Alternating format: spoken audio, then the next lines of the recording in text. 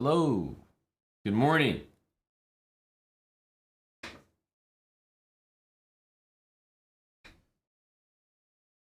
There we go. Here's our guy.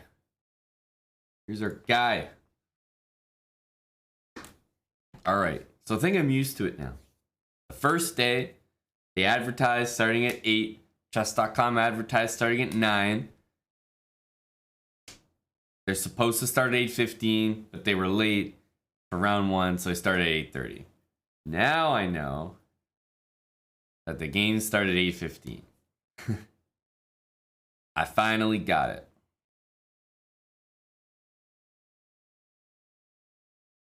So, not that many moves missed, but just underway.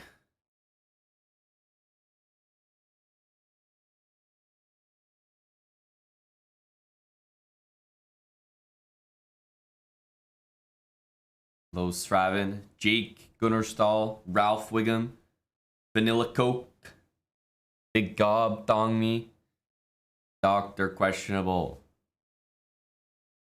How you guys doing? TN Khan, thanks for 37 months. TN Khan. 3 years and then some. Going for 4. Zachmer, thanks for the 2 months with Prime. Morning coffee check. Got mine. Who's got theirs? We're back with the European Club Cup. European Club Cup.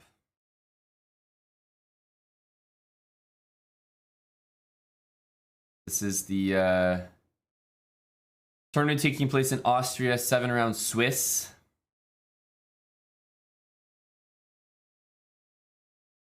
But it's a team event. It is a team event, and Eric's playing his first game today. This is the chess results here. So first of all, offer spill. There's Eric. There's 8 players, but only 6. I say there's 8 players. 1, 2, 3, 4, 5, 6, 8.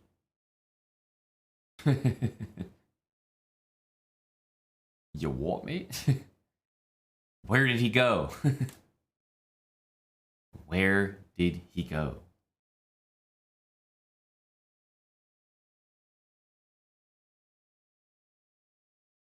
Yeah, I think he did very rare. He got booted.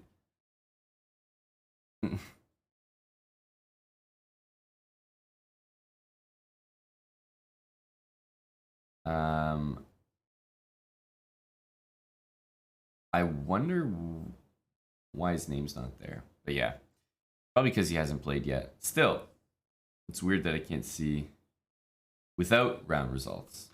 Maybe this is it. There we go. There we go. Benjamin Haldorson. There we go. So he's there. They got 8 players, but only 6 play. Probably a little different than what you're used to. There's not. It's not teams of 4. It's actually teams of 6.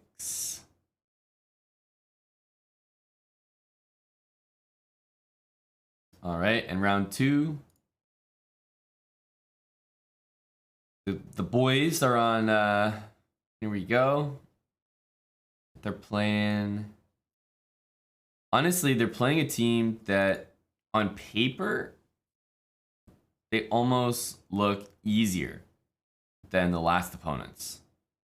You know what I mean? Almost. They are a stronger team, but 2,500, 2 2,400s, and then 22, 23.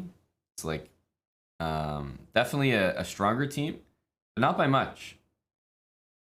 Not by much.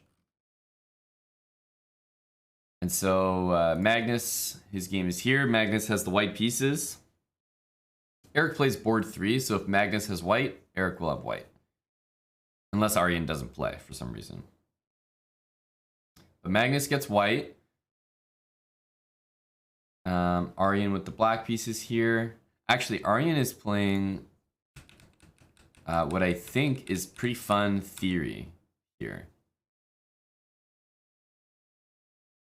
Like, I would actually be curious.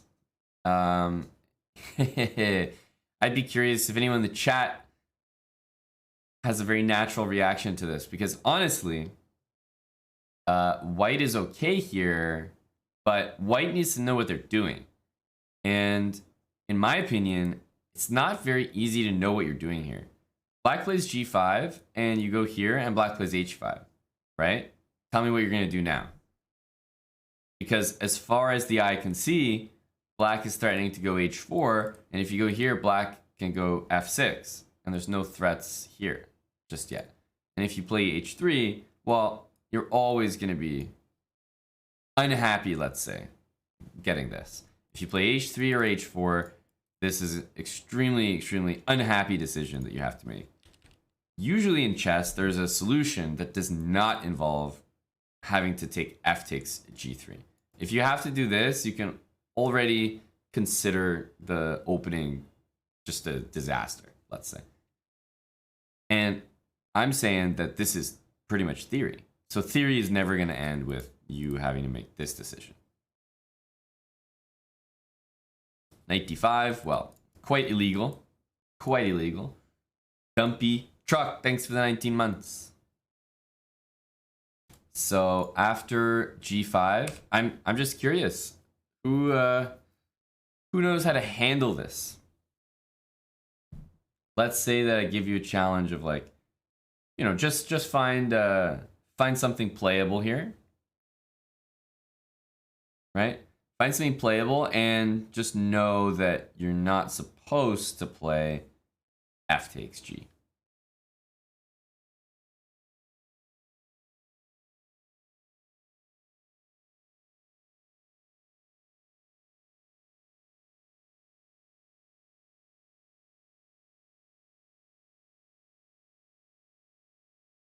Because I think there's some, like, weird stuff that happens here. Yeah, I mean, bishop e5, as far as I know, is the move, but it turns into some, like, weird stuff. Turns into some weird stuff. One thing that you guys should pay attention to is that if bishop here and black plays f6, and yes, Tiggerda, you have the idea, is that when the bishop goes back to g3 in any of these lines, white will have a move available, which is queen g6 check, which might be very useful. So I think there might be something involved with a subtlety there, getting black's pawn to f6 and then going back. So white plays bishop e5, which I believe is the correct move. We'll see what Aryan does, because he doesn't have to play f6. I think f6 is makes a lot of sense. Knight takes bishop, of course, is possible. Castling is a little bit crazy. Castling is a little bit crazy here. But I just know that in this position, if you don't really know what's up, you can get such a bad position so quickly. It can be unforgiving.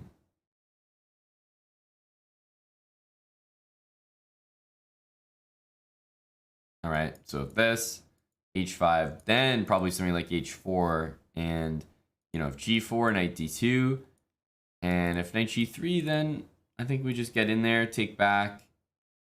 Still an interesting position, but should be fine. Also, keep in mind with this knight here, there's no pin. So something like this, you could take on d5, for example.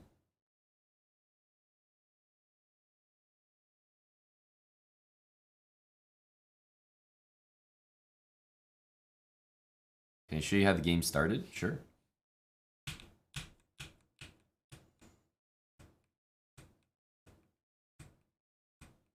Now, I even think this is like a strange move order. I'm more used to seeing the Ragozin, which is like, which is like bishop b4. So I'm more used to seeing it like this, And then, you know, white might do something like this, and then you transpose. This was just my line. I don't know if that's gonna happen, but anyway, stay tuned to this because it looks like Aryan has what could be a fun game coming up, and white's got to know what they're doing. So anyway, that's board 3. Christensen with the black pieces here. He actually had the black pieces yesterday as well. Yeah, he had the black pieces yesterday, and the reason is that Eric he wasn't playing yesterday, he's playing today, so the board order shifted. So just so happens that he gets the black pieces twice in a row. Then you have somebody playing the Benko against white here. You know, I will tell you something. In 2012, so 2012, the year that I dropped out of university and went and traveled to Greece with Eric and played in the World Junior Chess Championship. So the first tournament that Eric and I played after both dropping out of school, aka it probably has to be a good tournament or we're gonna regret everything. We went there. I was 2200 and my repertoire was like the French defense and the Benko.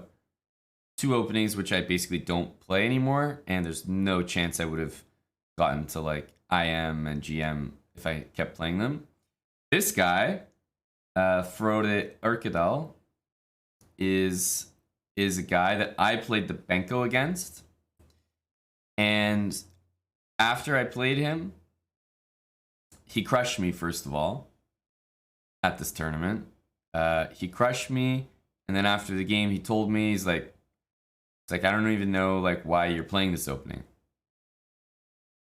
Like, it seems like a bad opening. Like, I don't know. White just has to know like 1 or 2 lines, and you know, it's just good.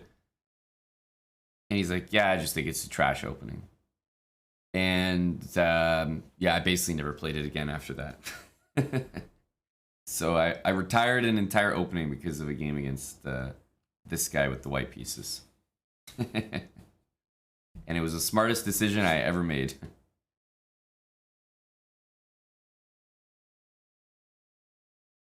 He was nice. He didn't just like drop that line and like leave. He told that to me while we were analyzing the game. So we were analyzing the game, going over it. He was telling me about his prep and line he was playing. He was like, yeah, it's really easy. Like, I just do this and this. Like, I already know what black's going to do. And I did what I thought was the best plan for black. And he just thumped me, like, crushed. So it was a very important talk.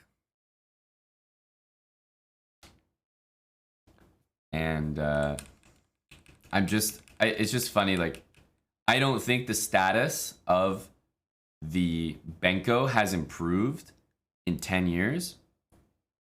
Whereas I think Frode probably can still handle it just as well or better over 10 years. And it's just interesting that this guy, he's a little bit higher rated than me, but I was an FM 22, basically 2240, 2220. And this guy's an FM 2300, and I see him playing the Benko here. And I don't know what the eval is, whatever, but I'm just going to blindly trust white here and say it's possible that he gets the same lesson.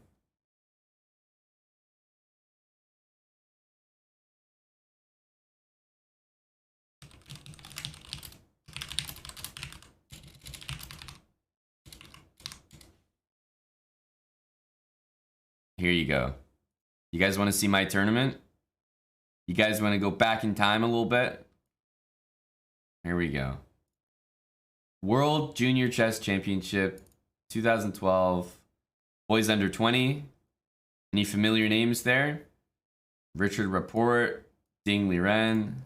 Ding Liren was just under 2,700 at my tournament. It's always a little bit interesting sometimes to look at like the IMs that weren't GMs at the time. First of all, you got Eric, right? 2472 IM. There's the guy that we were just talking about, Urkadal. Alexander Indich is basically a 2,700 player right now. Oparen is a very strong GM too. You got like Salem. Obviously, you got Robin. This is the first time I met Robin. Kovalev is a super strong GM now as well. But yeah, Report, Yu Yang Yi, and Ding Liren were like the crazy dudes. This was the scariest. Right? This was the scariest thing in the tournament. FM Wei Yi. He was already FM 2400, so he was already scary. But this was the scariest dude in the entire tournament. Trust me.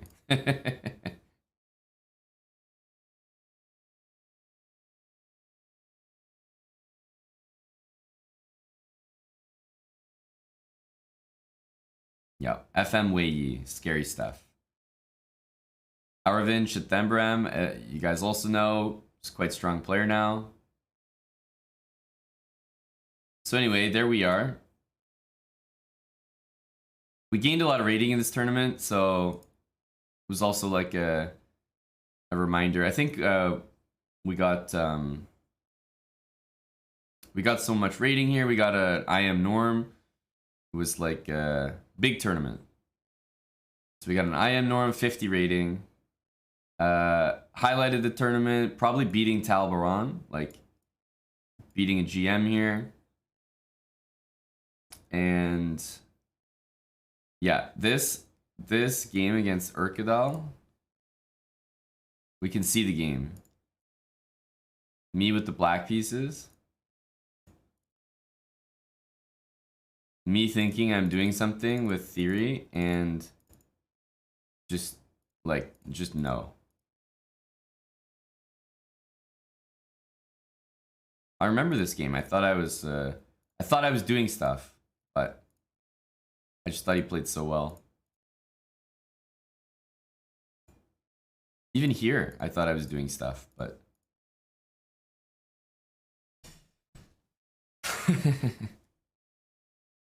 so I lost this game and pretty much never played that opening again.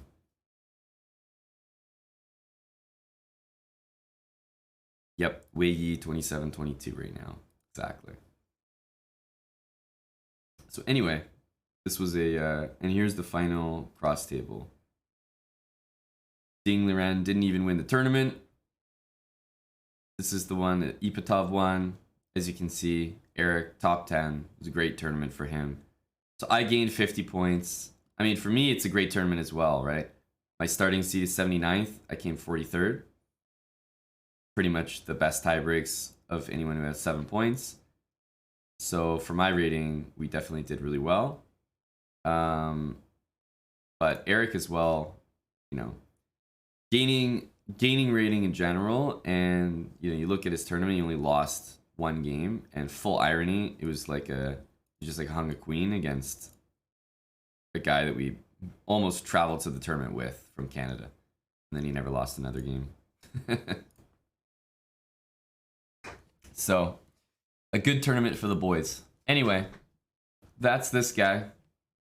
That's this guy. He retired one of my openings.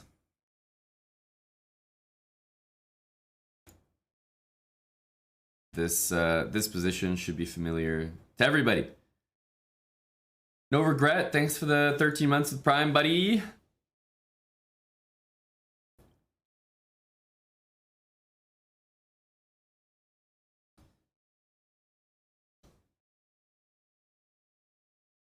So yeah, this is as mainline gets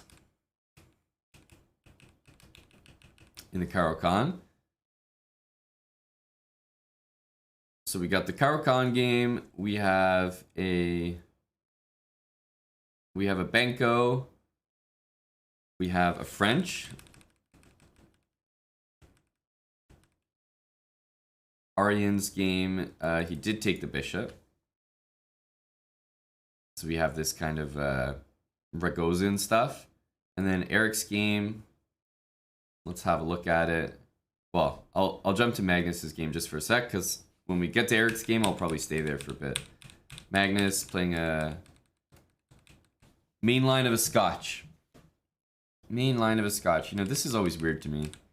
Knight f4, like chasing the queen at e4. Is that actually good? I don't know. I'll tell you one thing. One opening that I really don't know much about is definitely the Scotch.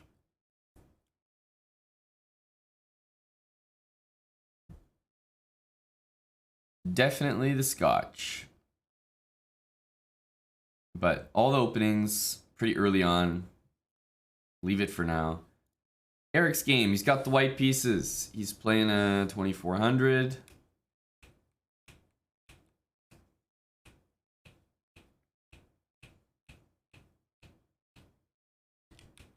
Yeah, d5.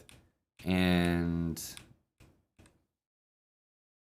this move looks like the next one, right? And, you know, if the queen has to go here, could be getting into some annoying positions with bishop back or h3.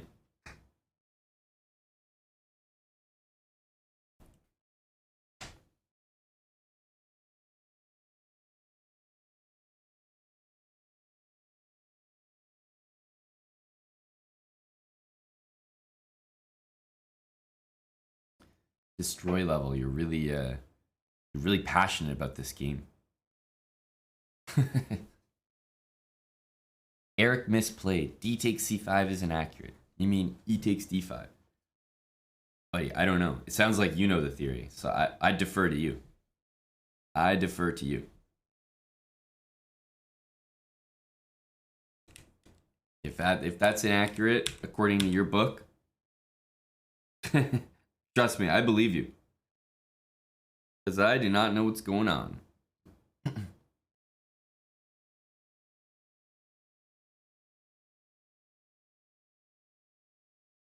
What club are you in? You mean the club they're playing against? Is c3 something I play? No. No. I don't play much e4 in general, so. Bishop g4 does not seem like much. I mean, a6 will always be a decent move, but I can assume that we'll see something like this. So like a6 here, and maybe bishop b2? Taking doesn't really seem like enough.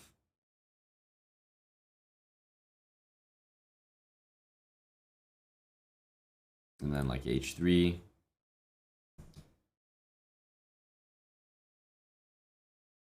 But I'm not really too familiar with these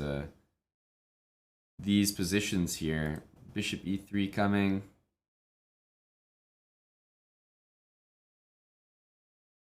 Yeah, there's no way. This move looks really off. Knight d5. It does stop this for the moment, though. I just find it so hard to believe. Bishops can always come back. Bishop g5.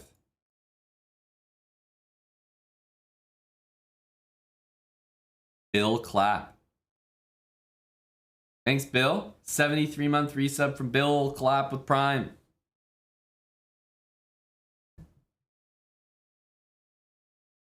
Appreciate it, Bill. Long time. Bill Clapp is also a, you know, a fairly good resident lurker. What is it? 170 messages? But Bill Clapp's a consistent supporter. 170 messages, sub for 73 months. Go Bill. And go Bills. GeoRad, thanks for the 15 months with Prime.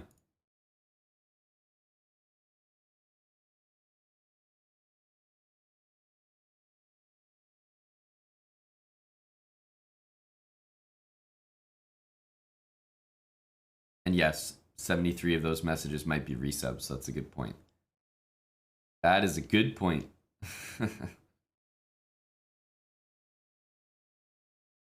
So we got everyone in action today. Eric, Arian, and then Big Magnus. So the boys are all here.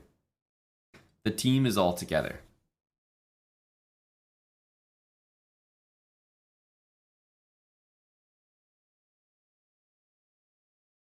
Hello to Vlad.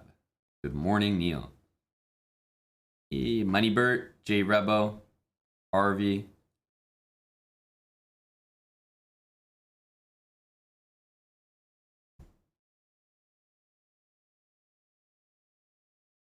So we got a bunch of games to keep up with here, but just getting started slowly. It's also, what, getting to 9 a.m. here. It is Tuesday, after all, guys. I will for sure be playing the late title Tuesday, but depending how things are in a couple hours, maybe we play the early title Tuesday for fun as well. But it depends.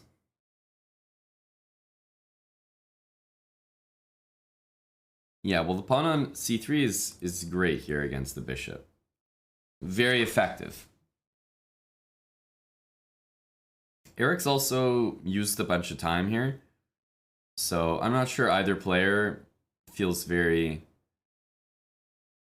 strongly about the theory here or anything. Not too sure what's going on, but this doesn't look like a heavily theoretical position. I was looking at knight d5. Otherwise, I feel like you just have to let this move happen. Just play a6.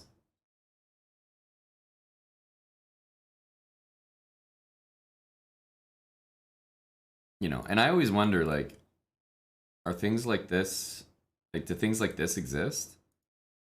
To me, they just don't. Like, I'll never believe it. But if rook takes, or sorry, if queen takes, rook takes,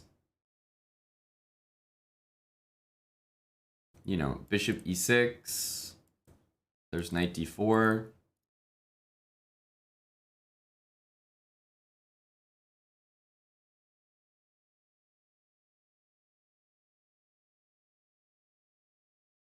I think black's doing fine in all these positions. Knight comes to d5. So, yeah, I mean, this is the big move next. As black, I feel like a6, maybe queen h5. But something feels weird about going here. Because I don't know, I start to feel like our queen loses her position. Plus, this pawn is hanging as well. Could just take that.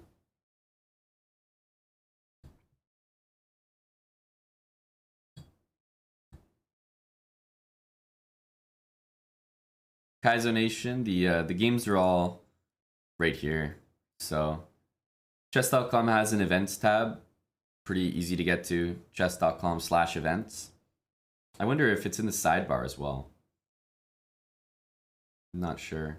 I always just type it in.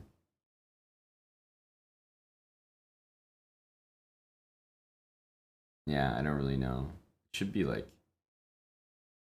here, I feel like. Yeah, I guess this is how you get there. Binoculars and then events.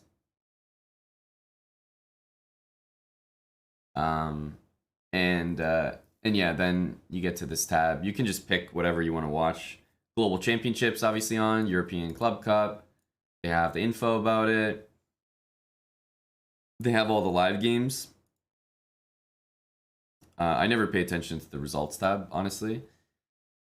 And then they have the schedule, which quite honestly seems to be an hour off. So although it says 9 o'clock for the rounds, it's 9 o'clock right now, and the rounds have been on for 45 minutes. So I don't think these are right at all.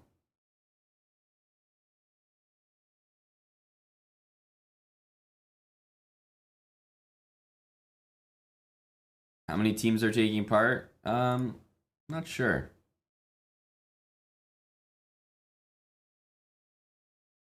Team starting rank. 70 teams.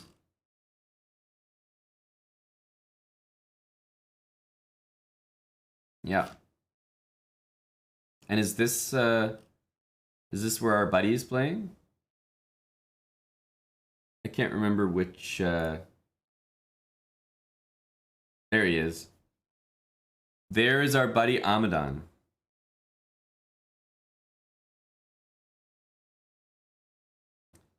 Big Killian. So yeah, it's a lot of players because there's like 8 players on each team, plus maybe like a coach or, you know, probably like on average 10 people, 10 to 12 people per team. Yeah, literally Amadan and some actual rodents. Go Amadan.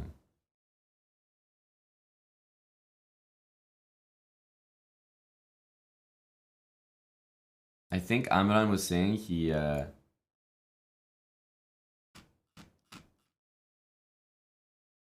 lost his first round game, which was unfortunate. Who did he play? This dude.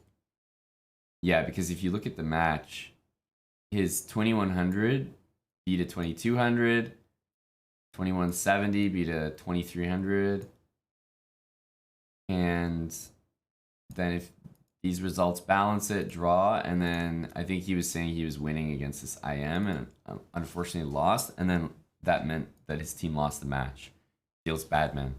You know, there's nothing like team chess. It creates a whole different atmosphere. I think it's really exciting. Love, love, love team chess. There's just pressure like never before. It's fun because it's your own game, but all of a sudden, that feeling when the game is like the last one and everyone is like waiting for your result, and suddenly your result doesn't just mean, you know, +4 FIDE for yourself, and you get to go back to your hotel room and, you know, enjoy walking to McDonald's for food at 11:30 p.m. before you sleep and do it again. Your result actually means something to other people, so it's quite fun. Trevor G, 1983. Thank you, Trevor.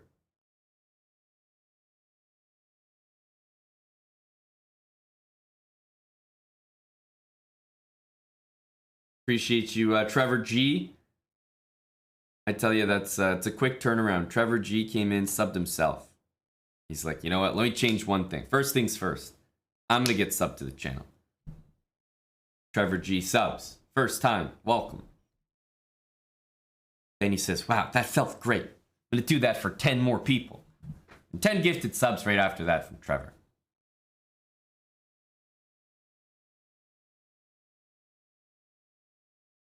.420 Capo, there is a live stream. In fact, there's a Chess24 official broadcast, but you will be judged tremendously for watching it, because not only will you be choosing that over the Chessbra commentary, aka following Eric's games, but commentating live is Lawrence Trent.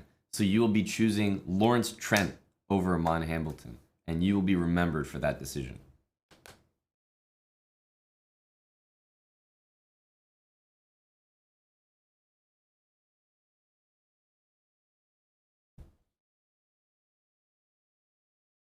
Just letting you know.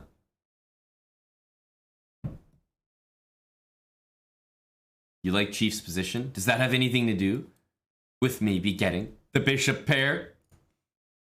So, I mean, you know, we can definitely sit here and say, okay, it's great to get a free tempo on the queen. But after this, I do wonder, because if we just get the bishop pair like this, Eric's gonna tuck, I think tuck back on f1.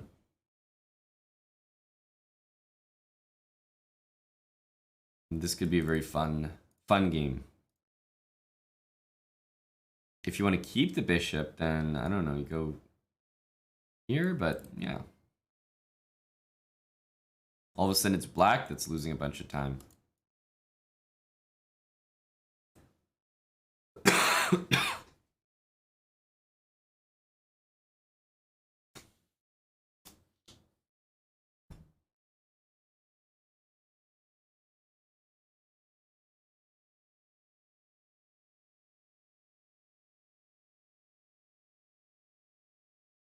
So I expect rook d8. I mean, why would you not gain a free move on the queen? Seems to only make sense. But I'm excited at the prospect of a bishop pair position for Eric.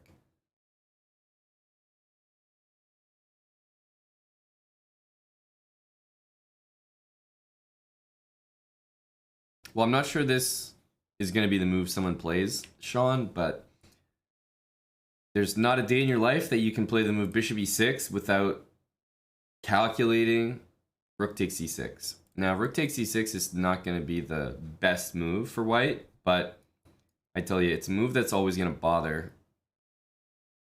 the black player.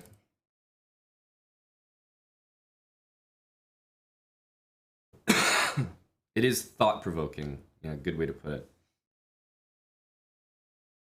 I would say it's bothersome enough that I would think twice or three times before dropping bishop e6 on the board. But yeah, you can do bishop e6. I think bishop e3 might be the next move, just as white was going to continue previously. 13 months from back rank, mate.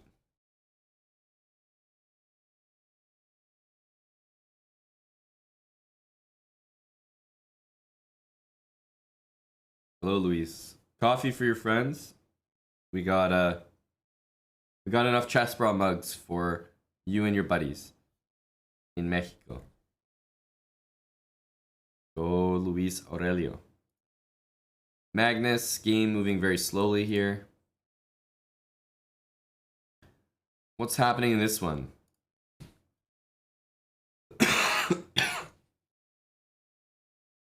Is e6 okay? And I think e6 is a move you don't really want to play.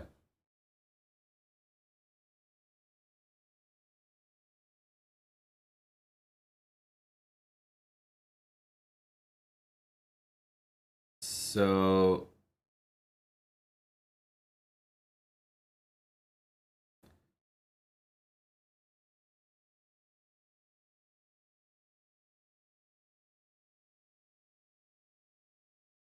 I'm trying to think here. If you go back, Alan and Jess, if you go back, then this is now hanging. It's queen e7.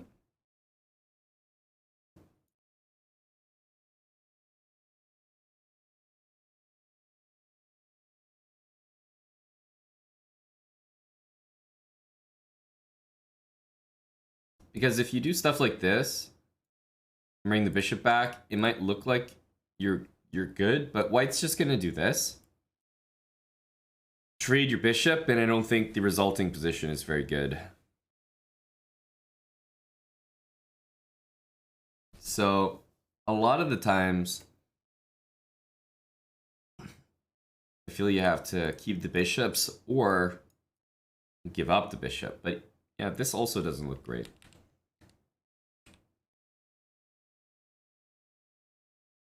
Because I never trust this. I think this is always wrong.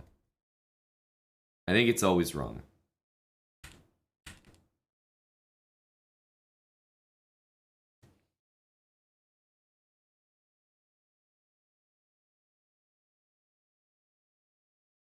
G4, the problem is I can take.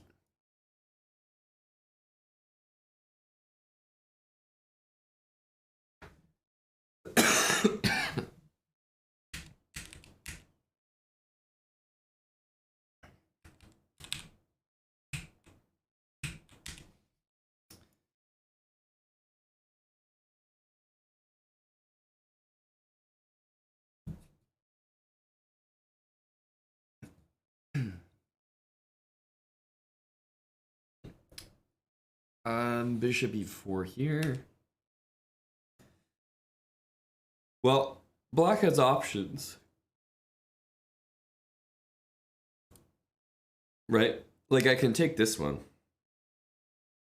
I'm not forced to take the knight. But if I take here, this feels pretty good for black. Like, bishop f5, keep in mind, this move,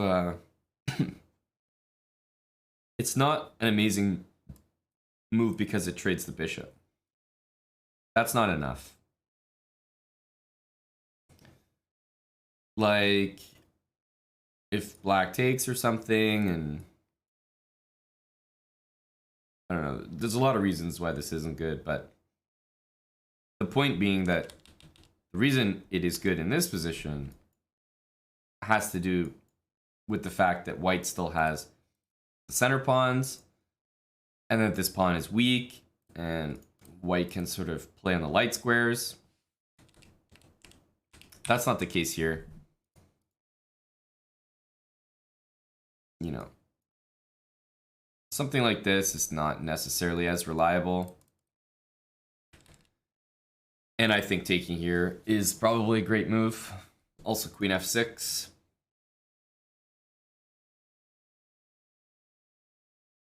So I'm not too sure. This is kind of what black wants. The pawn just improved tremendously and it's putting pressure on the center here. Yeah, it looks dangerous for black's king, but I mean, this is classical chess, Sean, so unfortunately the word dangerous is not enough. If you play bishop here, and I do this, and you take, and you say, oh, this looks dangerous for black. I mean, saying it looks dangerous and it being dangerous are two different things.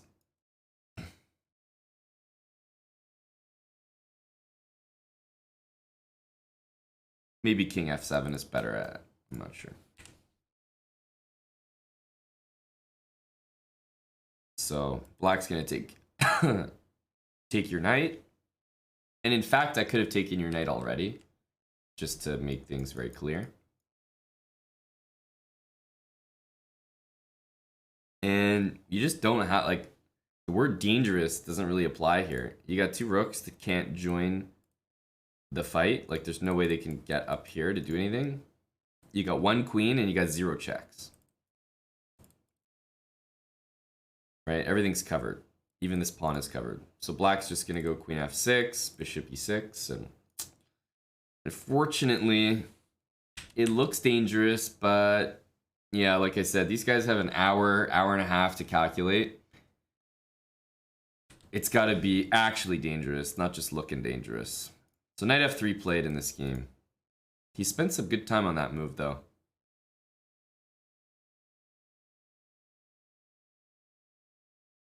Why not from Tari's perspective? Yeah, it's just really annoying with these games. Like, I flip to Tari's perspective, and then I go check Magnus's game, and then I flip back to Tari, and it flips it back to White's perspective. So it's just annoying to keep flipping the board every time. I wish it just stayed there. But that's why it's flipping back.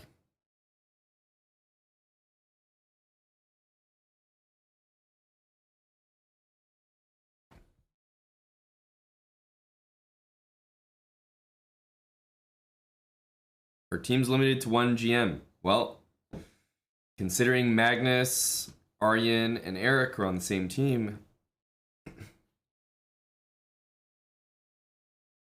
I'll just ask you, do you think teams are limited to 1 GM?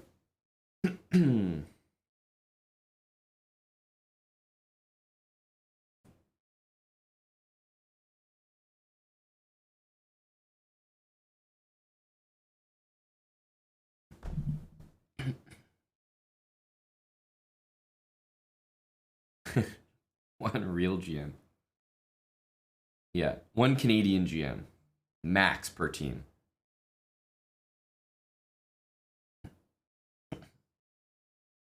Got to keep a limit on those Canadian GMs. Okay, this is our Benko. Queen e6, rook a3, intending this. Bishop e7, rook e3.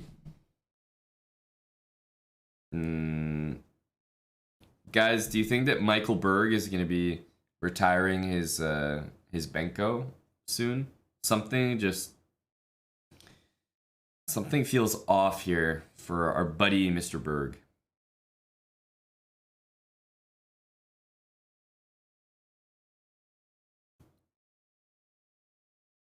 Maybe this is normal, but I tell you, this doesn't feel right. Like queen here, bishop c3 is too natural. Queen to g6, and then like, you know, okay, first of all, I have this move, but also knight f4. And like queen h6, we can even castle, play rook e1. Can't really take here. In fact, queen h6 is just a nice tactic, actually. Already loses. So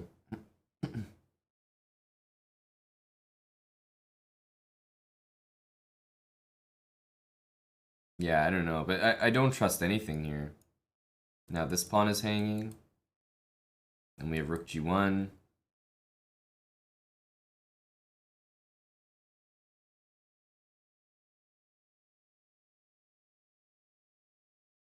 Something doesn't look trustworthy here. This queen's got to go to a strange square. Like, was this really worth it for black? You gave a check, and I feel like you kind of just helped white out.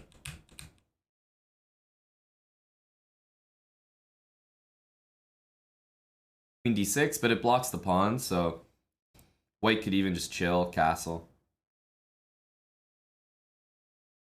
But there might even be better, like knight g3 to f5.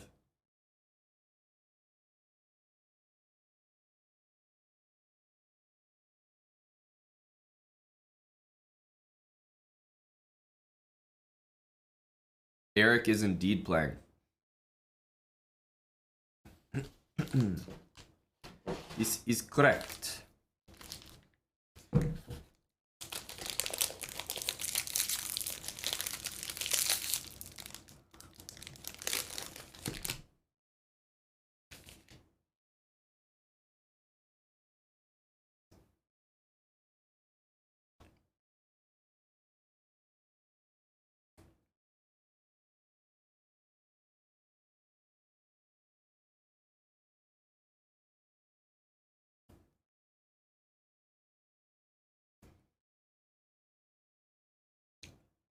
Can I show Tom's board? Short time? What do you mean, Tom? You think Grilled Peppers is on the team as well? Magnus, Eric, Aryan, and Grilled Peppers? Maybe Airbus driver?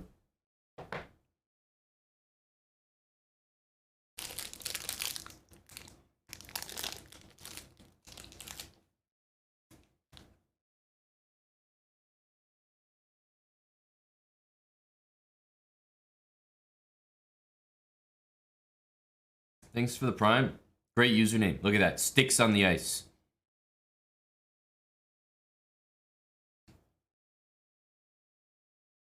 So Drew, I can get behind the idea. Queen here with knight d5 for black. But then there's just something that feels very stupid about black playing queen here and knight there, only to then play queen back there and knight back there. Right? Like, there's no way that can make any sense. And all of a sudden, black wants to go queen here and knight back here. Like, that's got to be the worst series of 4 moves.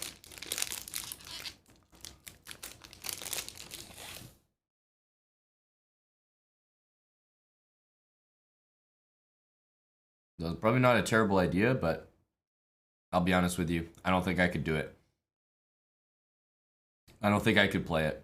Even if you told me it was the best move in the position, best 2 moves, I don't think I could do it. I couldn't bring myself to do it.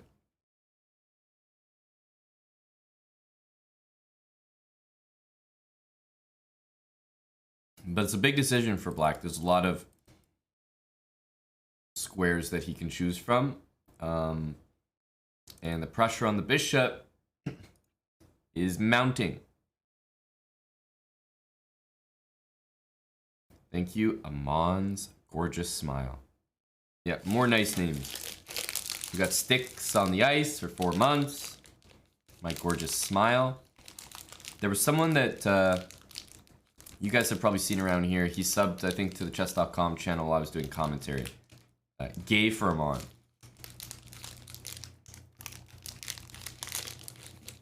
That's another regular username.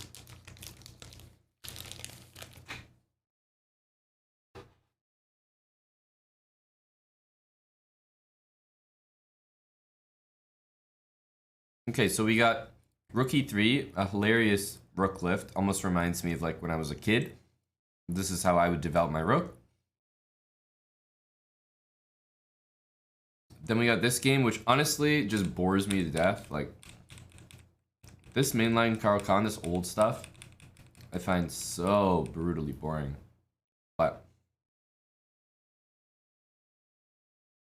I imagine this is potentially one of the more solid positions that the other team has. It seems fine to me. I just don't really know what's going on here. I assume it's always equal. Yeah, Queen E7 played. Castles. I think White's playing it well so far.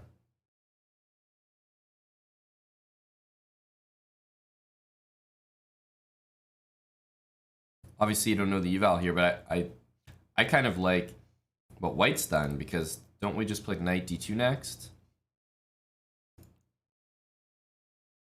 This is a threat, so you have to deal with that.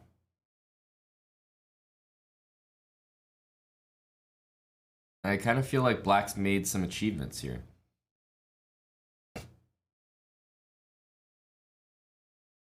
You know, Bishop F5 never feels right. Maybe it's the move. Knight D2. I don't know.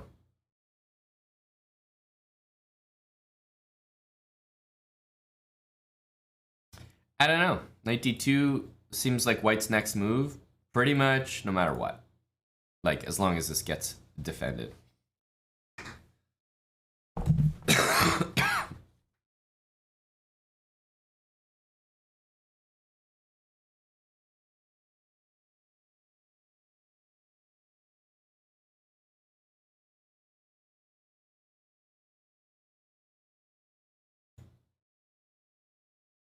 Whoa. H4, F5, G4. Dude, the French is just one of these openings where you're pretty much a 2600 GM, and you just have to deal with like a 2250 playing G4. Like, I gotta be honest with you, I don't have the time of day for this. How annoying is this? You're 2600 GM, and you got 2200s just chucking pawns at you, and maybe this is prep. It's like, this is just stressful. This is stressful. This is what he's looking at right now. Fuck that. Mon's Gorgeous Smile. 5 gifted subs. Well, with a username like that, you certainly know how to elicit the reaction you're looking for. That gorgeous smile comes out every 5 subs, I'm telling you. Thank you to Amon's Gorgeous Smile.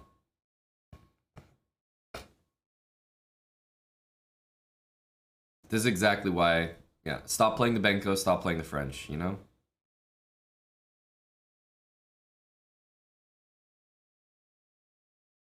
Alright, G4, if I take. Alright, Knight G5. H6. Knight E6. Not to mention Queen takes. But I mean, this is just... It's very bad. It's very bad here. H7's hanging. No, there are big issues. There are big issues here. Oh, there we go. You see? The smile can be sold. Can be marketed. Mon's Gorgeous Smile came in with 5 subs. learned about the impact that can have on achieving the desired result. And wouldn't you know it, 5 more subs from Amon's gorgeous smile. And you know what? It's even more gorgeous right now because I just went to the dentist yesterday. That's right. So it's at its most gorgeous. It's at its most gorgeous. So you're getting a very good return right now on your 5 subs.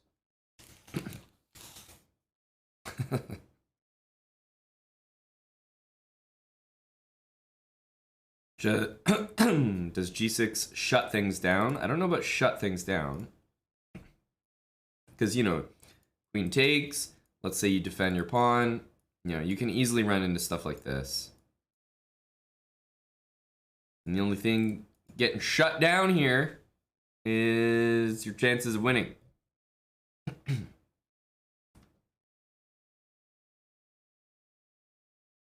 So, bad things can still happen. But anyway, I was just demonstrating precisely why black would not be taking this pawn. And he played d4.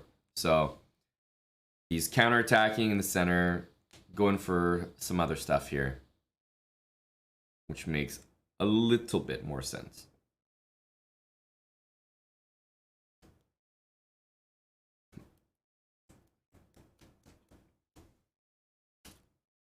It's 9:30, Amon's gorgeous smile. I don't think I have jokes in me. But I tell you, that's like one of the worst positions you could be put in. Like, you have that friend that you're just like, oh man, this guy's like so funny. And you're trying to like explain to someone else how funny your friend is. And then you just like turn to the friend and you're like, do something funny, man. It's like, what? That's not how it works, man.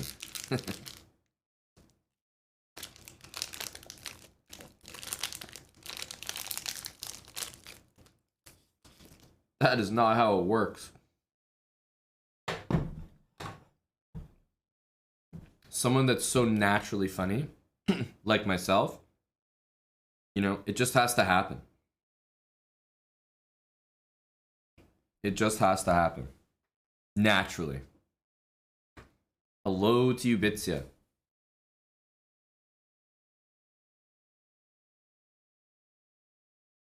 Well, a few things just happened here. First of all, Skidler, thanks for the raid.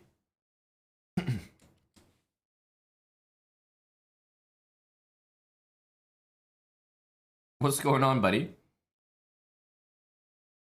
We're looking at, well, Eric's game is ongoing here as well. But we're kind of staying tuned to a few different things. Eric's game, Magnus's game, Buddy Aryan's game. We're watching the European Club Cup. It's a team event, and Eric is on Team Magnus. He's in Austria right now. So we're just following along. Thanks for bringing more follower-alongers.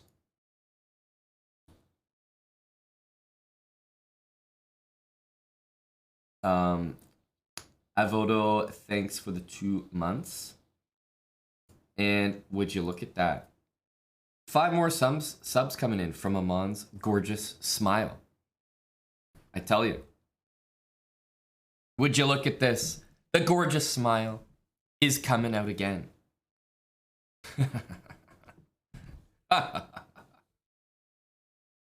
This is easily getting to be the most expensive smile on Twitch.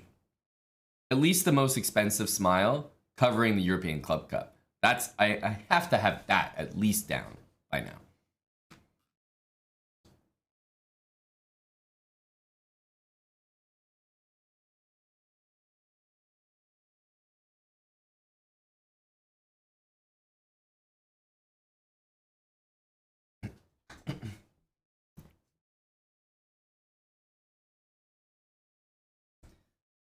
Am I calling it Team Magnus because I don't want to try and pronounce it?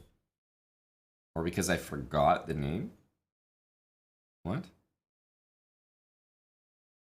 Very strange comment. It's like if someone asks me, hey, how do you become a grandmaster? Do you think I'm going to sit there and be like, well, you have to get a norm in a tournament 3 different times, and there has to be at least 3 GMs there from different federations to meet the federation requirement, and you have to do it 3 times and perform at a level of 2600, and in order to perform that way, you have to score a certain level. Like, do you think I'm gonna say all that? No, I'm probably gonna say something like, yeah, you just have to perform at a grandmaster level, you know, maybe 3 times over the course of a couple different tournaments, and you earn these like achievements. You need 3 of them, and if you get all 3, then you become a GM. Like, it's quite complicated stuff. And if someone's really curious about it, I might go into more detail. But if I'm explaining a broad subject, I'm probably going to be very general so that I'm not blowing someone out of the water with a bunch of shit they just don't understand.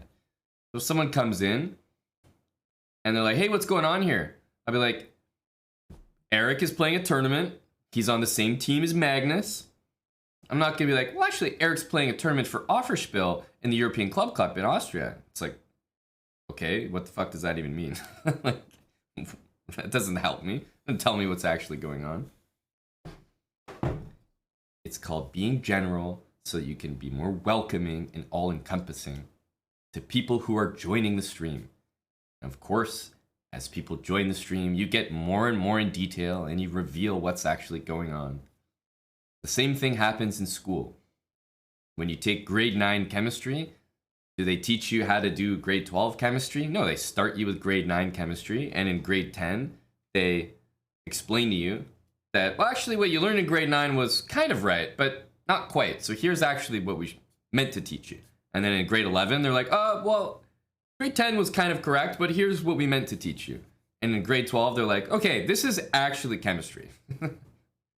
And then you go to university and they're like, no, this is actually chemistry. You don't want to shock people with complicated stuff right at the beginning.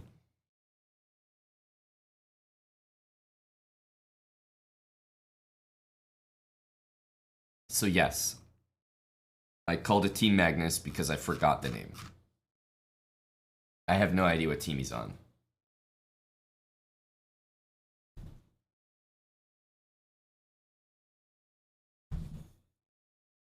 Yes, Gaki. Indeed, from the Misk. From the Misk. Thanks again, Skidler, for the raid. Early morning, 9:30 a.m.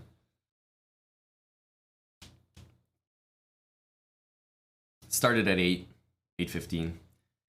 Mon's gorgeous smile. Would you look at this? It's what? 1, 2, 3, 4 different times. I think it was right after I said the whole dentist thing. You know, as soon as I was like, oh yeah, the smile, we just went to the dentist. This is the best the smiles looked our entire life. All of a sudden, boom. You know, 1, 2, 3, 4 times 5 gifted subs came in. I think it was the dentist thing. Who's winning this game right now? I like Eric's bishop pair. I will say that. I have a feeling that the plan Eric chose, though, just now is not necessarily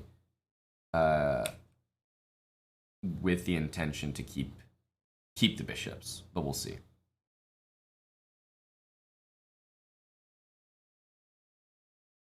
So, like, Queen D6. What's happening? You know? What's going on? Because here... Am I really going there? Probably not. Maybe bishop e3 or something.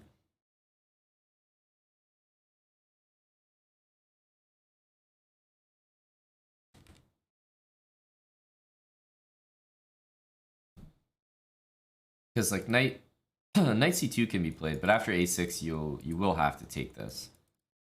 Can't really allow b5 to happen.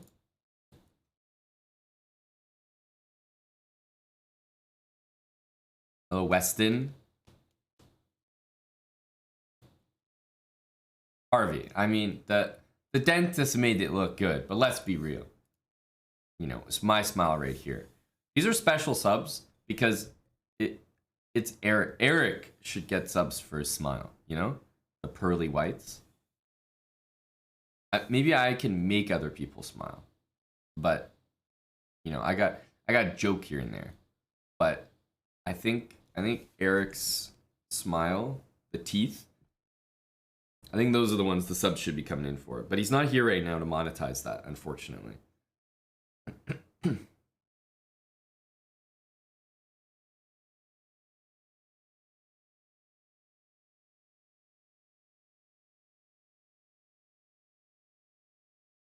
Look at that. We've done it again. We've done it again. We've got Amon's gorgeous smile. Back in for 5 more gifted subs. 5 on top of that. That is 25 gifted subs for the smile. You know, if we keep going at this rate, we might be able to cover the cost of the smile from yesterday.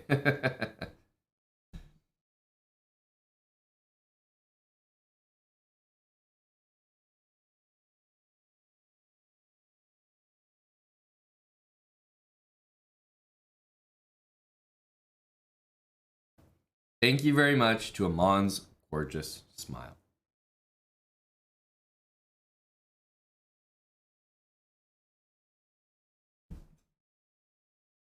I wonder if this works with other things, you know?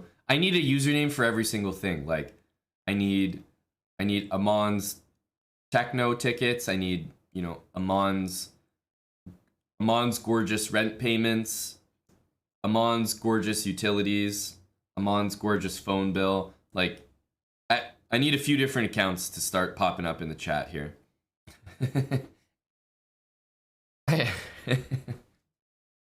So if we could all work together on this project here.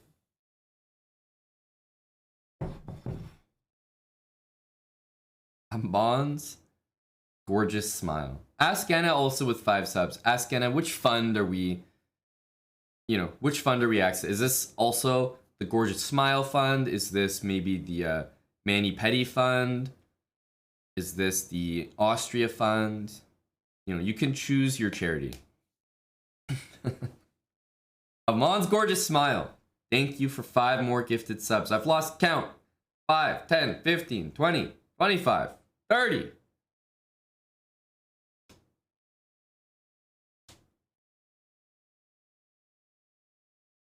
New plants. Hair. True. Although less fabulous now, Extincture, right? Much less fabulous. We've cut it. So, it has some growing back to do. Thanks so much, Askena. To the Chessbra Church. 35. That's right. We're keeping count here. The smile has brought in 35 subs.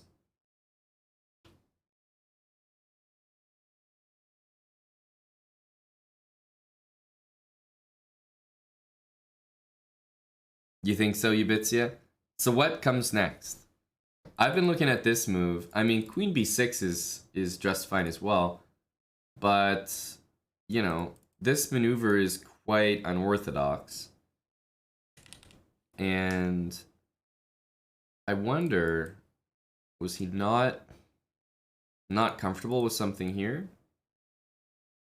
Because if you go back, I think this is the idea. Maybe you can even take with the queen. But yeah, the point is you take.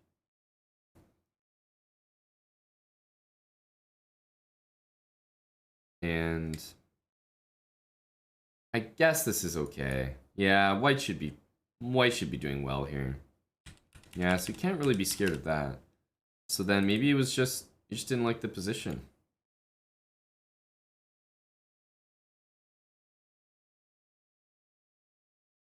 Or it was actually better to leave the queen on. But no, that can't be the case. That can't be the case. Yeah, queen d6 has looked like the best move for me. It always has. So that move makes the most sense. Go, Ralph. If we hit 100 subs, I'll share my dental routine.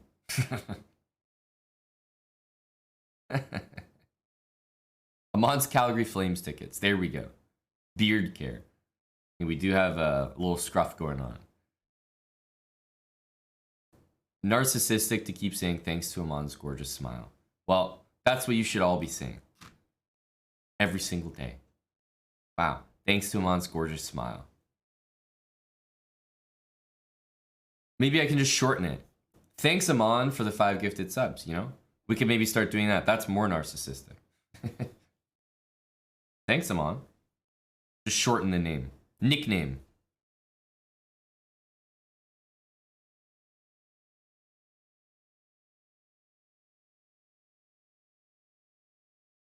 That's the thing, Saturns. We have to keep saying the smile because I think we know where the we know what the breadwinner is. We know who the breadwinner is.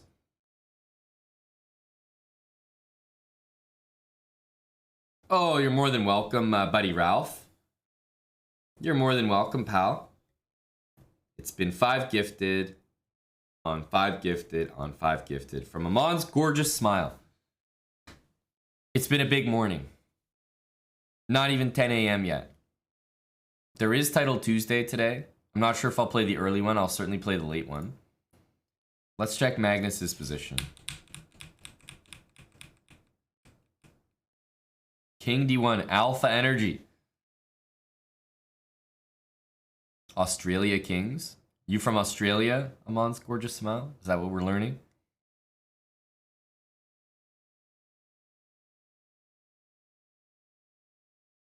King D1 is pretty Chad-like behavior. We got a lot of Aussie viewers.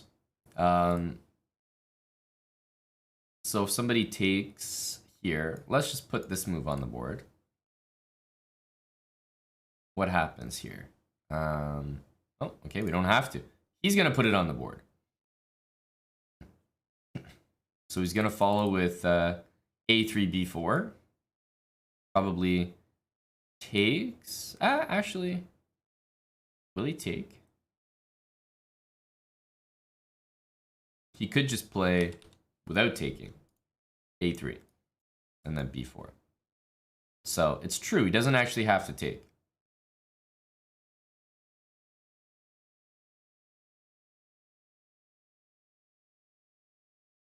And then just go bishop B2.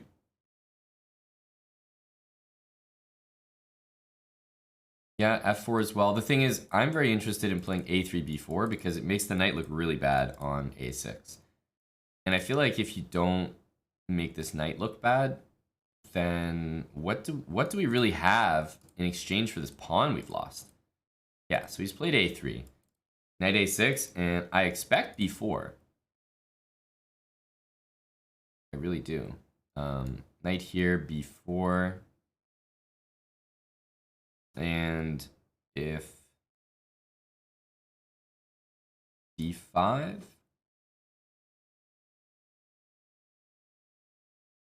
Still, if C5, you always have B5, which is really frustrating for black.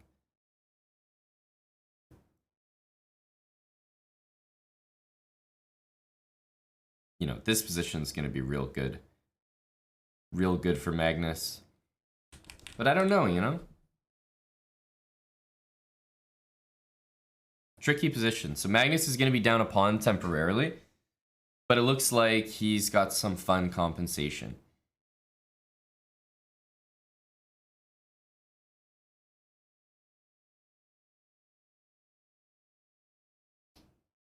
Well, King D1 was to stop Knight C2, so I don't think it had anything to do with this trade, but it does not make as much sense to trade and allow D6 to me, so I feel like he'll not do it. But even if you take, you have ideas later of like F4 to break things up, so I could see a case for either, but I expect we'll see B4.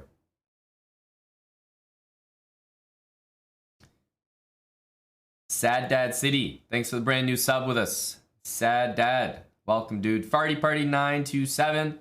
Appreciate the 20 months from your mark. Hello to Rap Frank. Looking forward to NBA fantasy, Rap Frank. Takes and yeah. So this is exactly what I thought we would see. Looks like a fun position. Loafs, that's right. Another more Aussie energies. Melbourne, Australia. Yeah, we really do have a large contingent. We have a large contingent in probably in general Norway. I mean, all over the world for sure, but I'm trying to think of places where you wouldn't necessarily expect there to be a ton of viewers. And one of them is Ireland, and the other one's Australia. Some good representation there.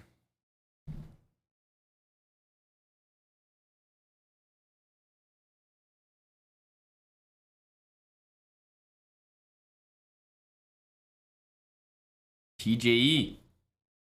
Big TJ, 39 months, tier 3. Go morning shifters. Wow, he really played knight e1? Knight e1? What the heck? That move looks so strange to me. 25 subs. Trevor G 1983. Thanks, Trevor. It's funny, we have a really good buddy named Trevor who was streaming recently. So this will be a fun name to say. Thanks, Trevor. We call our Trevor T-Man. T-Man.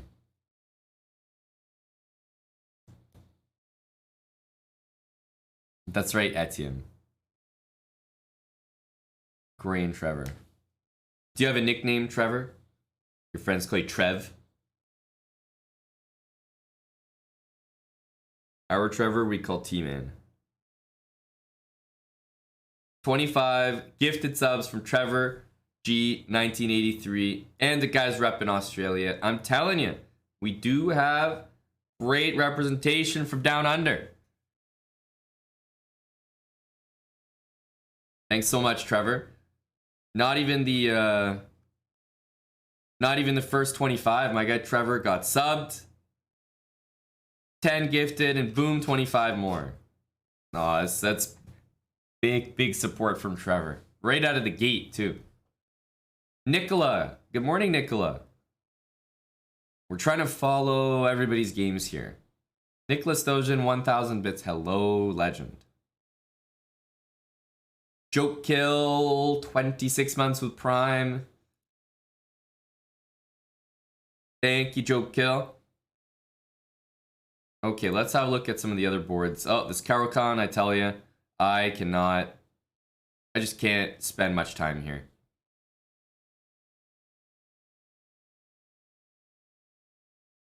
Okay, Queen G4. This is kind of a fun game. I think this will be like a fun position. You don't often see a rook just barreling down against the king like this.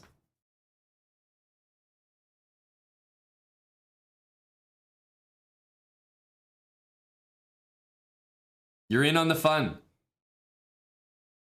Are you also from Australia, Sticks on the Ice? Or are you just getting in to get in? Just getting in with the boys. Having a good time.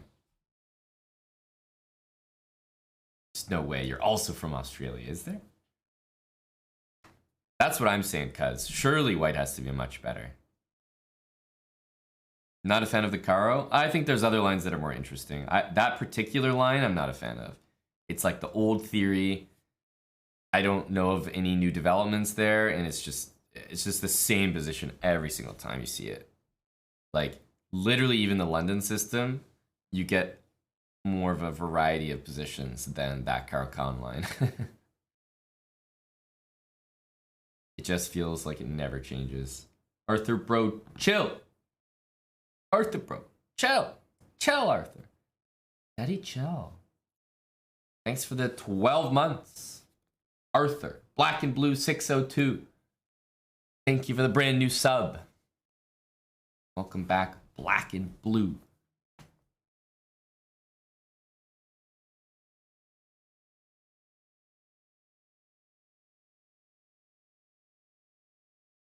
I'm not washed adult. But it's not this weekend, is it? Austin for F1? Isn't it like in 3 weeks? I thought.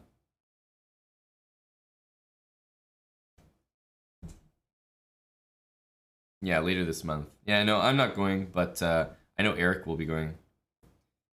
Eric is going for sure. Sticks on the ice. Thanks again for the 10 subs. We had some huge support today. Predominantly from Australia, I'm learning. Amon's gorgeous smile. Trevor G. Thanks again. Sticks on the ice. Goblin with the bits as well. 500 bits. Thank you, Gob. Look at us. Getting a scam train going. A morning scam. No, Ubitsia. I was actually going over this yesterday.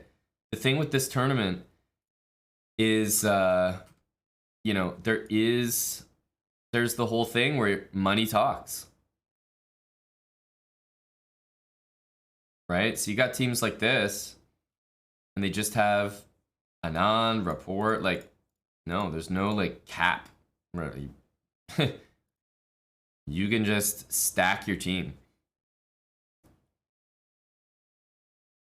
You can stack your team. So there really are some powerhouse teams in this format because you don't need to necessarily like live in that country or physically be at the club that you're playing for.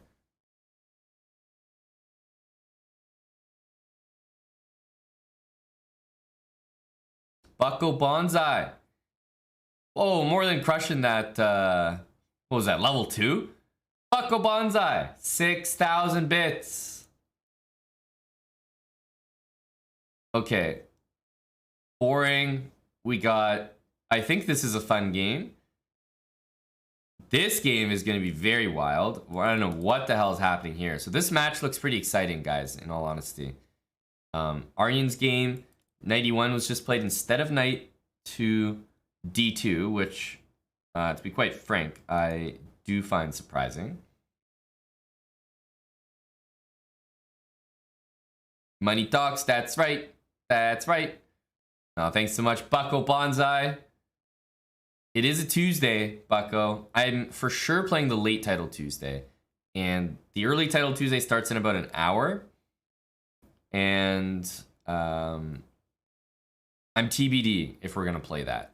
You know, because it's right in the middle of this commentary. But, you know, might be able to play it on the side. A few games here, a few games there.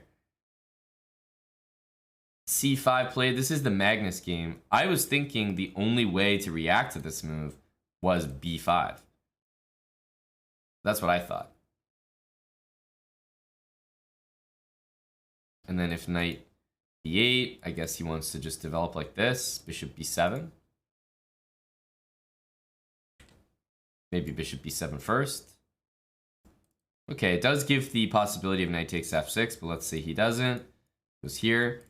You know, white needs something because black's going d6, knight there, maybe castle, I don't know. So Magnus is going to have to do some outplaying here.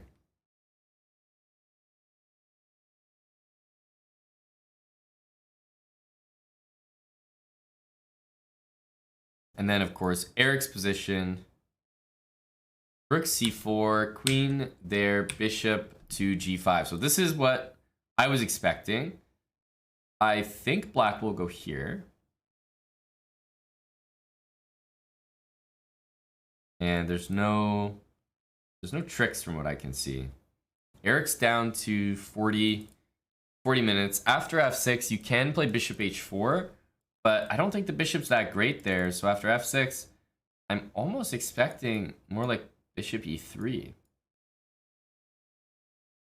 The problem with this is once you move the knight, there's no trading. So you could take and go bishop e3, threatening this, and then if takes, you know, at least this is an imbalance, knight against bishop. But white's pieces need some untangling.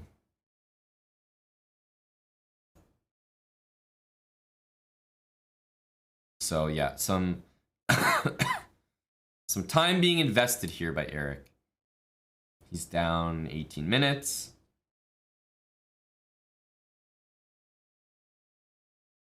Yeah, the rook looks awkward for sure.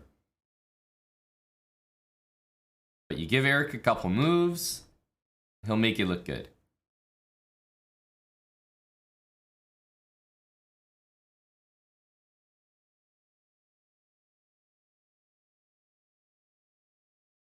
So, we will be here for a while, guys. It's Tuesday. Keep in mind, I've now learned the exact start time. So 8:15 a.m. Eastern time. Every day this week, all the way up till Sunday, I will be here doing commentary on Eric's, Magnus's, and Arjan's games and the team Offerspiel. So that'll be all week this week. Plus, it's Tuesday, so there's a late title Tuesday. We'll still have our tournament Untitled Tuesday this evening. Lots of good things.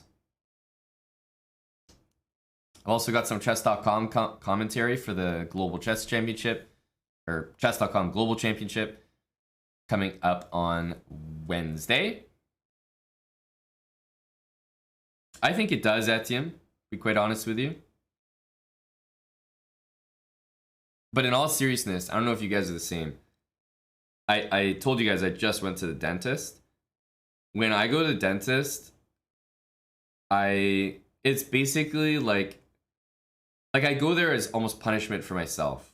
It's like, okay, I might want to check my teeth, cleaning, maybe take care of 1 or 2 fillings, 1 or 2 cavities, whatever.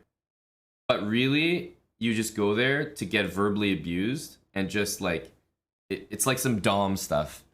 You get the dental hygienist, and she's just like, you need to floss, you need to wear your night guard. Like, it's just you just go there to get slapped around by the hygienist. Like, that's why people go to the dentist.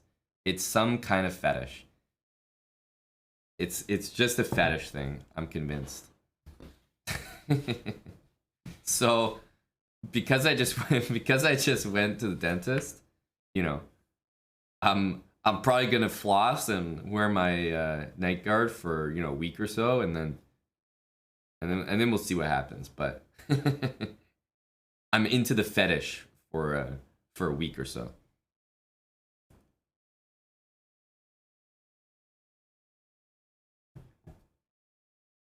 Yep, I'm a grind bra. I'm a night guard bra. You guys know, I grind all day. I grind all night. I'm always on the grind.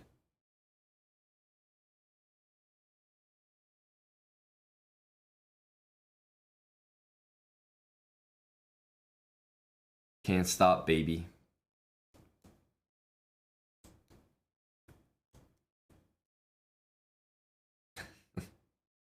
So yeah, I just had one of those talks, But I always keep it real with my dentist. All right, straight up. Who lies to their hygienist? Who lies? Who straight up lies? So how often do you floss? Once a week, twice, 2-3 times a week.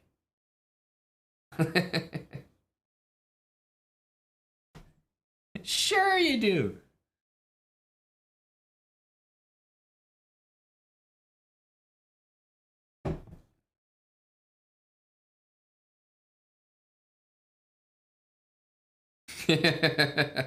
What do you mean the last time I flossed? Ma'am, you flossed me the last time I flossed.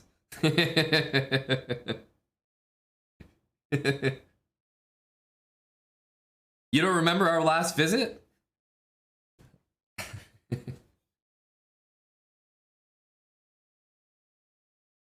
That's a great one, Senor Suds.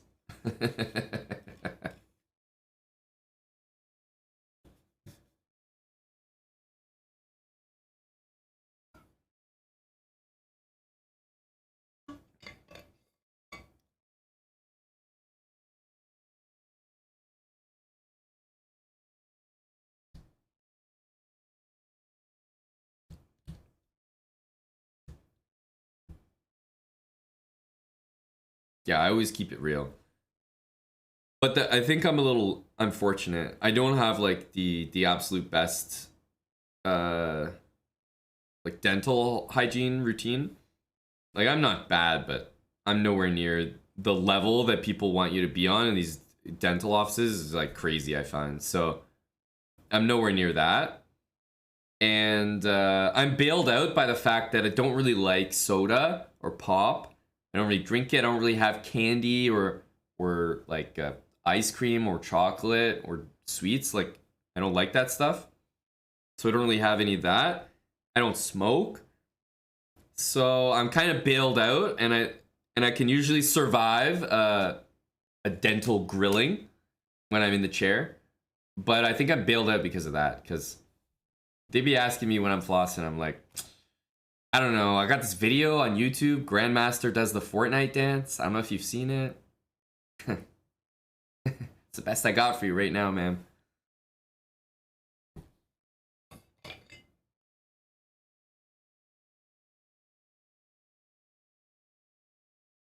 Coffee. Yeah, I am a coffee bra. So this is factual. Coffee is a big one for me.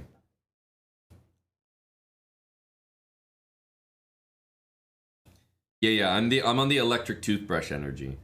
That's definitely helping me. I'll tell you one thing though, and I tell my dental hygienist this every single time. Here's the thing, real talk. Almost everything in the world has, progressed over time. Whether it's technology, ease, whatever, efficiency, there's like things have just progressed, right? And my issue with flossing is that the way it was like invented is still the way it's done. Like the best way to floss is to still take that little fucking string and go in there. And it just feels like there's been no progress here. There's just there's no advancing. The water flossing thing, no, you still need to get in there. You still need to get in there. Of course you can use the picks, but the point is like the method is still getting in between the teeth. And it bothers me that there seems to be no advances in that department. If there was, I feel like there needs to be some efficient way to floss. I'm bothered by it. There needs to be something. I swear to God, whoever invents an easy way to floss than we currently have is gonna be a goddamn billionaire. I promise you. I promise you. It's waiting. It's an untapped market. It's waiting for someone like you in the chat. You could invent that right now.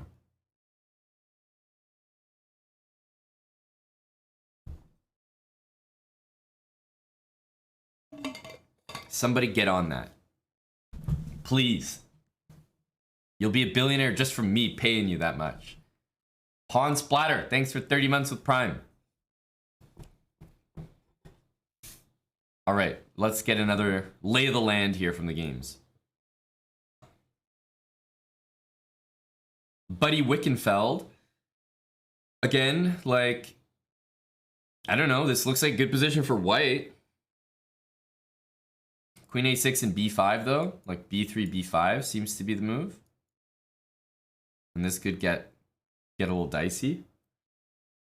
Because if you don't act fast, I feel like g4, g5, and I don't know. Maybe even a more positional game like this. But yeah, this doesn't really pique my interest. I am curious about this game. So knight g3 was played. If knight d5, there's rook e4. There's also h3. So what happens here? On h3, knight e3, and to me that just looks simple. So you gotta move the rook. Rook e4, queen, I don't know, g6. Where else, right? And then, I mean, you're barely surviving here, but you're surviving. Are you not? Okay, the queen's coming out though. I don't know. Where does this queen go? This one's no good because then knight h5. And now you're winning stuff. Now you're winning. So the queen's got... Isn't this so hard to navigate as black? If you gotta put your queen in all these random ass squares. Knight f5? No, there's gotta be something wrong with this position. I don't trust it. It's queen out. So if the move is not knight d5... I don't know. Knight d5, rook e4 to me looks quite good. And if knight takes b5, you take, and then it just seems it seems like there's going to be an issue castling. That's what I'm getting.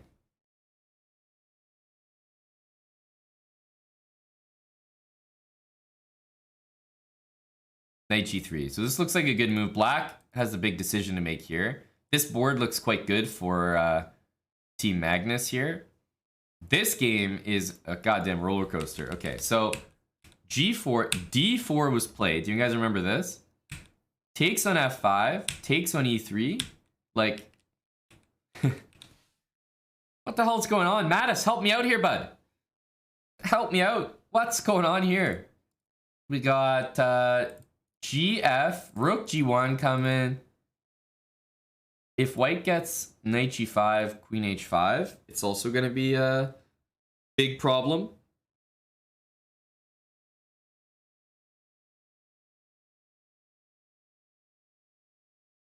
M Church. d4.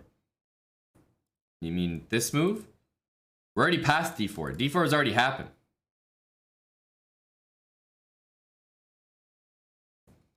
It's already happened.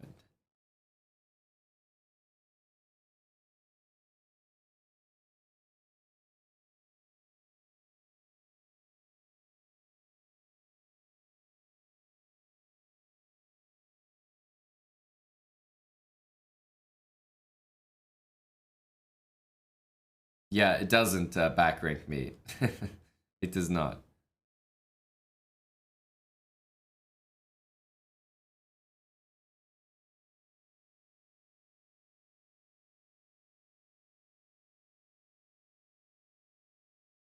So I'm seeing like, okay, first of all, this move looks very logical.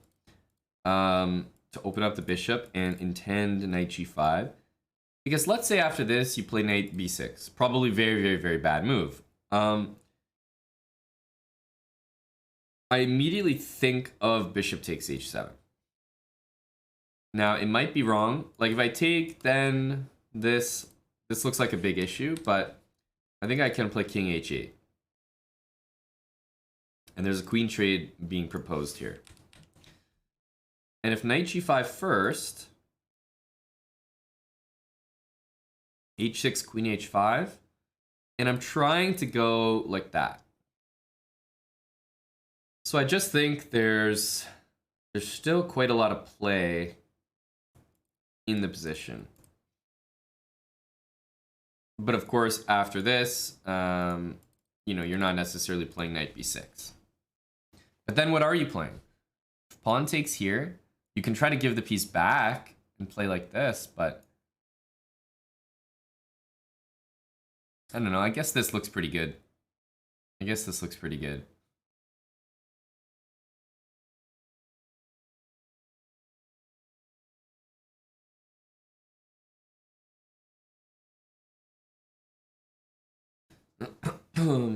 Knight takes e5. Yeah, that also looks pretty good.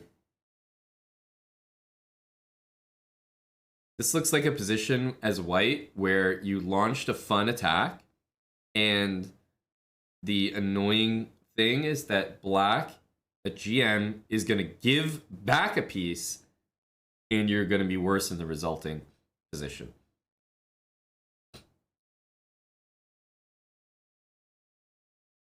All right. Well, that's the intention. Not sugarcoating it.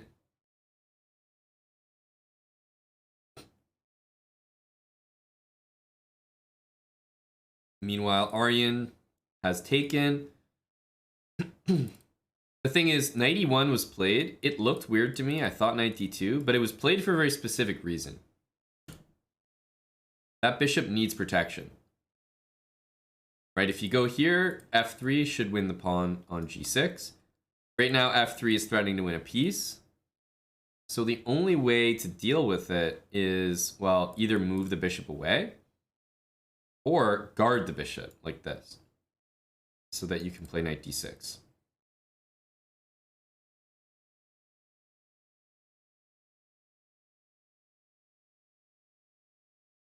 So I think this one is like pretty close to equal.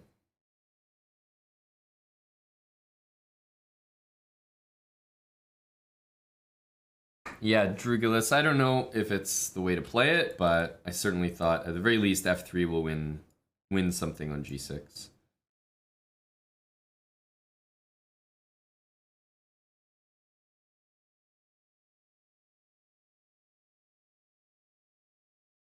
These are some intense games.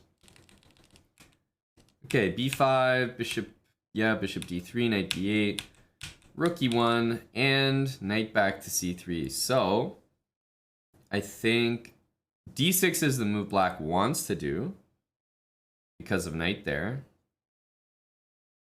But you do this, and then maybe Magnus can play something like bishop f5 if he's really trying to be cruel.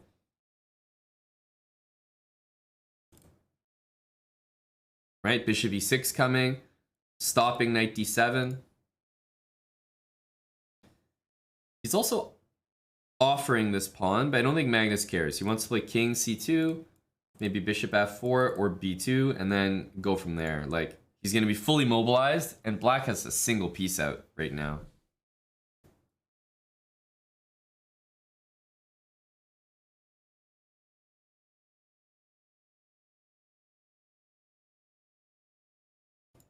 Bishop d6.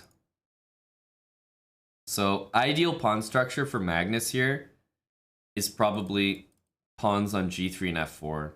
It's gonna kill this bishop on the diagonal. Bishop d6, the other thing is like, that knight is just dead. That knight is so dead right now. The only way out is maybe this with some like c6 coming, or you have to move the bishop, play d6 and knight d7. So if Magnus honestly doesn't care about this pawn, I think he could consider the like Chad move f4 and say, look, you're not playing this bishop move. You're now blunted on this diagonal. And with the bishop here, your pawn stays there. And with the pawn there, your knight stays there. So it's like some concept to like keep black completely immobilized. f4. I like the idea. It feels right. And then if bishop takes here, I think you just keep ignoring it. You just go king c2 and then bishop d2 and you get fully mobilized. Now, I haven't really got past that, but I believe that is a sexy idea. F4 played. Yep. Put that man in a coffin.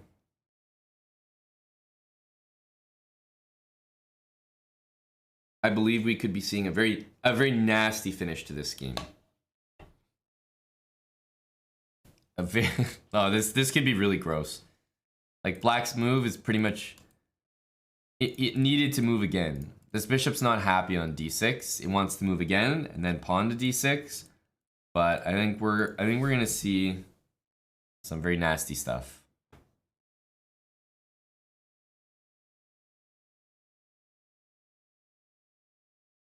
You continue to jettison this pawn, as they say. Go Magnus. He's up 20 minutes as well. He's got the white pieces. The thing is, like, Magnus drew yesterday, and guy probably is annoyed as hell. Probably annoyed as hell. Lost like 3.5 rating points just for a draw. Like it's a 25-50. That's what it's like being Magnus.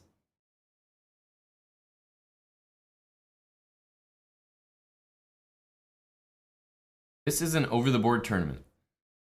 They're really out here. They really be doing the thing. Eric is still thinking here. This is a big think for Eric.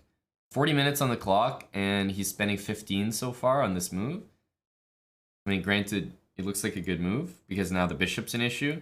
A6, B5 is about to win the game. So, yeah, Eric's pieces, they all need fixing. Nothing here looks natural.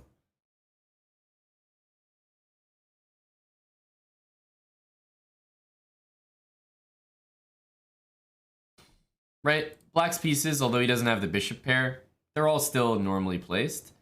Pawn on c3 is like the best part of Eric's position. But these two pieces, let's say 3, all need fixing. All need fixing.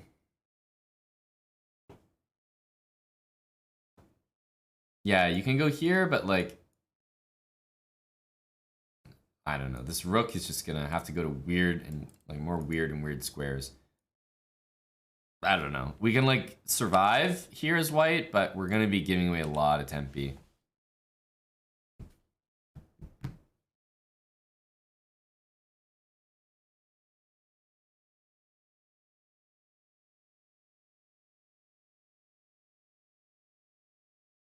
Hey Mickey, did Magnus Carlsen blunder? Well, I just suggested a move that he played, so honestly, maybe. But yeah, I mean, Black's position is just like, it doesn't look good. Of course you have to take this pawn, because if you don't take this pawn, then I don't know what you're doing it as Black in this position. I think this was the right decision, stopping that. I'd like to see moves like Bishop D2 and King C2. Specifically this. But this is like a long-term thing. The other move you can try is Knight E4. And the reason that maybe that's appealing is that it cuts the bishop off from the retreat. But I am not concerned here. Looking at Magnus's position, I think. Get good bud 420. Thanks for the 16 months.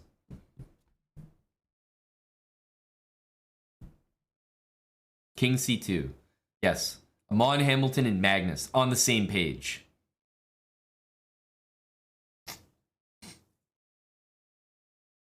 Not good for Magnus. For the most part. I think we could say that.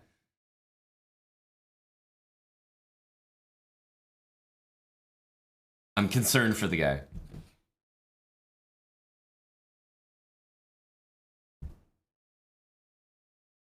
The thing is, c6 doesn't even really help the knight get out necessarily. Plus, maybe white takes back with the knight. This is piece activity versus material. Because now it's 2 pawns, right?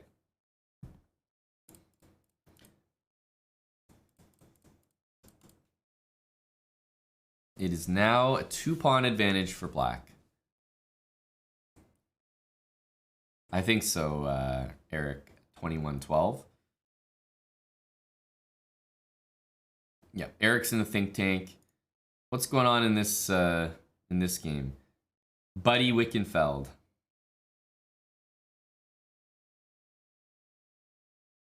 He went for G4A. He just sent it. If queen takes here, I think he was gonna send it again. No. Maybe. You're just gonna keep sending it?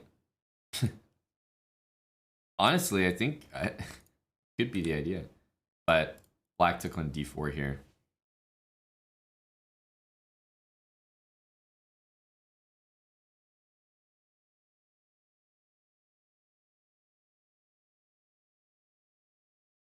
So knight takes, or sorry, bishop takes. And then take here. Because this is not as good.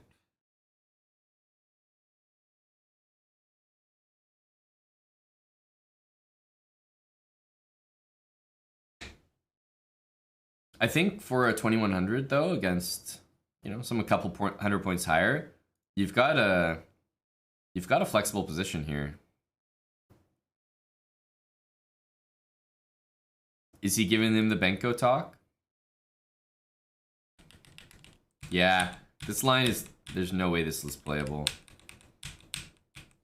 Isn't this just dead lost?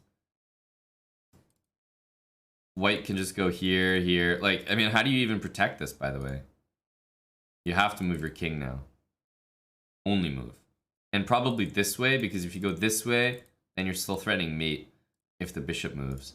So if black has to play king here, then might be time to pack it up here. Yep, knight on b8 with a pawn here. This is the theme of the match. And a pawn on d7. Same thing as this position. These matches have a common theme here. Are there any other well-known GMs in this event? Yeah, there's quite a few.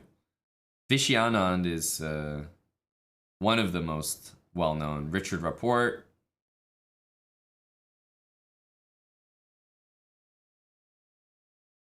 Thank you, PyTorch. Hi. 61 months, 5 years, and then some. On to the next one. Tier 3 as well from PyTorch. Get back in here, bud.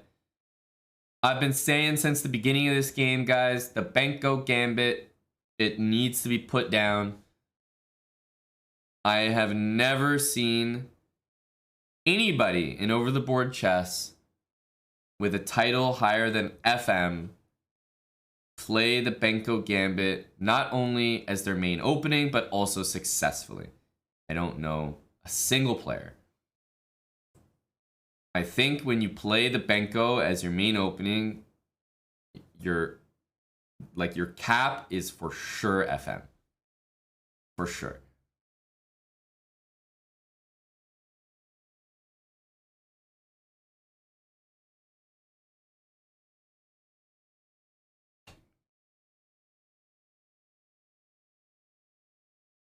Need new openings as black. Because the thing is, d4, it's like, why are you playing an opening where you give up a pawn, blah, blah, blah. Like, white's just gonna... The engines are getting better and better, right? As the engines get stronger, the more the engines are gonna hate the concept of an opening where you give up a pawn. Because the engine's sitting there like, dude, why aren't you playing the goddamn Nimzo? Like, I've analyzed this opening. Guys, it's reliable. Play it. The engine's like, dude, I've spent years looking at every single line in the Nimzo, and it's completely sound.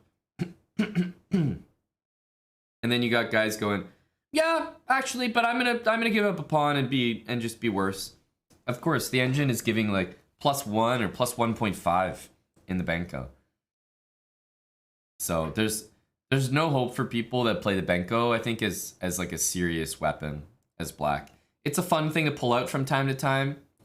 Magnus pulls it out, you know, like people can pull it out, but when it's your main opening and you're predictable like that, there's no chance you become anything more than an FM. And FM is even, you know, you have to have some talent to get FM, I think, as well. It's like a fun blitz thing, but in classical chess, if it's your main weapon, don't dream higher than FM.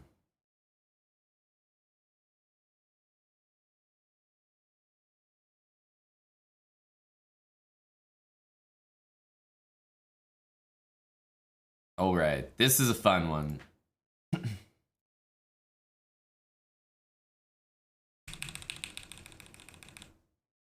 Okay, takes knight g5, knight takes e5, which we were kind of expecting.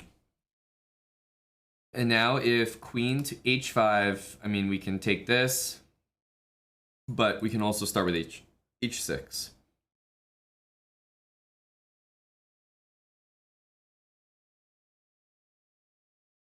Because, for example, takes h6, you know, if knight takes e6, you know, when the dust settles, you're completely dead here. You're completely dead as white. So you probably have to go all in with queen g6, threatening queen h7. If pawn takes here, pawn takes back. I don't think this works for white, but you could still dream of some more checks. But I think black could probably play rook takes f5 and survive there. But even still, bishop takes here looks way better. Not only do you have queen takes on g5, and the resulting position will be winning for black, but also queen takes d3, threatening mate in 2, white doesn't have any immediate threats. And you're threatening the knight and the pawn like it's completely dead. So knight takes e5 was played, and it's white's turn, right? Yeah. White's thinking, okay, I can't play queen h5. That's for sure. Because this just rocks me. And if you can't play queen h5, what move are you really doing here? Let's say pawn takes here. Well, then I think you just grab this. Or you could even take here. There's like knight f3 happening as well.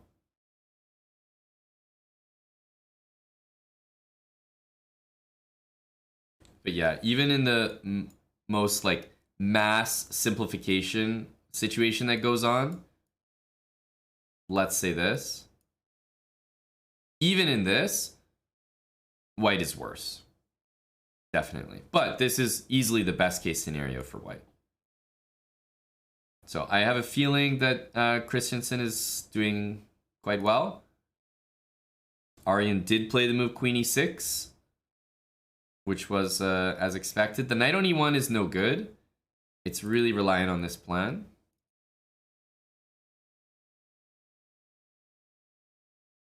But there is a plan for white to play c5 here. Like, let's say castle, c5. And all of a sudden, I think, doesn't black lose a piece here? Because of f3? Because if you go g4, so you want space for your knight, well, f3 anyway, and you're going to lose a piece. The knight can't go here to guard the bishop. Can't go here. Yeah, I think that's pretty much it. So the idea, I believe, with this move is actually to play c5. So if you castle, you're not really paying attention, c5, and it's like, you know, the bishop can go back, but then f3, and your knight doesn't have anywhere to go. And if you don't move your bishop back, then after this, your bishop will be hanging. So, tough. c5 is the idea, can't just castle, and of course taking is quite risky as well.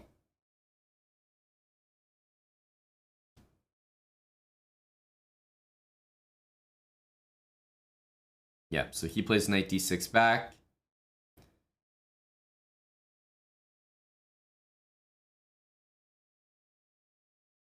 You could take with the knight, yeah, that's true. Knight d3 though. Yeah, I certainly feel like white is doing just fine here.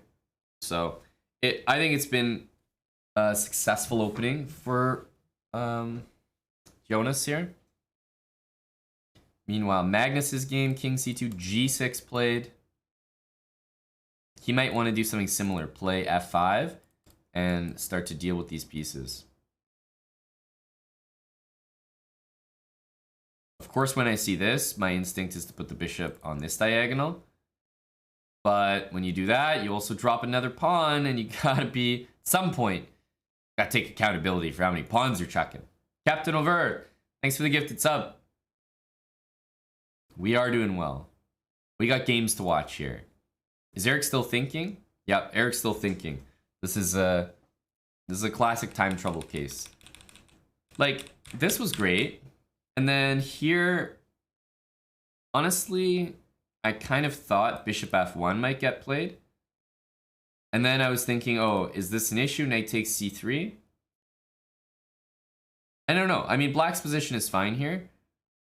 But I thought bishop f1. This is such a typical Eric move. Like, just keep the bishop pair, go for g3. But it's not so easy. I mean, black has a lot of tempi that he can gain. But this rook e4, rook c4 was so weird. I didn't even think of rook e4. Okay, to be honest, I saw rook e4 after it happened. I was like, that's interesting. That makes some sense. But then rook c4 and all this stuff. This is just my line, by the way. I was suggesting maybe rook a4, but no matter what Eric does here, it's gonna look funny, and he's gonna have to try to bring that bishop back, because now black's threatening to win a piece with a6 and b5.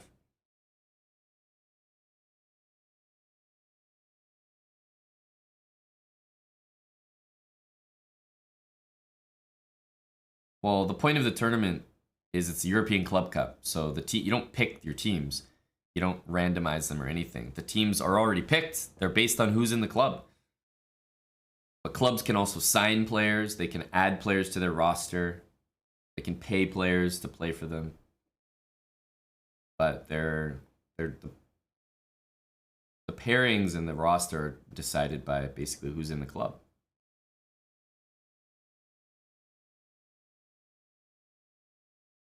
Bishop A4. And you already know there are some issues. First of all, yeah, if the bishop gets to b3, Eric has achieved what he wants. Like, bishop on b3 is for sure the best spot for that piece. Bishop here, rook back, knight c4. That's, if we could get all of that, we'd be happy. Eric's got 10 minutes, and guess what? He's got to make 23 moves. Are we close to hitting time control? No. Time control is move 40. We're on move 17. So, biggest time difference in any board appears to be this one. Magnus has just played bishop b2. There we go. This is going to be a very fun game because if bishop takes here, I'm assuming he's looking at something like this.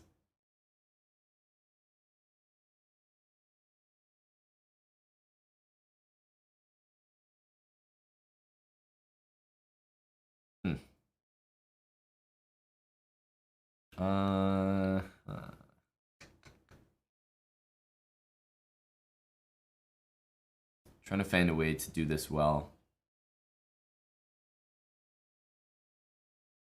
Knight d5 takes. I'm also trying to play rook f1.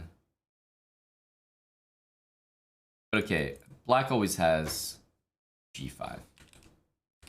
So bishop takes. Knight e4 makes the most sense. And if you take it, bishop takes, there's c6. Rook f1, g5. Maybe rook d1 here. This looks pretty scary for black. You can win a bunch of pawns, but you're really in trouble over here.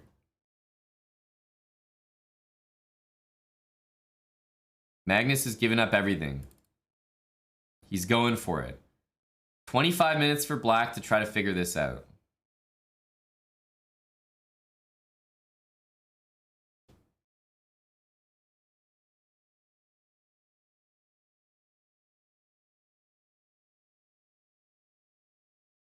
I think so, Senor Sets. This is a bold move. But he's gonna get some real. I mean, honestly, the pieces can't even develop. So even something as simple as doubling rooks and trying to play rook e7 might just be lethal.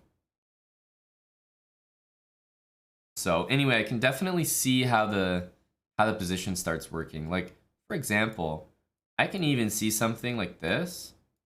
Bishop d6, knight e4. Bishop takes, c6, rook f1. Like, I can see something like this where, you can't play f5 and like bishop e7, and it's just, even this might be enough. Rook f1, or sorry, rook f2, and take here. It'll be close. Like, basically, I don't think Magnus can be worse in a position like this. So much pressure, and you can win the pawn back immediately. I don't know. I'd be scared as a hell to take that pawn. I would be scared as hell. So, Eric has finally moved. His opponent will very likely take some time here to dissect what's going on. A6, knight b6, f6. Lots of moves for black to choose from. So we're down on time in Eric's game, but we just made a move, so it might take his opponent some time. Aryan's position, I think, could be better. I think Aryan is happy with a draw at this point. I feel like this isn't an extremely successful opening. So I like White's position here. Carlsen's position, admittedly, still double-edged. Eric's position, based on the clock, very double-edged as well, and certainly seems to favor black. So This board, very unclear. Magnus's board, we have to say it's unclear, even though I like his chances. And then Aryan's board, I think Aryan's happy with a draw. He's not in like terrible shape, but I think his opponent should be happier. This board here, I think is going to be a win for Offerspill. Like, yeah, so he did go for this line. Knight takes, pawn takes, and h6. So I think this line just works for black. I don't see any way to continue nicely here. Because there's queen takes d3, f5 is hanging, g5 is hanging. So I think this is a win for black. Definitely, I can call that one. As for this game, I mean, you see what happens here, right? He plays d5, rook here, and queen here. And he castles, right? This is just game over. So I've been talking shit about the Benko the whole time, and what do you know? The guy's losing a piece in less than 20 moves. So I don't know. I don't like the opening. I don't like the opening. Maybe bishop f4, move for the boys. Gotta play bishop f4, surely, right? Queen takes f3, and uncork the puzzle rush. White to play.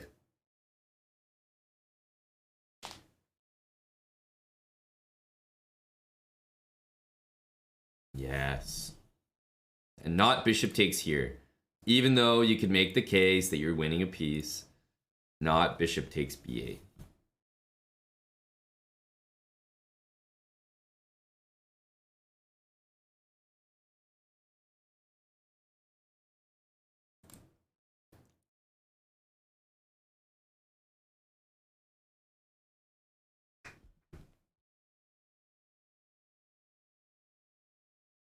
That would be a nice finish. But after queen d3, how do you not play? By the way, isn't bishop f4 like super winning here? I guess h6 is the move, huh? But this looks so winning because bishop d6 happens. You're hitting the rook. Rook c8 only move. Then queen b7. Like, this is over, isn't it?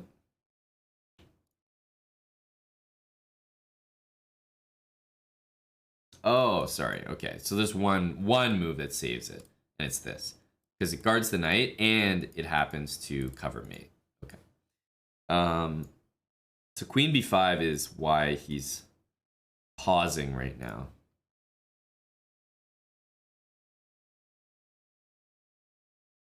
Interesting.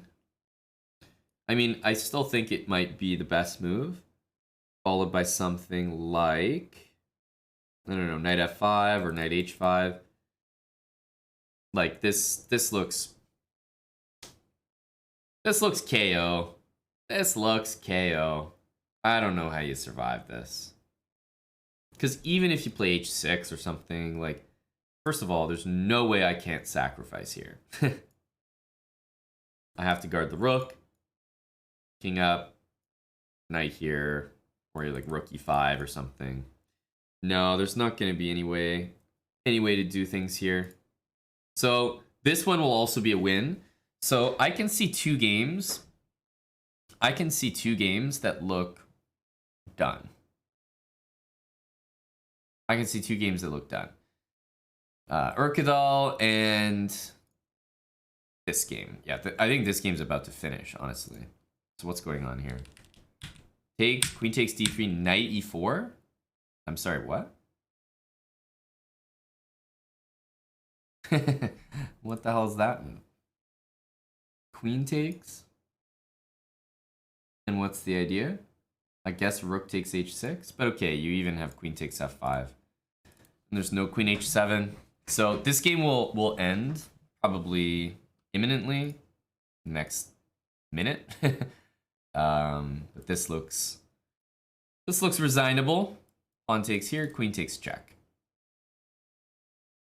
So this game is done. This game is done. This game, yeah, we can come back to it. Kind of hard to say, but honestly, I think White's been playing a pretty reasonable game so far in that one. Aryan's game, maybe draw. Looks kind of better for White, in my opinion. Magnus's game, bishop takes f4, played rook e2. Meanwhile, in Eric's game, his opponent hasn't moved, so we can leave it for now. But Magnus is down 3 pawns. He only has 4 pawns left. Meanwhile, his opponent has only lost 1 single pawn the whole game.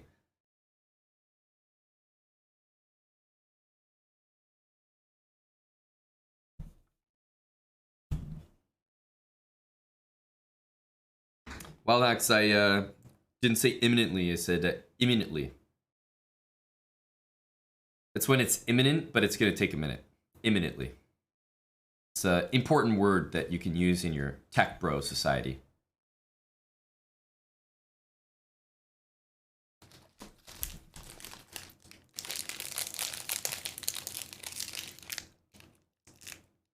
Hello, Skeg. Good to see you here to celebrate the 3 pawns down that Magnus has. If rook f1, I think it's g5 that he's going to do. And what do we do here? This is a big threat. And the only way that I can see to stop that is bishop here. Knight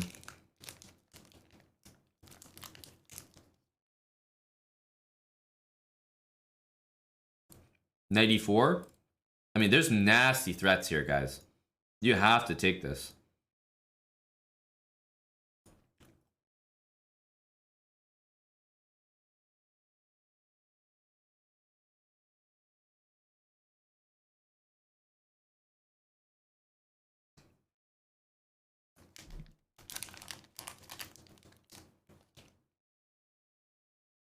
Rook f1, g5. This is all on the board here.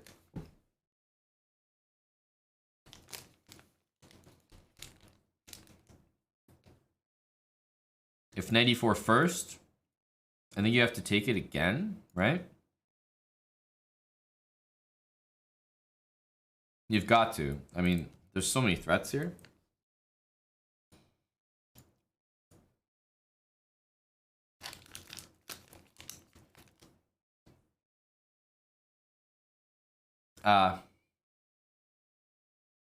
Maybe this is an idea. Is it? If you get a check on h5, it could be extremely crushing. I guess you have h5 though.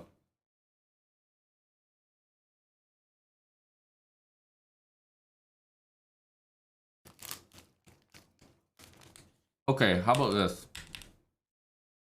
Wow, Magnus plays h4. Okay. Yeah, that's pretty nasty. H4 is going to make every single line we just looked at just more gross after this. But I don't see how black survives this, to be quite honest with you. Like, it looks fairly dead. H4 is a nice move. I was about to say that it looked like there were some good prospects here with even like taking, because I don't know if you can take with a knight with bishop d5, but let's say you could force this and then you just stop the knight from developing, bring the rook in, and this looked good. But knight takes c6 would probably be tried. Anyway, h4, and like, if black survives this against Magnus, he deserves a medal.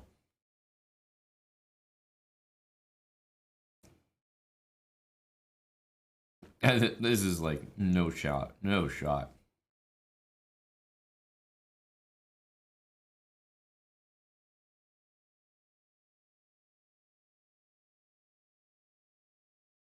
Every single piece for white is optimally placed. Like, it couldn't be better. And as I said, this game will be imminently finished in a minute. Looks like it was around there. Crushed. Yeah, this game's no shot, guys. Christensen wins. He's, I believe he won his last game, so he's 2-0. 2-0, I think. GG. So it is 1 point up so far. This game, he went back to e2, which I gotta say, honestly feels a little bit low T to me. He defended this pawn, and offered a queen trade, but I was pretty sure that we could just like win like that, essentially. Now he goes bishop f4, and you know he's got the same ideas. He does. So if knight d7 here, bishop d6, and guess what? Rook's attacked, and if you move it, well, it doesn't matter, but anywhere, then I imagine this is the idea. So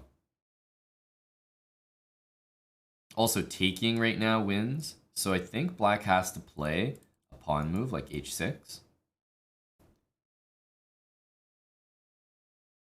And then it's got to be time to bring the heavies in. Bring the heavy artillery. Or bishop d6 and take. Anyway, this game we know is pretty much done. Arjan's game could be a longer endgame. Magnus looks like if his opponent, like I said, survives, I'll be quite impressed. Eric's opponent hasn't moved yet. He's been thinking for 10, almost 15 minutes.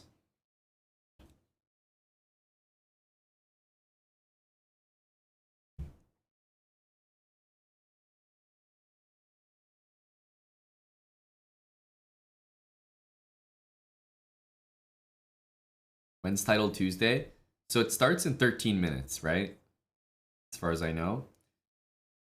And I basically said, yeah, I might play some Title Tuesday games, but I'm not gonna like stop commentating and play it like fully. So I would still have the commentary open and certainly check it during the breaks. And if I don't really do well on Title Tuesday, then who knows? I might just withdraw and go back to commentating. But that depends what you guys think. Should I play Title Tuesday? It's in 12 minutes. The games are honestly probably getting to their most exciting stage right now. Magnus game looks like it might be a crush soon. Eric's game is in time pressure. Okay, admittedly, Arjan's game definitely has some more juice in it.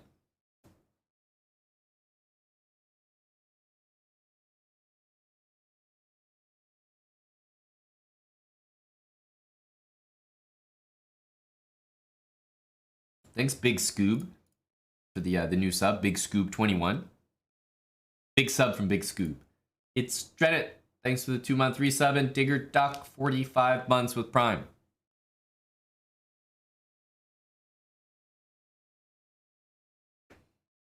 Yeah, that's another resignation, by the way, guys.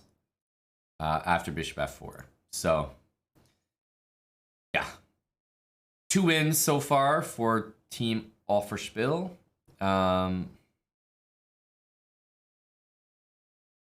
This game, I have always thought White played pretty decently, but it seems like Black is wrangling good control of the position. Black's certainly not worse. You know, unless some wild stuff works here, I don't buy into this. So, looks fairly solid from Lucas. Arjan's game is relatively equal. Magnus's game, and we're still waiting for Eric's opponent to make a move.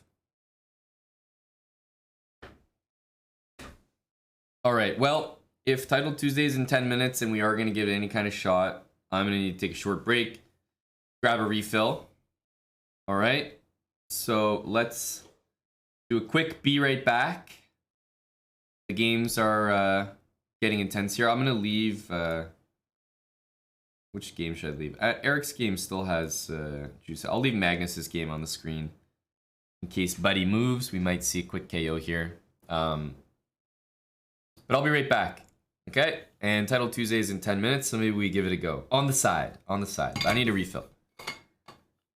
BRB. After some ads for our good plebs, our good friends, the plebs. Go ads. All right, be right back. 1 sec.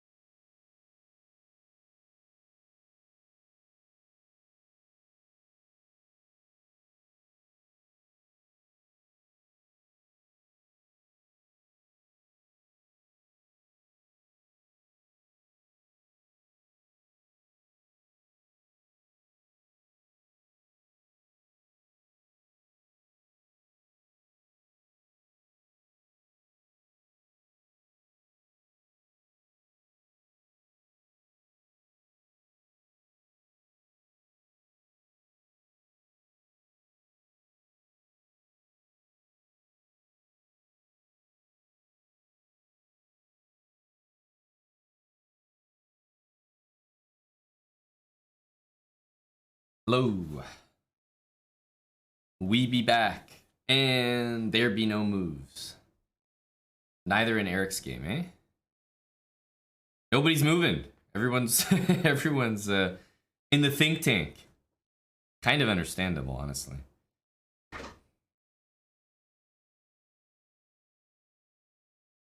D6, I mean, yeah, at this point you're desperate to get the pieces out, but there's no way. Also, you know, the move D6 means that now, after knight e4, you can't even take it. Because there's c6. So all knight e4 moves mean, like, you have to probably play knight d7. So what I mean is if I take now, I mean, it's crazy to take this way. But if you take this way, I go knight here. You know, this is just murder, right? You have to take it. But then what's going on here, right? You got to play c6. I just take, I'm threatening c7. I'm also threatening bishop d5. I mean, I guess you do this and you go knight a6 and you say, this is life now. But no, this is a massacre. This is a massacre. So I think you start by taking. I think that's important. You put the bishop on that square, and then you go knight e4. There might be other ways to do it. In fact, bishop e4 also looks kind of tempting, because it means you end up with the knight there. So this also looks really, really, really good. And Magnus is spoiled for choice, essentially. Spoiled for choice. All right, this Title Tuesday.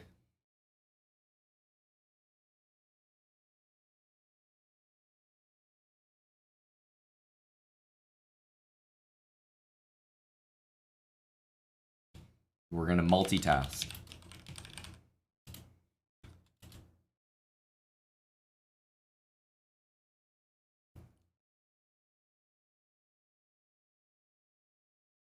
Starts in 2 minutes.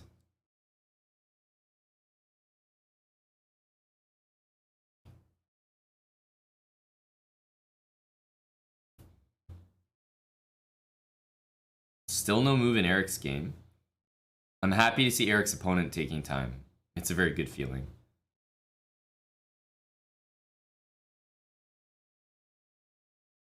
$10 minutes now to 26 minutes. That's 26 minutes from like 55, so it's been a 30-minute think so far. Yeah, Magnus took. This is gonna be I think this is gonna be a KO here.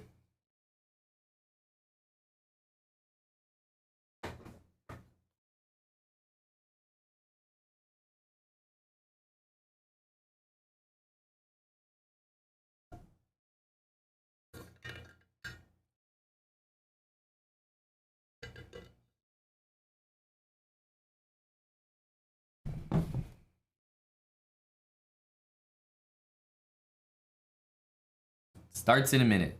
Title Tuesday. Magnus is... Ah, Jesus. Magnus finished that game just a little earlier. He could be in Title Tuesday right now. He'll be really upset with that.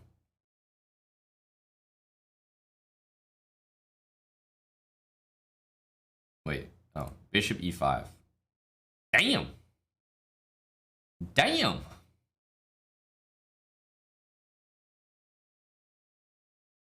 I mean, knight e4 is KO energy, right?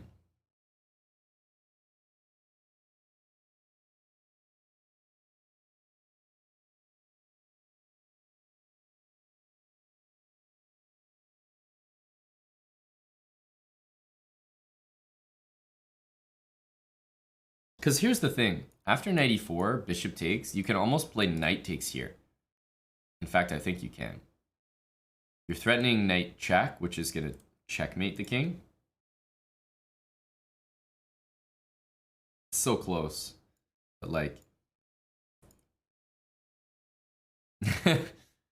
you just have to feel that there's something here. Even rook takes c7 is probably winning. But, oh, the position is just gross. for black. Literally every piece is stuck. Oh my goodness. All right. Title Tuesday. We're gonna see what we can do here.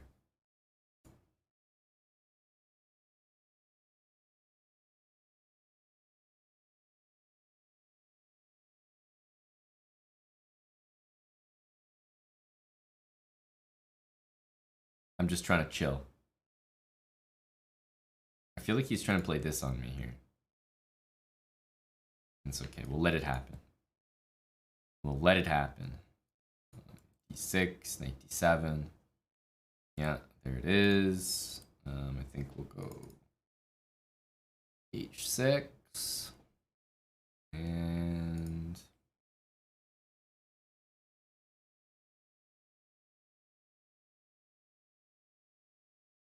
if he castles, then maybe I can take it.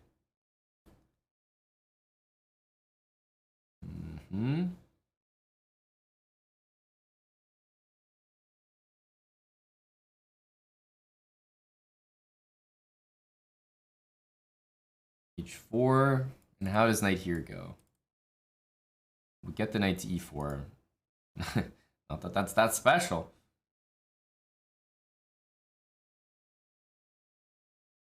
All right, let's just go here. F5.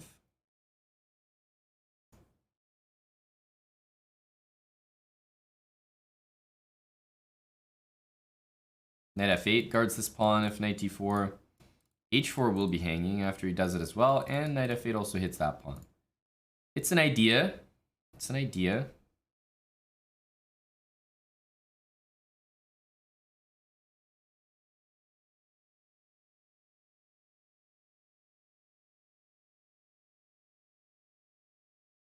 And my knight is kind of anchored here. Wow. Wow. Well, you got to take these, right? There's no way around it. He's got knight D5 coming in. So takes.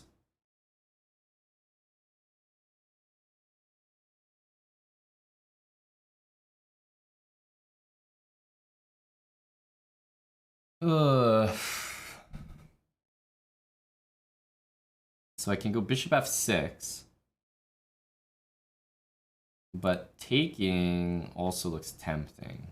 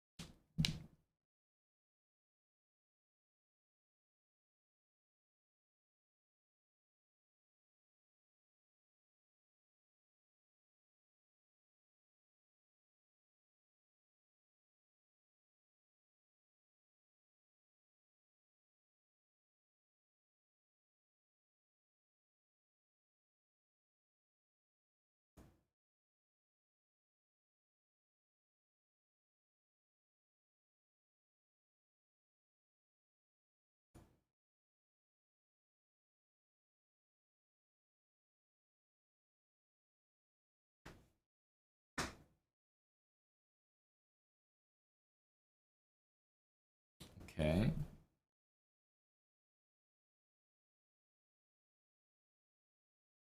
A bothersome position, to say the least.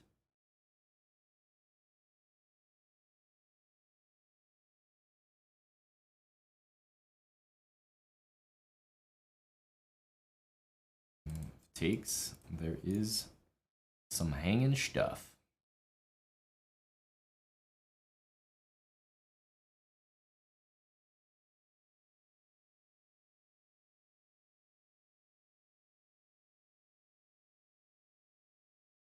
What the hell is this position? Why are all my games like this?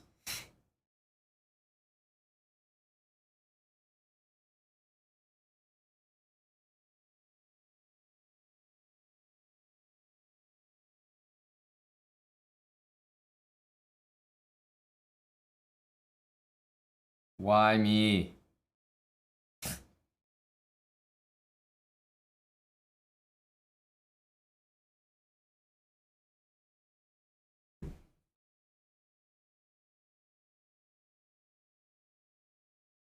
I think knight takes here.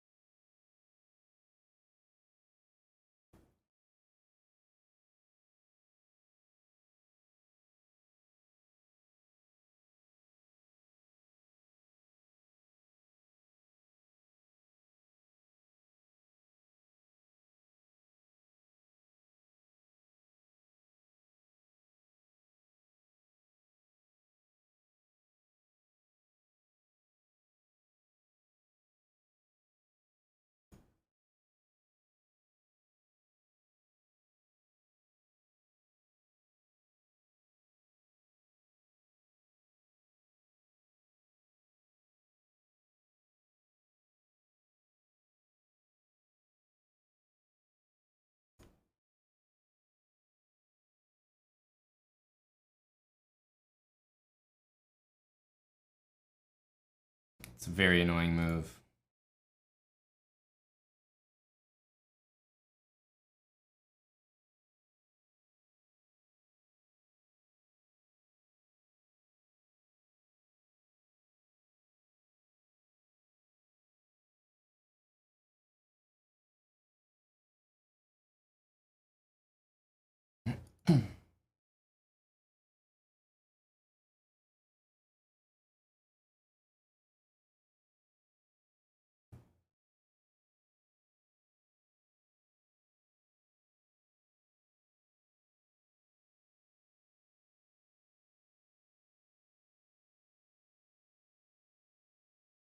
Probably happy to escape with a draw. But like you can never really win with the knight in these positions. It's the annoying part. I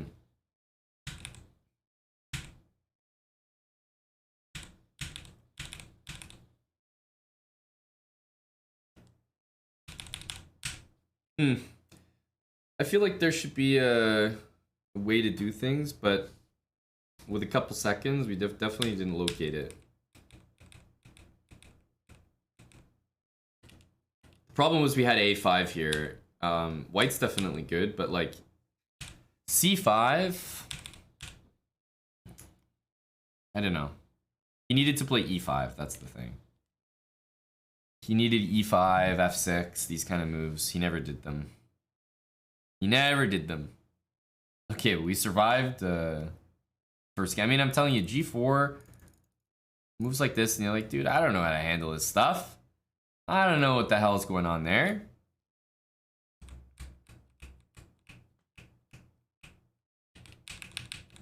Okay, Magnus is crushing. Surely Eric's opponent moved. Okay, he did. Ooh, he did a6, which I don't know is necessarily the best. Then h6. Okay, Eric can be like decently happy here. He made a bunch of moves in pretty much less than a minute. His opponent's down to 20 minutes.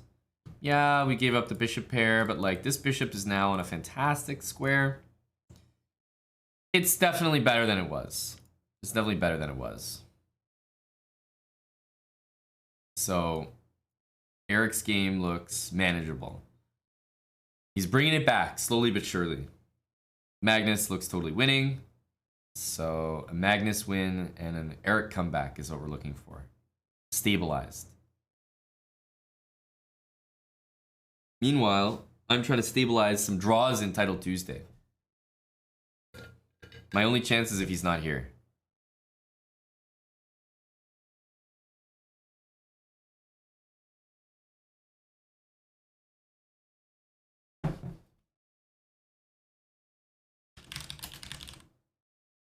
Okay, let's get it going. Let's put it on. We need the Title Tuesday energy. Go, Fred. My only chance is if my buddy is not showing up to the chessboard. My only chance. No! No! I'm screwed.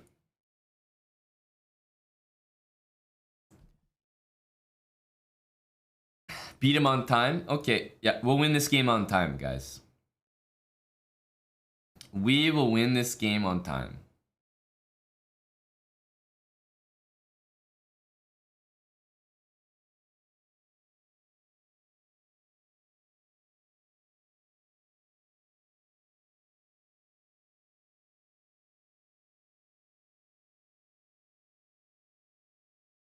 It's a time win.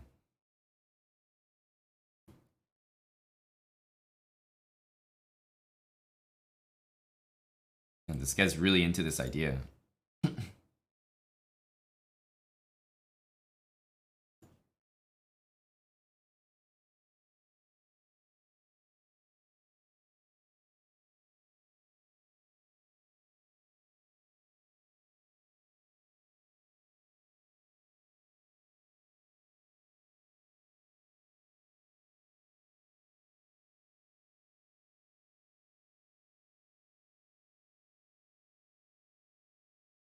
How to win on time. Maybe this? We're going for the time win. Unfortunately, the moves are not going to follow suit. This? Eh. Let's just go here. I'm gonna defy all the positional laws.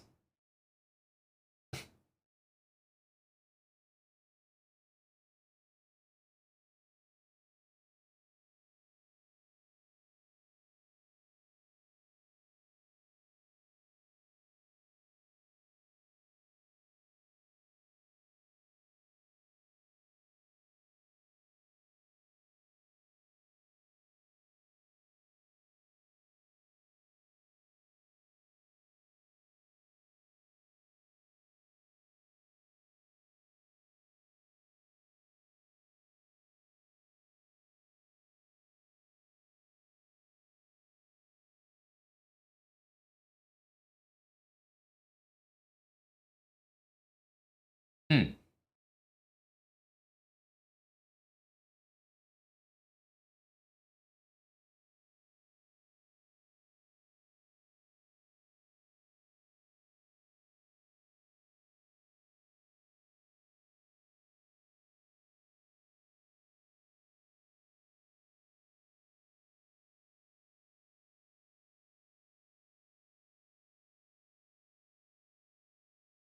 I guess he takes that. My flagging is not gonna go so well then.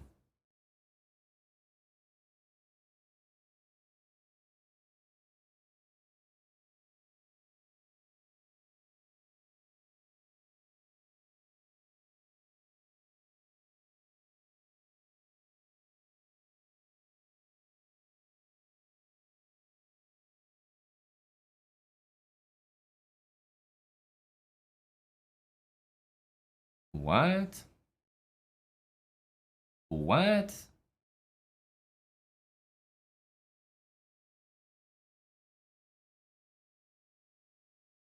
Here?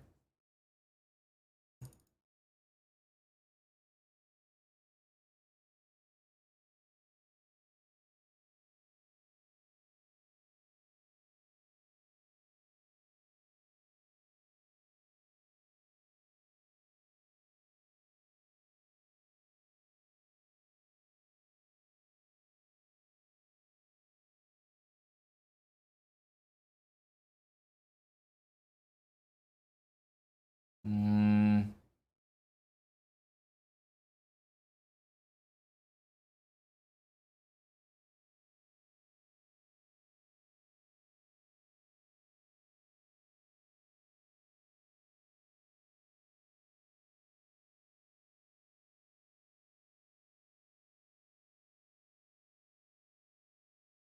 I'm wondering where my mates are.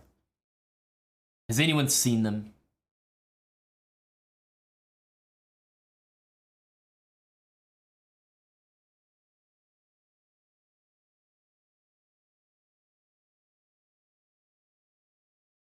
Has anyone seen my mates here? Marshmallow Fury, thanks for the full year. They should be somewhere around here. Like, I want to go here and here, but 97 always boots my queen. But now it doesn't. Hang on, now it doesn't. What does he do about this?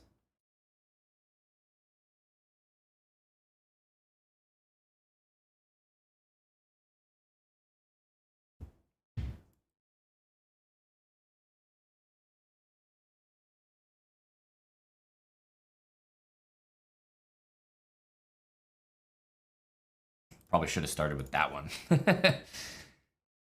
I should have started with the other one.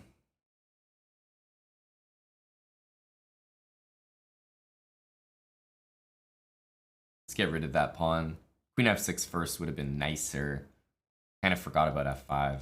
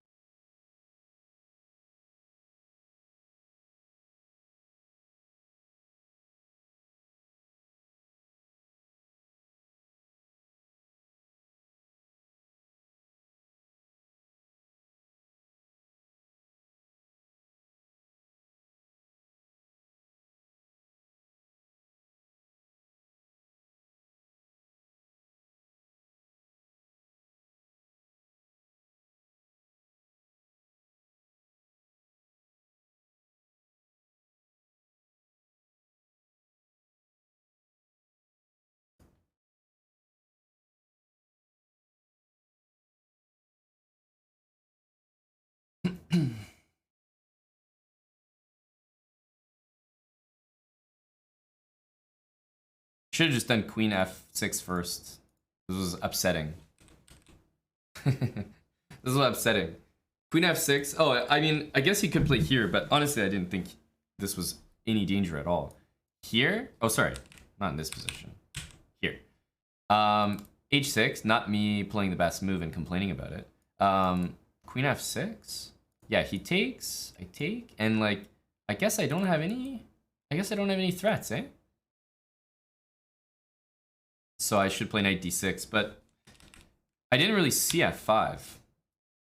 And so I was bothered by it. But maybe it was alright. Maybe it was alright. We did call it. We did flag him, didn't we? We did flag him, just like I said we would.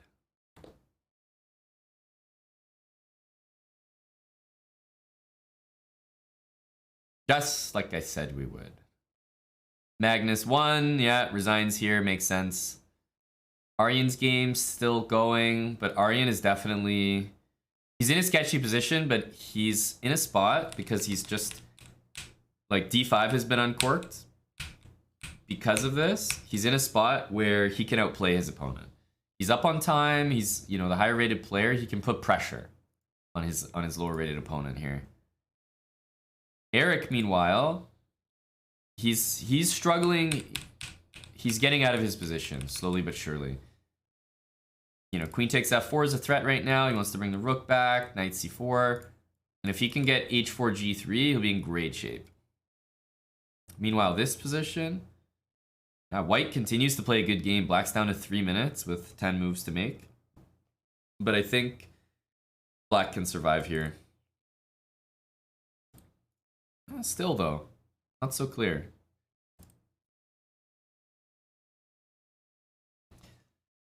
Hunta, thanks for the prime sub, Hunta. Oh, we got white twice in a row.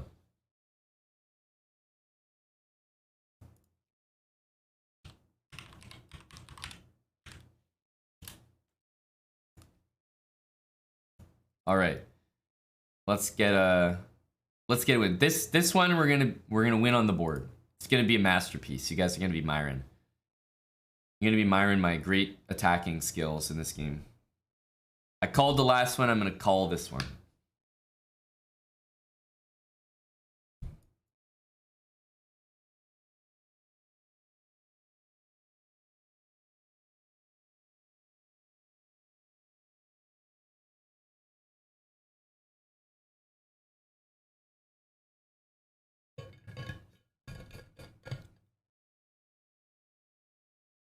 Big attack incoming. Just gotta trust me. There has to be some trust between us.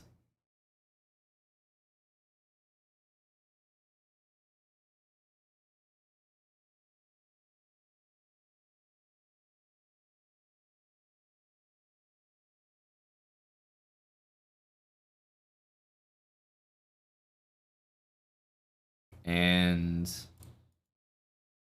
c5, we'll get quick knight b5 in. Force them to go there.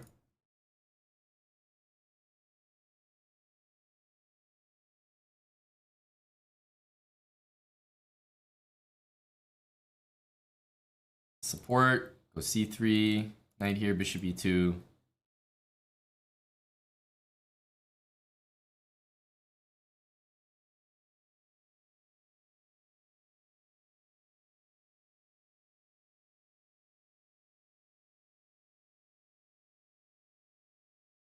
These are my next couple moves. Castle, c3. Or maybe I should start with knight f3.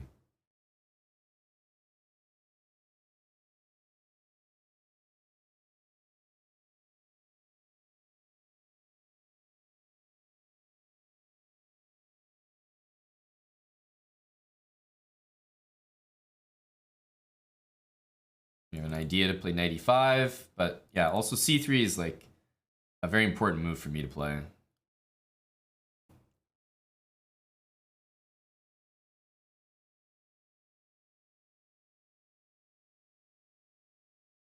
Now something like knight g5 or knight e5.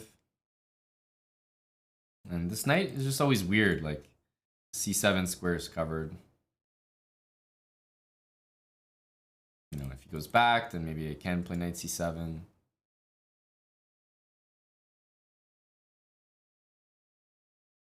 There's also a5 here.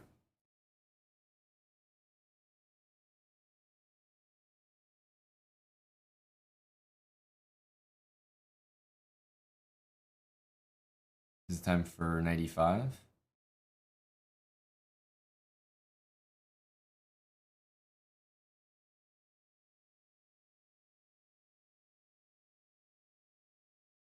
Try h5 next. I'm also threatening knight d7.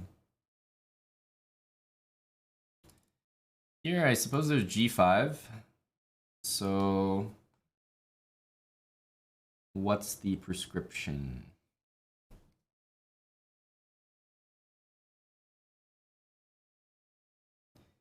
Here, knight d6. And then h5. h5, g5, h6.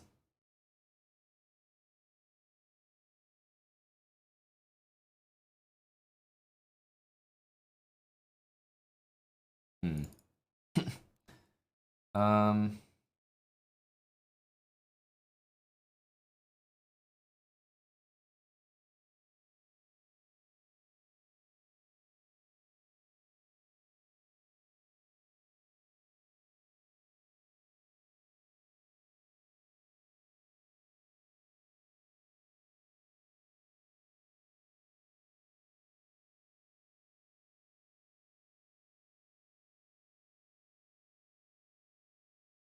just make it a little messy.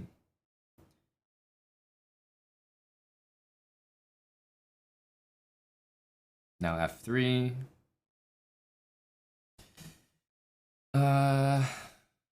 Well, taking makes a lot of sense. I think we want to keep this bishop. The knight's a little bit offside.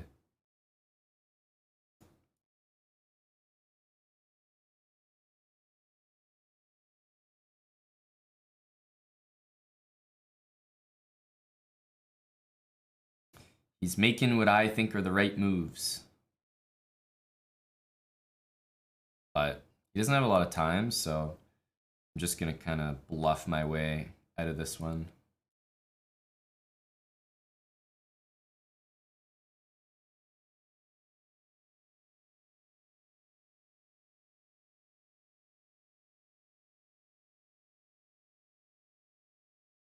Told you I was going to beat him over the board and you would be in awe of my attacking ability.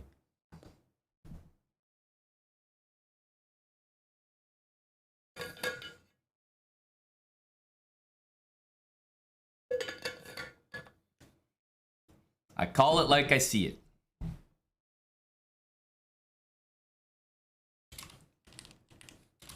A nice KO at the end as well.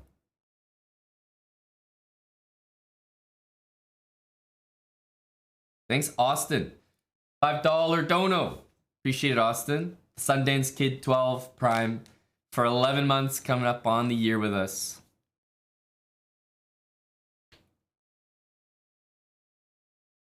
Okay, what's happening here? You got this game. Aryan, yes. His opponent's down to low time. This is exactly how I expected this game to go. Aryan outplaying, and how is the Chief doing? Okay, played h4. I mean, definitely Eric wants to get g3. We're not out of the woods yet. Eric's rook is still very strange. If he went back, I think e4 and knight d3 was a problem. Here, still knight d3 and e4. Yeah, Eric's in a very tough spot here. Very tough spot.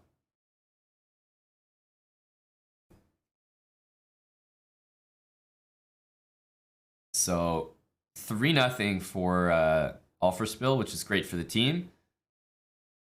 Eric's got h4. He needs g3, but I think that this is the intention. And then just e4, and you know, the bishop comes alive, the knight. These pieces are all still a little bit misplaced. This knight, most of all, hasn't done anything since it went to a3 at the start of the game.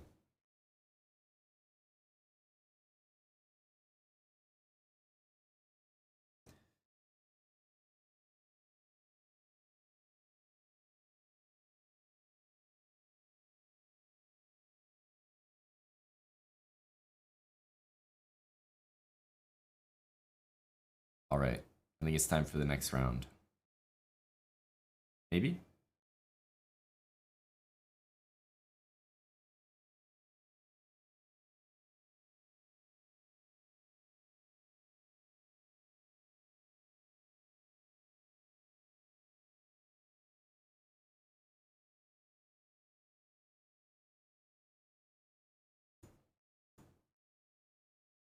Yeah, not a lot of time. He's on move 25, so Eric's got to make 15 moves in about 2.5 minutes.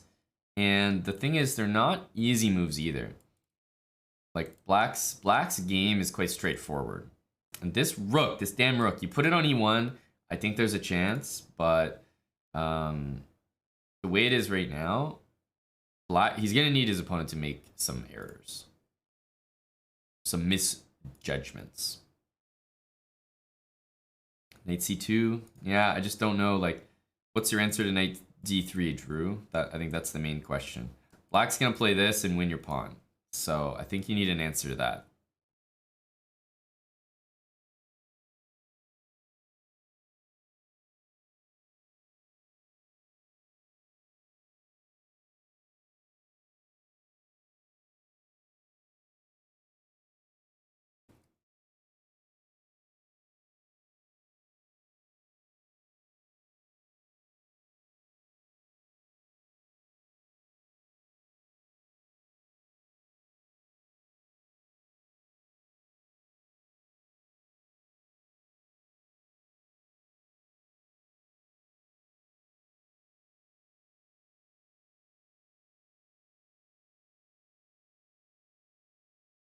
Man, this is a long round.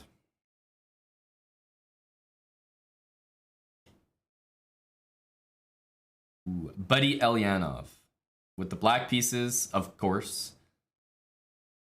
Can't remember, but I feel like we've played some games where it's gotten into like Queen's Indian. He goes here. I guess I'll play c5.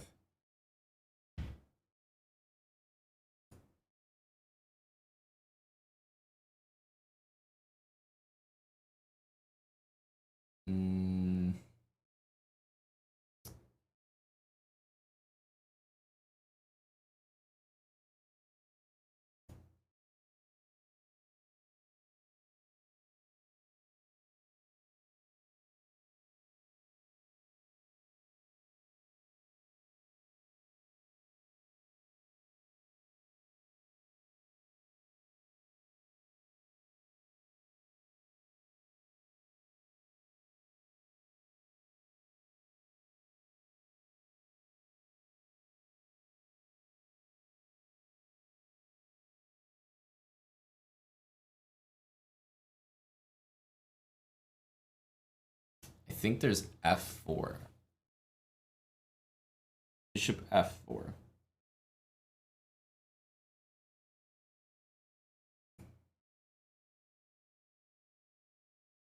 Bishop f4. Disturbing move.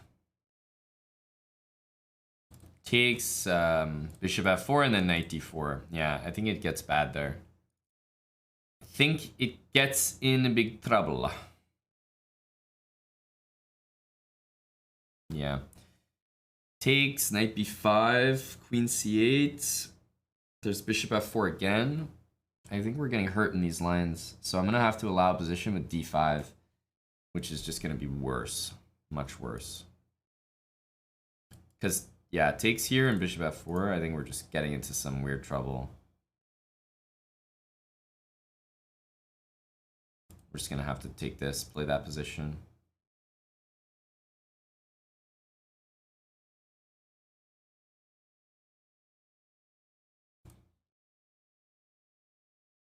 Probably a4.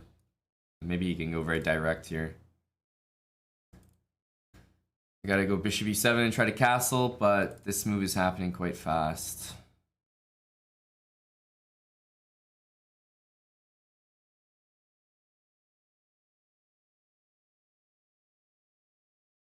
h4 is also really good. Our position is rough here. It's nice that we have b5. He can spend a move and just play a4, but I'm not even sure he's going to waste time doing that. I think you can be very quick as white here. Maybe even some e5. This knight h4, g6, bishop h6 is annoying. Just delaying castling once again.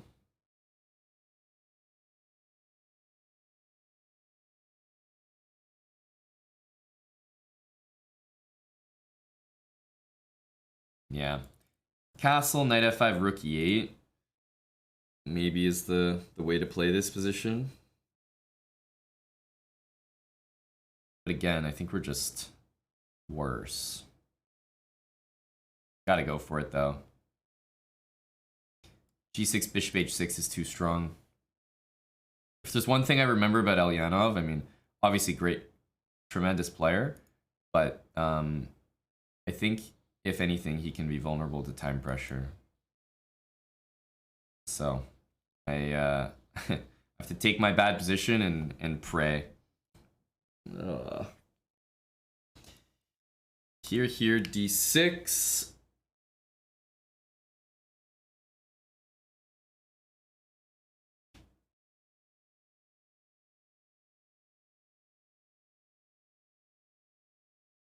The thing is, I don't really have another way to play this position, though. I have to just allow this.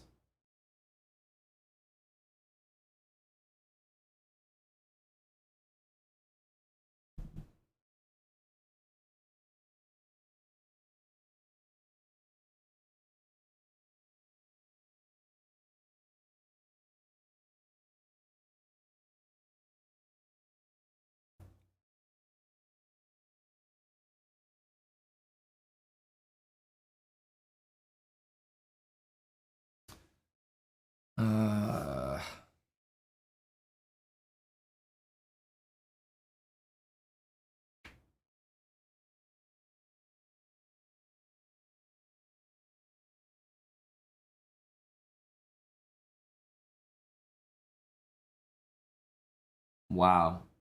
This actually doesn't work for me. Jeez. There's nothing to do here.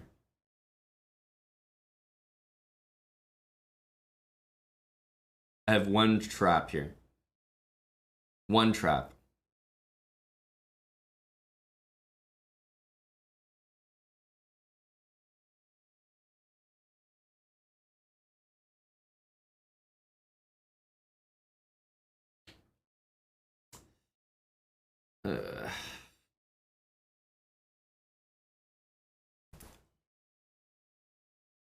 Doesn't work, of course.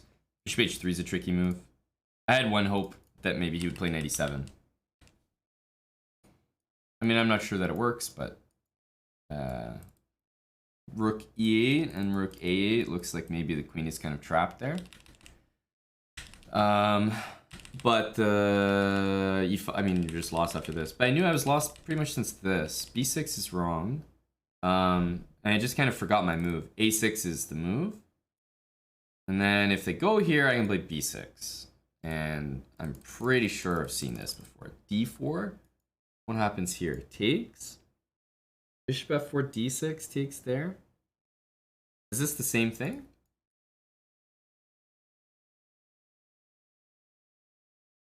Oh no, Bishop D6 first. Yeah. Bishop D6. I've seen this before. This can get quite unpleasant. Indeed.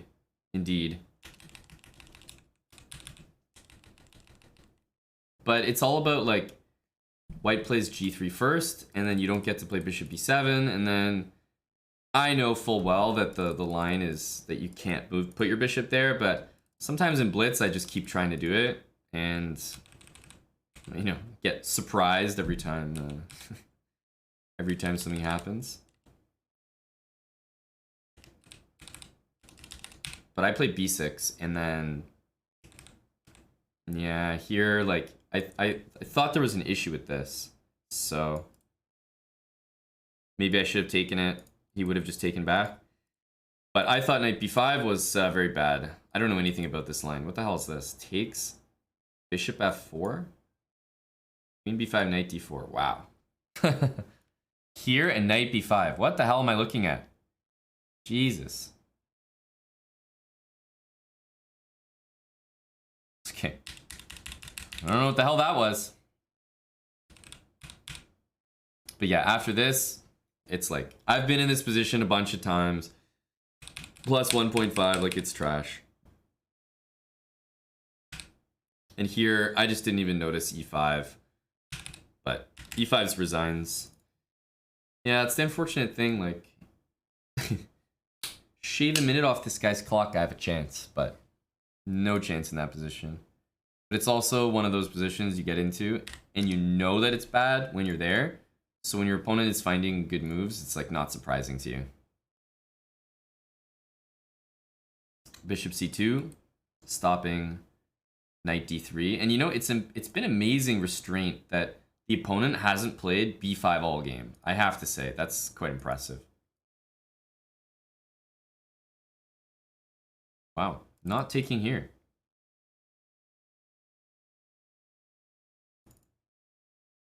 Okay, his opponent's down to 5 minutes. We like this. I think there's a break now as well. Well, knowing chess.com, there might be and there might not. But supposedly there's a break.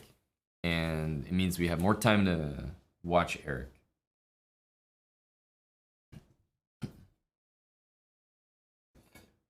That last game didn't go so well.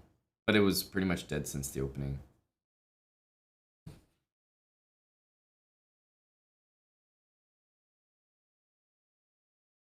Aryan, yep, up 2 pawns, outplaying, probably h4 or something, I don't know. Queen f4.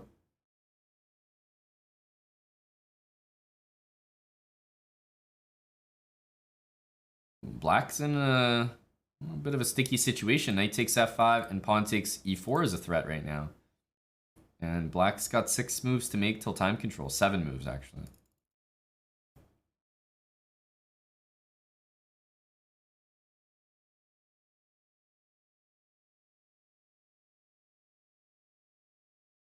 That's the right move. It's definitely the right move. E3 looks dangerous. Aryan should win. Honestly, I think Rinaldi can win here. Eric's game looks the absolute toughest because the rook's just getting it. And look at this rook. It has no squares to use. So we can take this, but this bishop has to go somewhere. Let's say it's b3. Rook d2 then happens. I guess you have to... I would probably take, I suppose. But then this bishop needs to go here.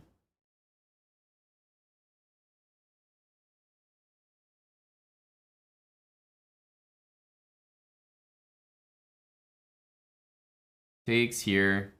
If rook d2, Yes, I was thinking rook c8.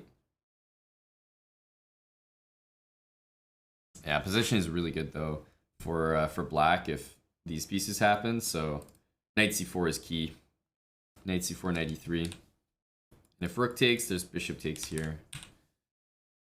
My issue is that I don't really know where this guy's gonna go. But yeah, with the minute ticking down, I feel like you got to go for that. Maybe it's not smart to take here. I don't know, but my instinct is to take. My instinct is to take. Matthias, thanks for the 100 bits.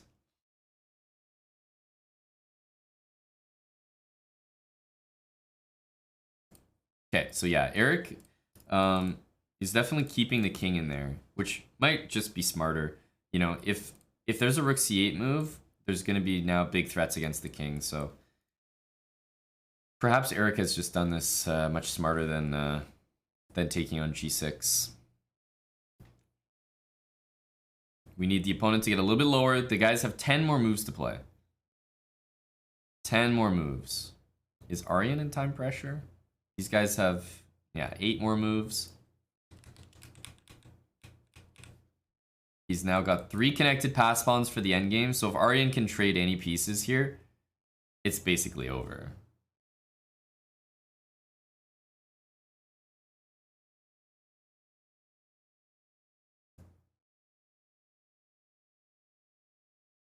We don't want to miss our game, but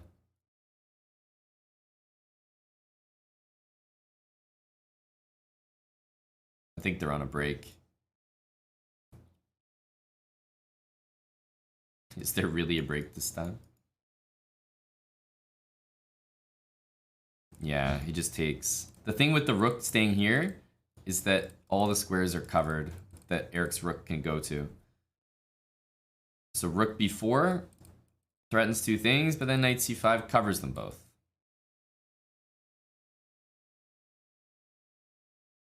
Is it knight c2 time?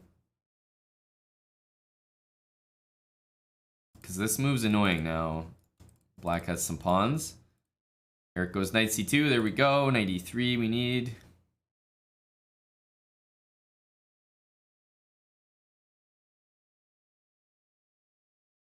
Well, rook d2, bishop c2 is very artificial, right? Bishop f8 hits the knight. I don't think we can get away with that. Just don't want to miss my game.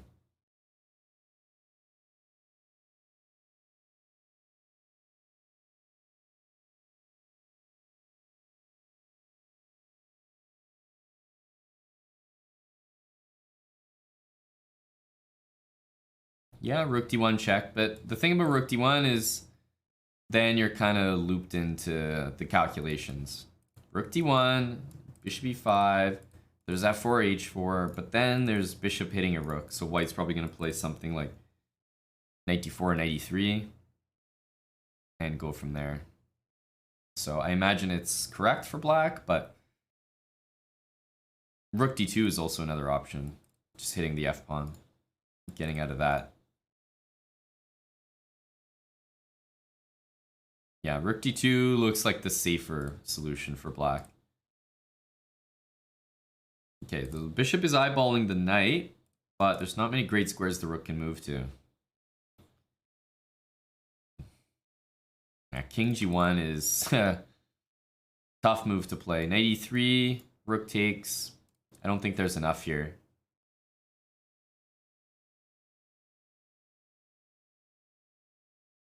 What's the idea? Where can we move the rook? Rook here. Oh no, sorry, rook c8. But then the knight goes somewhere. We have bishop check, but that's about it, right? Eric's played knight e3. So after this, what is the plan? Like you almost want to take here and go bishop here or rook takes or something, but I think there's knight g5 in every position. Oh, that was good timing. Good timing on the game, on the switch. We got to go for a flag so we can get back to Eric's game. Quick flag for the boys.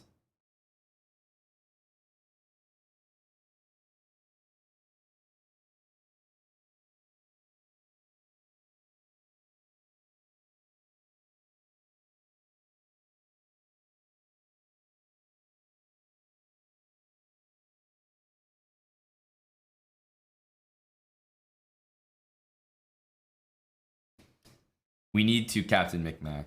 Habsman14, thanks for the 5 months with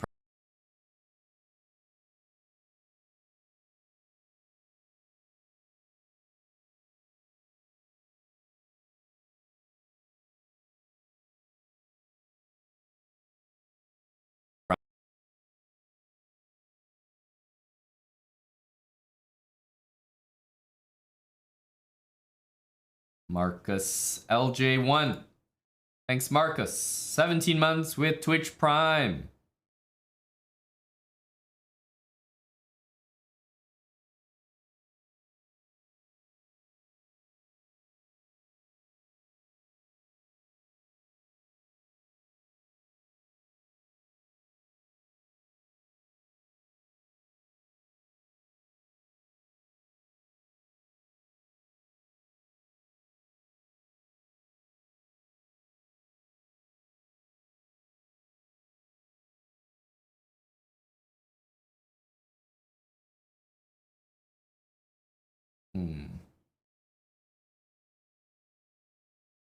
Something don't feel right here. Maybe we can just move this bishop now?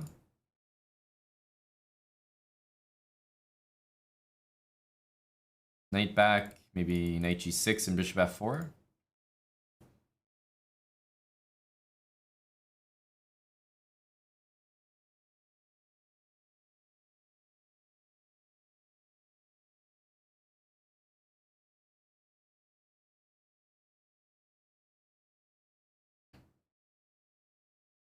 Need some quick moves. Here comes b5.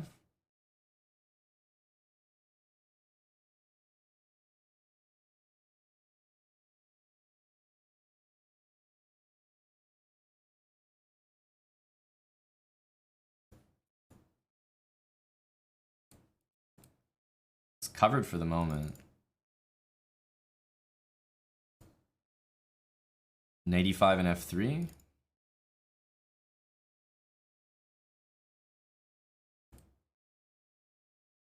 Maybe h4, h5.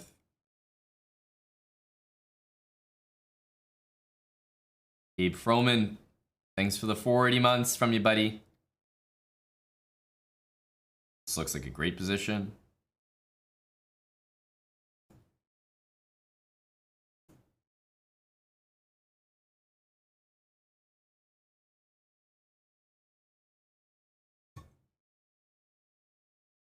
Let's take f3.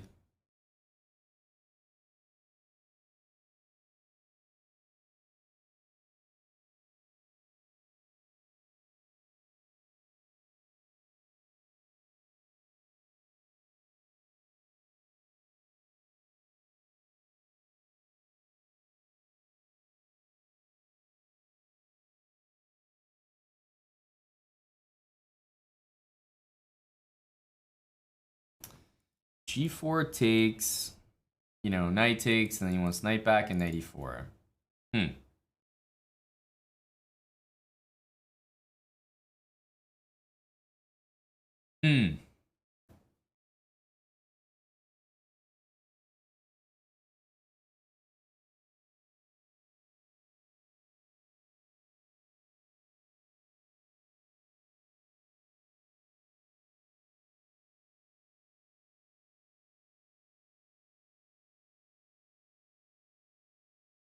We'll just try to play fast.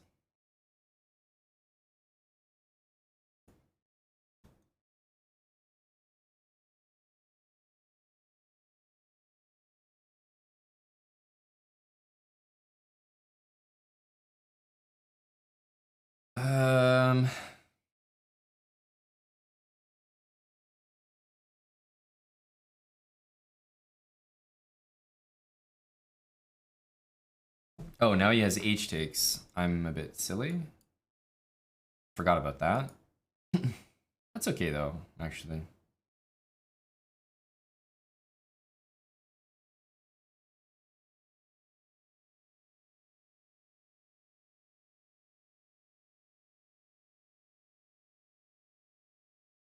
Actually, this move is a move. The only thing is after takes, he can take and get that knight into e4. which I don't like.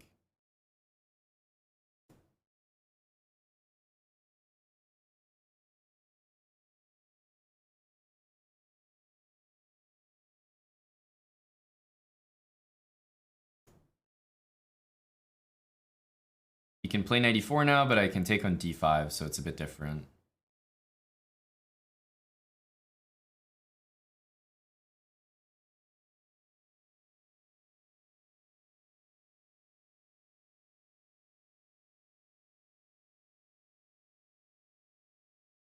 It's a problem.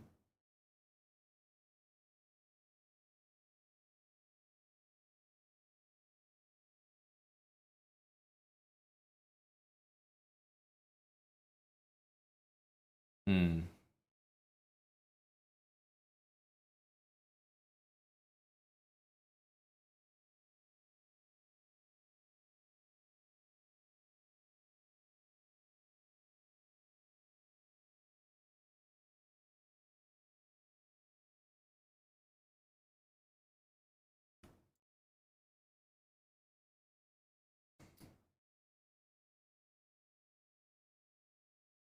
Um,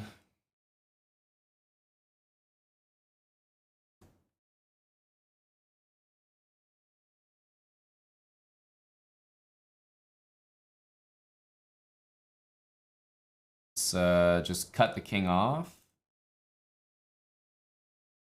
No, there's a lot of ways to do this.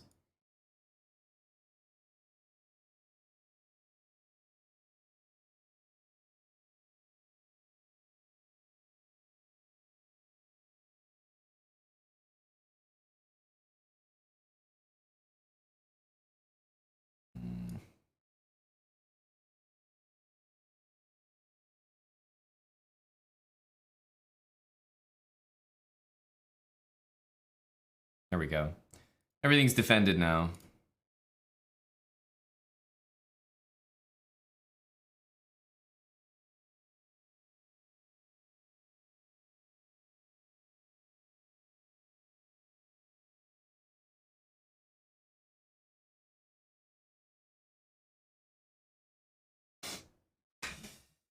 There we go. And what the heck is happening here? Bishop d4, okay. Must take. The boys are real low on time. Only a couple more moves here. Takes, bishop g8. How does that go? Bishop g8 for the Furtas.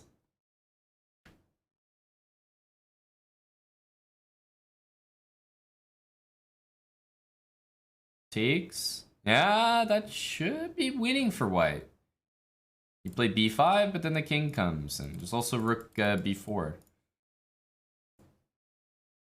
Oh yeah. He's probably looking if you can do check first, but then king h8. And I don't think you can force that king back on a light square to do the same trick.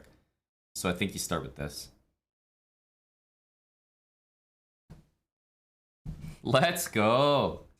Let's go. That's a big move. Flipped in time pressure. Flipped in time pressure. The last board drew. I think Aryan's gonna win. So we might have a boys' victory today. Aryan, Magnus, and Eric all winning. Is this a draw? I agree. It's a lot of pawns. The reason I'm optimistic about Eric winning, and I think there's just a delay getting the moves here. There's no way he's thinking about this. Is because I think this pawn falls. These pawns are basically the same as this. And the rook, because the king is so far away from the knight and the pawn, I feel like he should pick up some material here. A Dying Wish, thanks for the 6 months with Prime. Northrop, 9 months with Prime. Welcome, guys. Welcome. Yeah, it is OTB.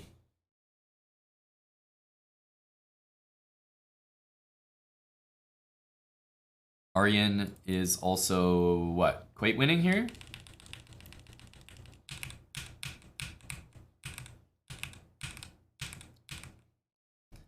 Okay, he wants to take this. You could keep pushing the pawn, but I wonder.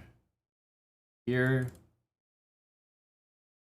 Because the queen also covers b2. Not so easy. Also, this is move 40.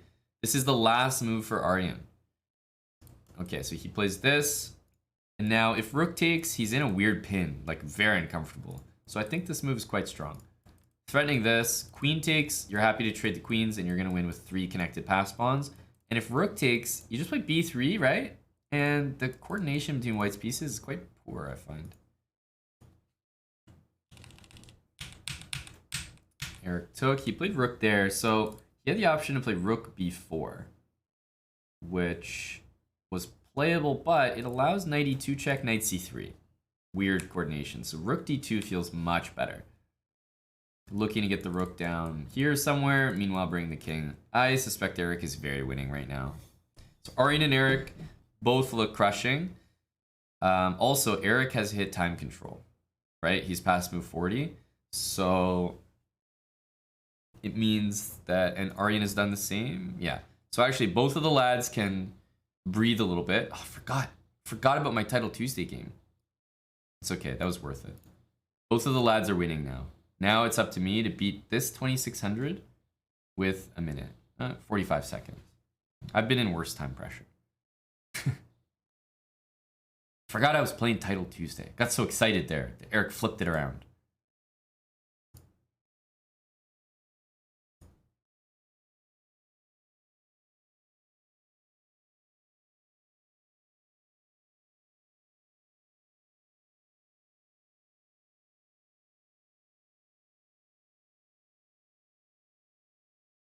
Right where we want to be, yeah. Time odds from the start. Maybe this is the strat.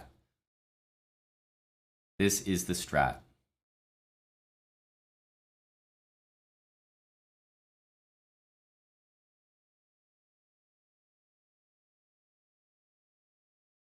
What's up with this move?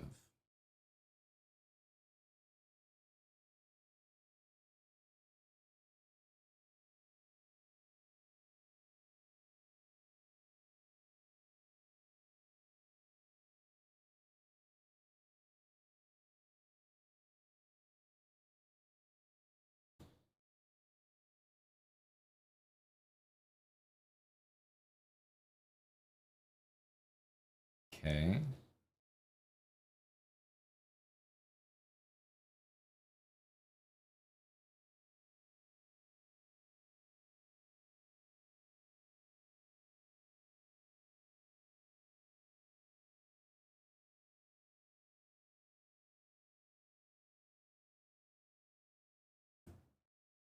Queen b7 and then b5, something like this.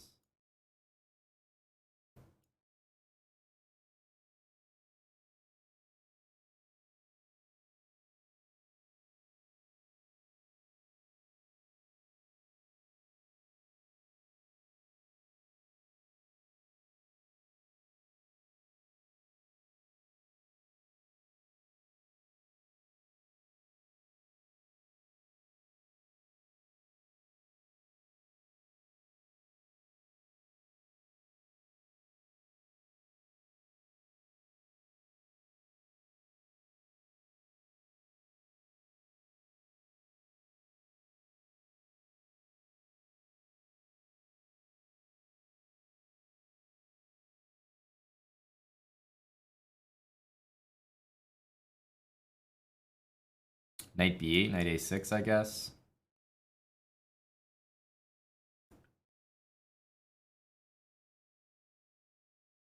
If I played knight a6, I think he could take it.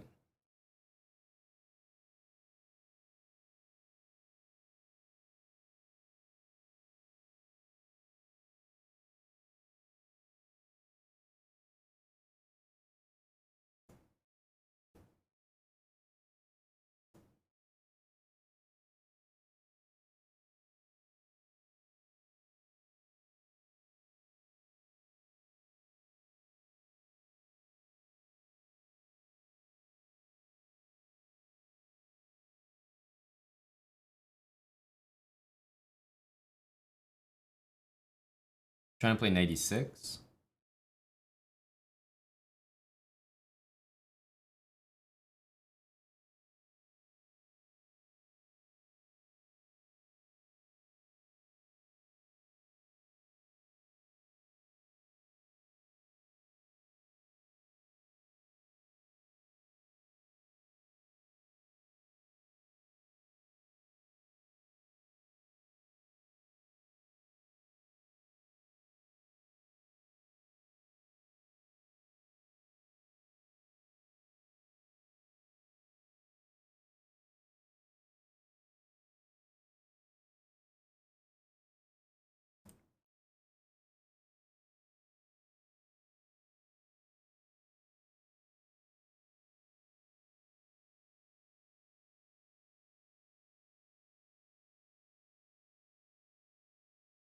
That was definitely available there. I had my rook on the king.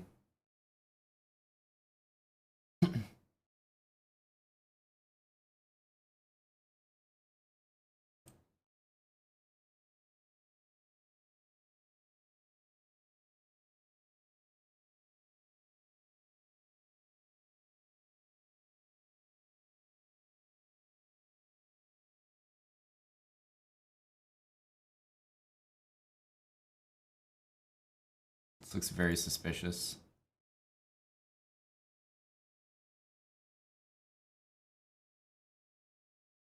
We had the takes on b5 move there.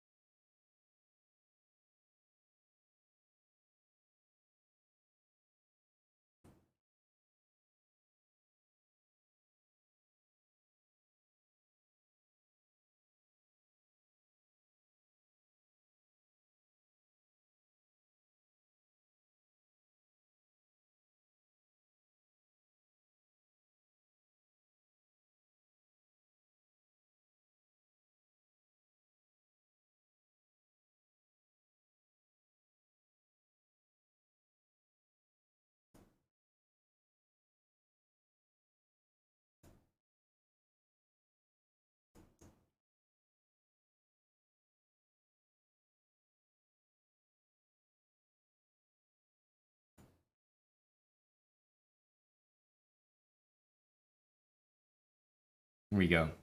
Back against the wall. We manage.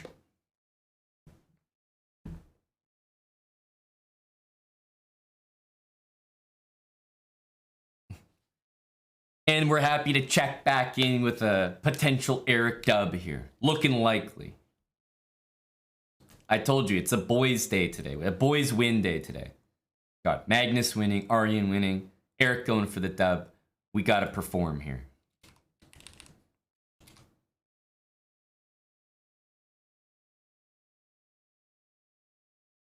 There we go. Whoa, Java Bandit. The 50 bomb. Okay. Java Bandit. We managed, eh? Down to literally 5 seconds for the whole game. Yeah, pretty much. Played an entire game with 5 seconds. Put it on the YouTube. 50 subs for the 45-second win. Thanks so much, Java Bandit. 8 months from enjoying it. What username?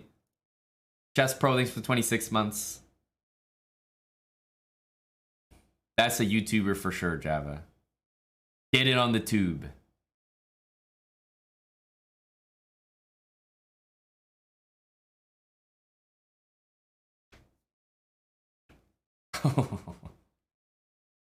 I was so disappointed that he played King E2 and we had the move. Yeah, so knight takes c5 when bishop takes c5 check was working there, but we missed it. All right. We got to keep the wins going to encourage the boys to give Eric the energy.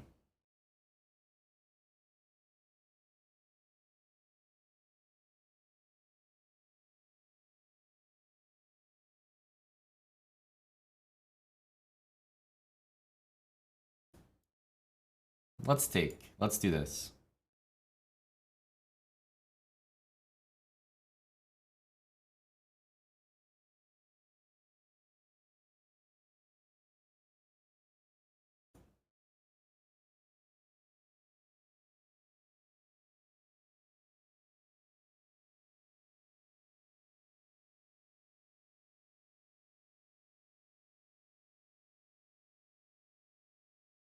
E4.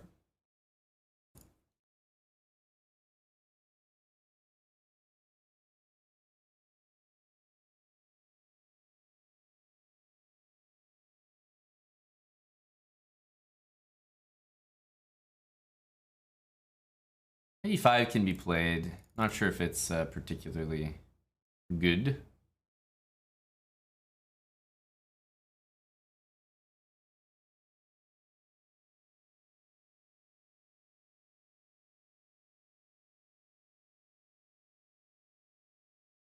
b5, then we'll take.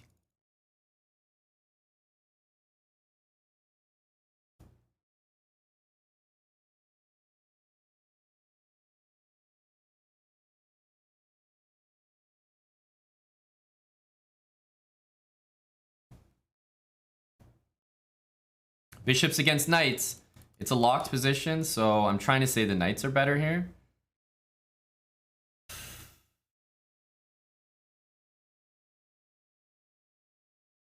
Knight g3, bishop has to go to h7.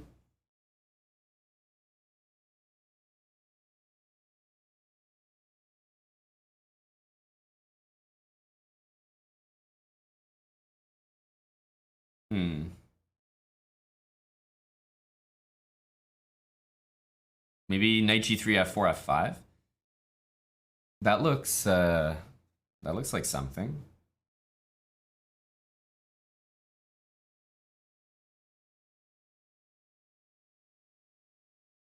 Bishop d6, f5, bishop e7. I think I'll take the bishop.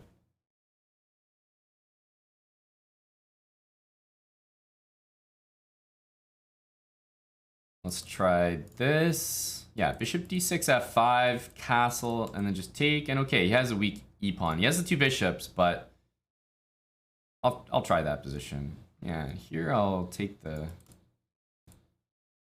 bishop.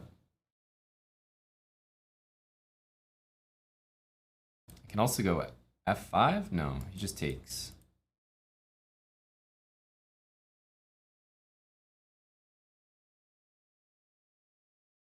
But taking this dark square bishop is very good because the pawns that are left over should be all favoring me.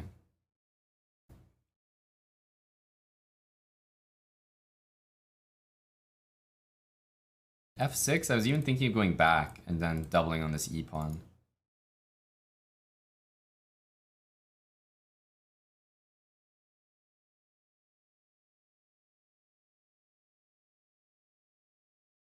Probably f takes.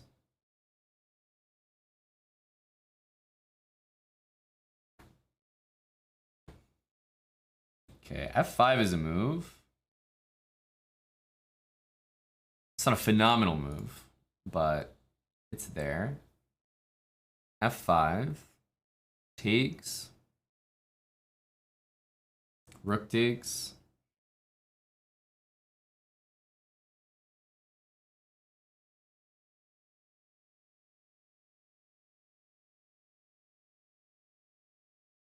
Also knight h5. Knight h5 is interesting.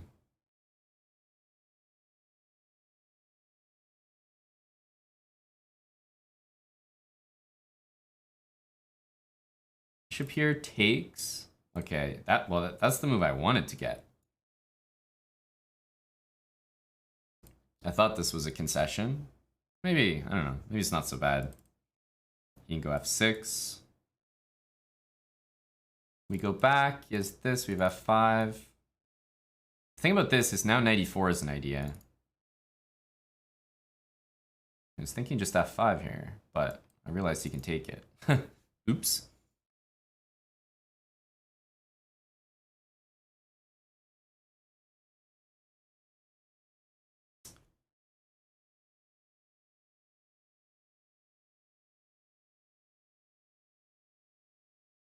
Bishop d3.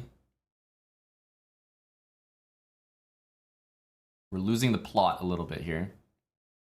You know, he's getting the pawns on the right color squares. e5 break is coming. I need h3. It's a small move.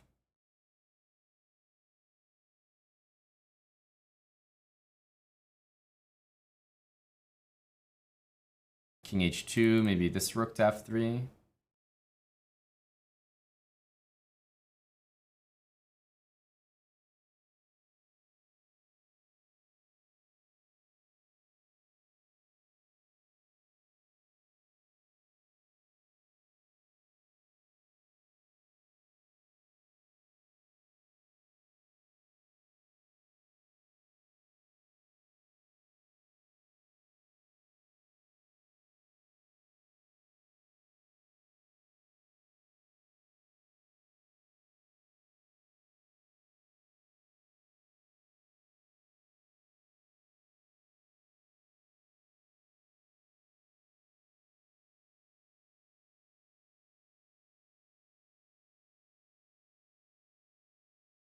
Now knight f2.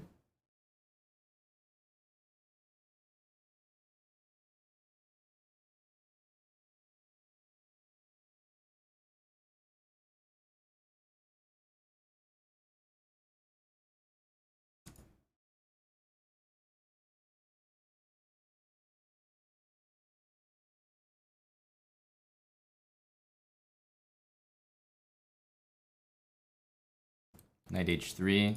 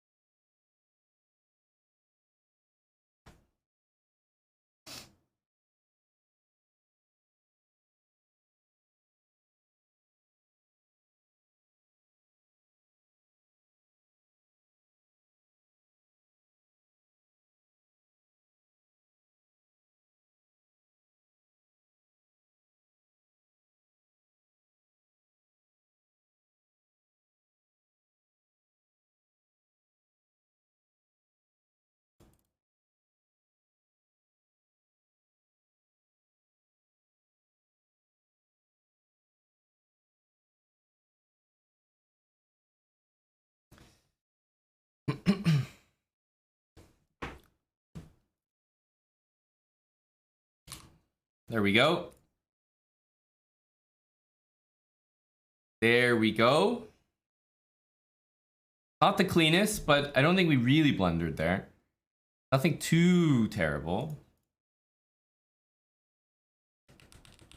Definitely let things get a little out of hand here. Like he was really improving his position pretty well. But h3 and... I think we did things right. Yeah, here knight h3 is obviously the right move, but okay, g3 is not terrible either because I have knight takes e4 check next. This was, and then sacking the rook there was so good. That was the right call. It's not easy to do.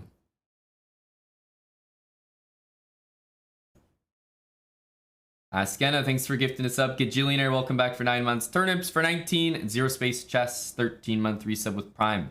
How's Eric doing? Looks very winning. King F1 or yeah, King F1, what? I say looks very winning, but requires technique very winning. Meanwhile, Aryan battling. The boys are in the trenches here.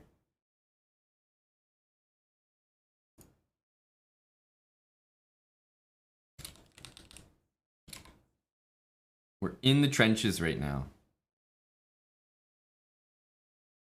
There's queen check. King here. And he wants to say that he's just running away. And meanwhile, white's getting mated.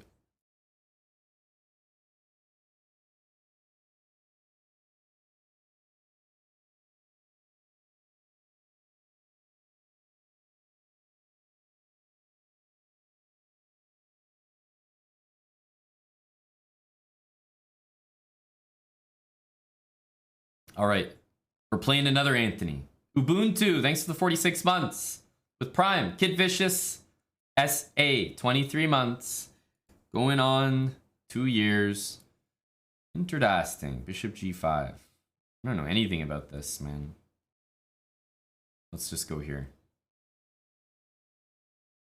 He's keeping it chill. Keeping it chill.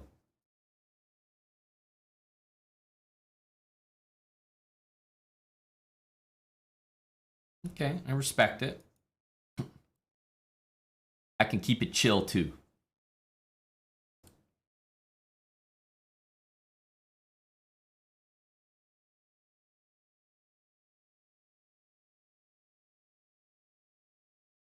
Interesting decision. So he really wants to trade this, eh?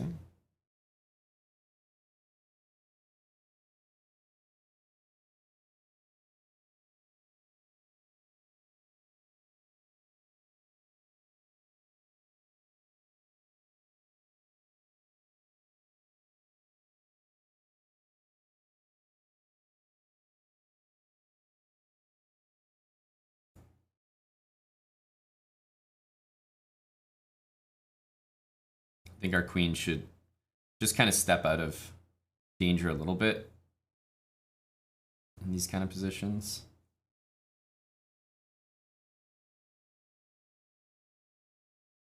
E4, maybe C5. Like C5 is the right play.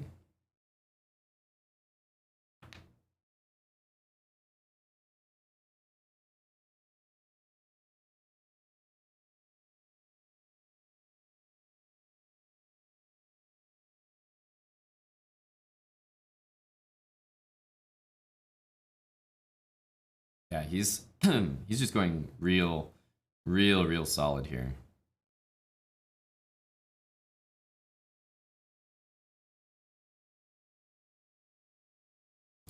Rooks probably belong on C8 and D8. D5 even as well.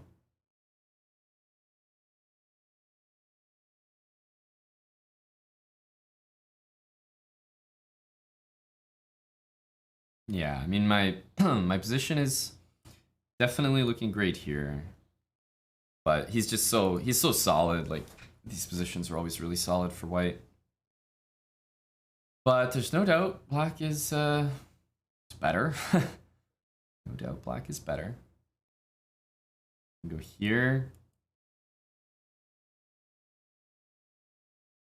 And also go F5, which is quite an attractive option, I have to say.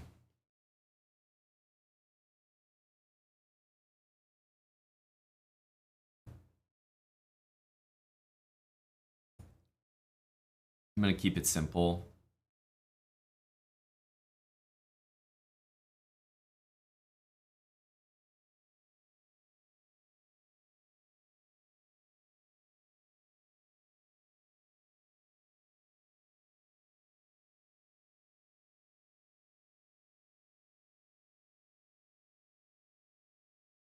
Let's go back, guard this bishop. There was a few moves that I thought could be played there. Also, rook d7. I have to be careful of bishop h3, strangely.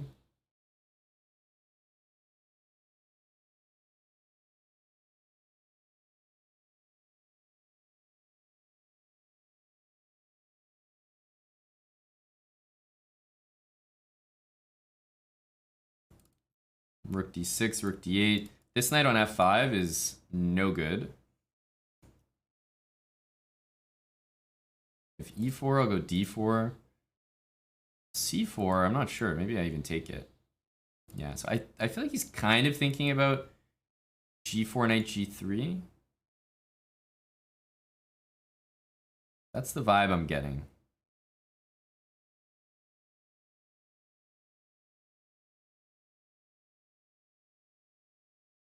Rook d6, g4. Yeah, whatever.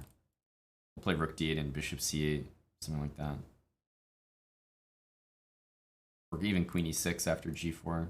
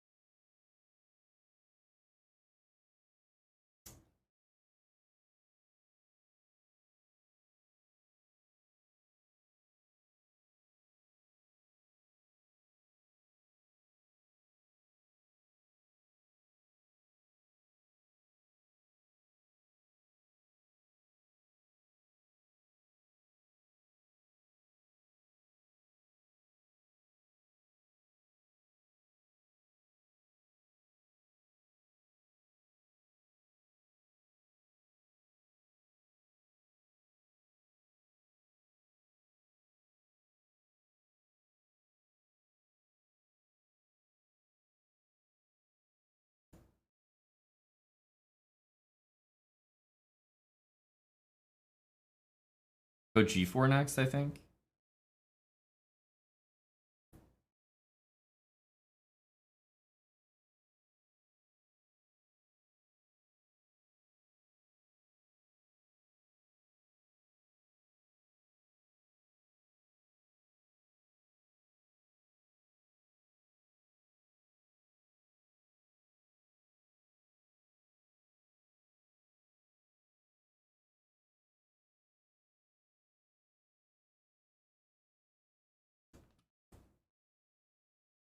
Everything's covered for the moment.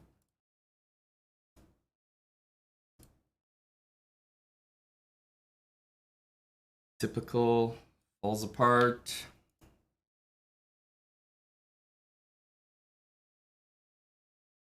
Typical falls apart. It's just, God, I hate that style. It's such a slimy style. He didn't play a single good move this game, you know? And then he just plays this like bullshit, you know? Like I should take this way, of course. I hate that style. God, he's so bad. Okay, Aryan won, and then Eric's still fighting. Eric is still in the arena.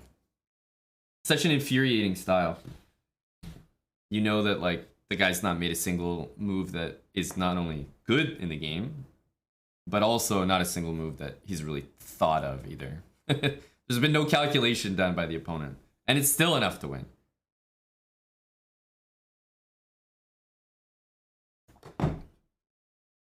Peasant chess.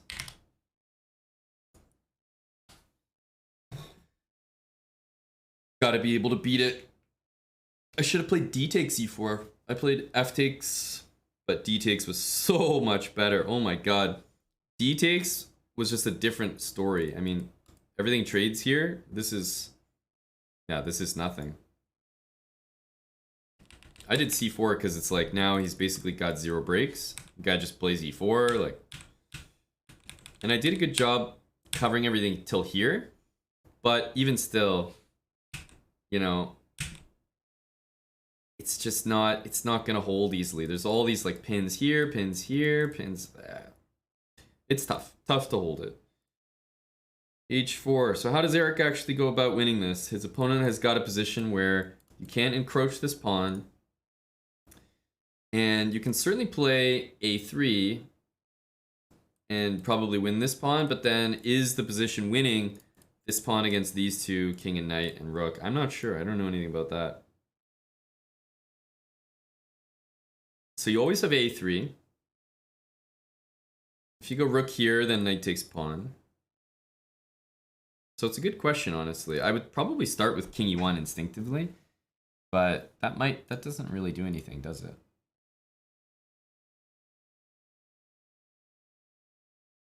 Thanks, Askena, for the gifted subs.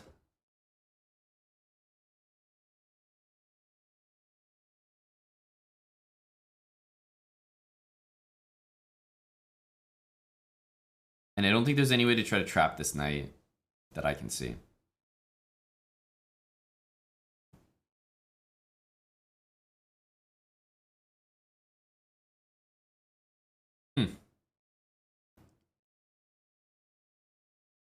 Yeah, I like king e1.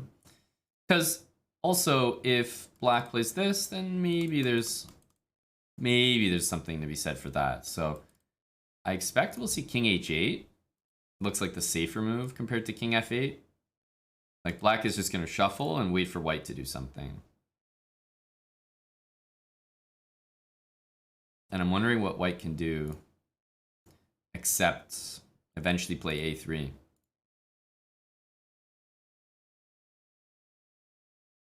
Yeah, rook b7, knight a2, take the pawn. I like it. But it's basically going to be the same. Eventually, it's going to be the same thing as like a3. So that might be the proper way to win the pawn. But essentially, I feel like we're getting into a position where it's going to be rook, knight, and these pawns and kings. That's what it looks like. I just realized that was round 8. So that's why there's a break right now, right? Yeah. Forgot about that.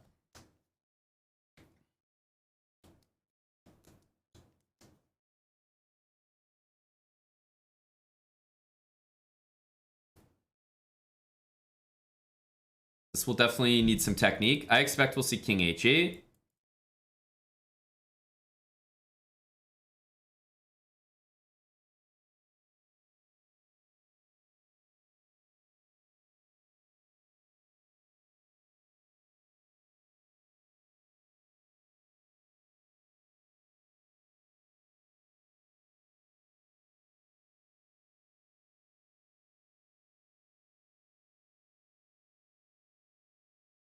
Because it is nice if you can keep the king cut off. That's ideal.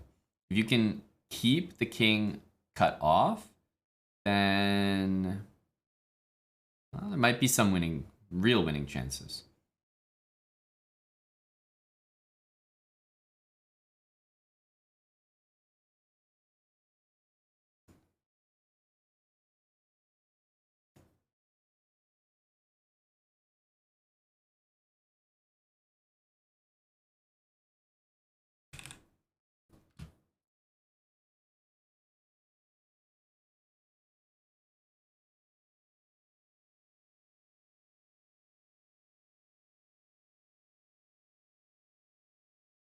Yeah, the thing is, it just doesn't force e2 Drew. I think after this, probably we'll see knight takes pawn. That's the thing. And if rook takes, then the king can come out. Also, the knight can come back. I don't know. I don't know what we'll see there.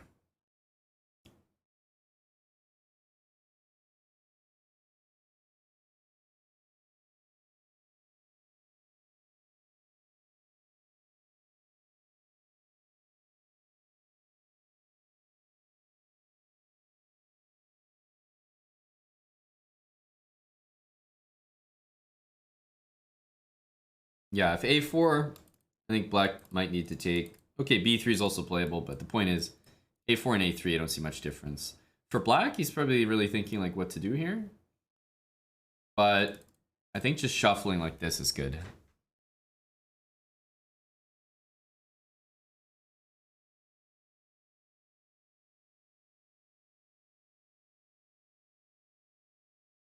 a3, b3, rook b7. I'm not seeing anything there.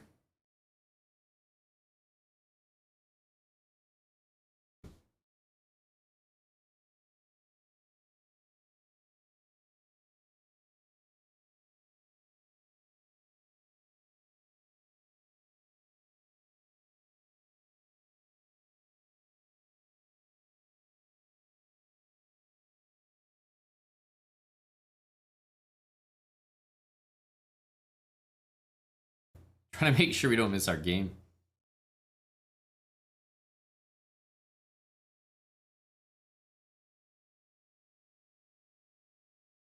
Update title? To what? What's the title missing? It has my score. It has title Tuesday. It has European Club Cup. It is round 2. Looks fine to me.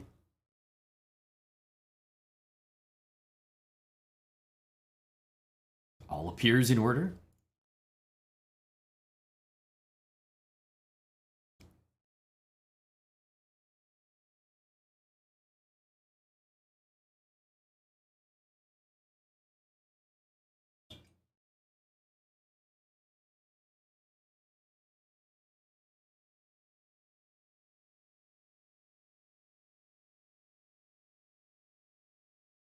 A real break. They're really breaking for the breaks here.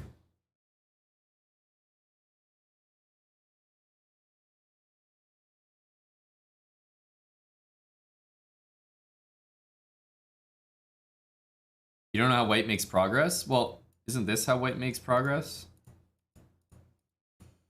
Like, there's no way you can hold this pawn, right?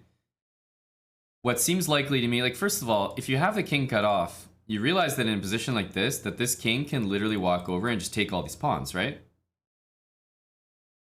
Like, there's absolutely nothing protecting these pawns. The king is cut. This seems like a very clear way to try to make progress.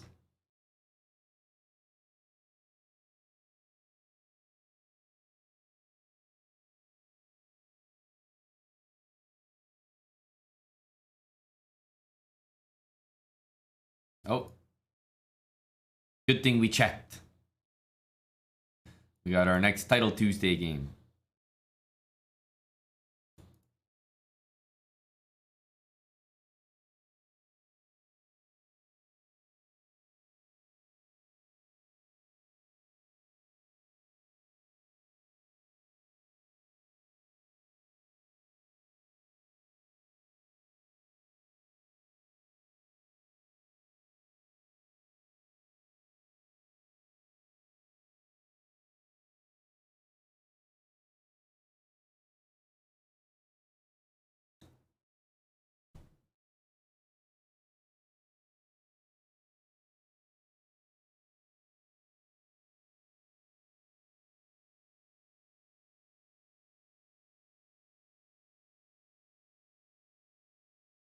Uh,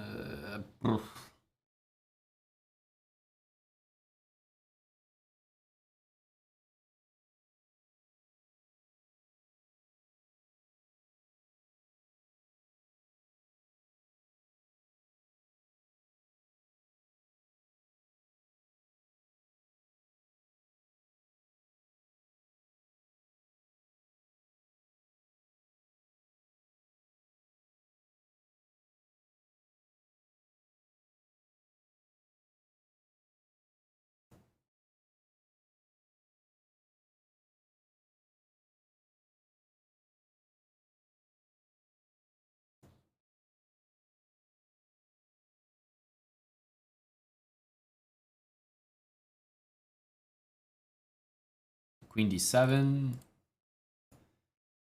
Looks like a move.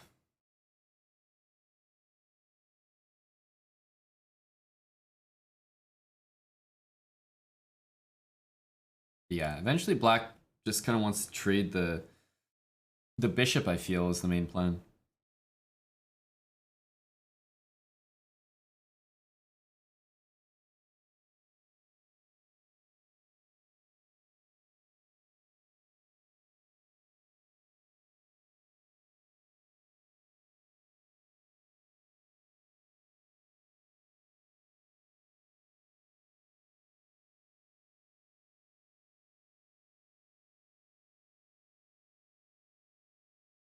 Let's keep pushing this pawn.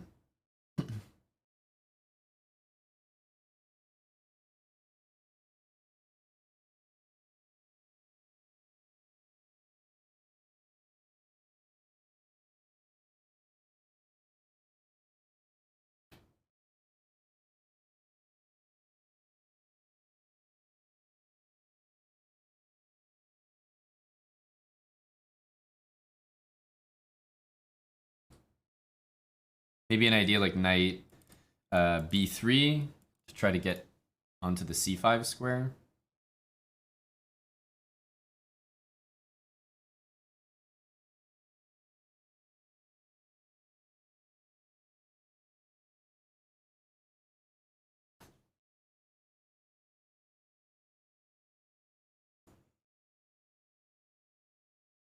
If bishop here, I think I'll take. And bishop takes. The rook seems lined up pretty nicely on the d file.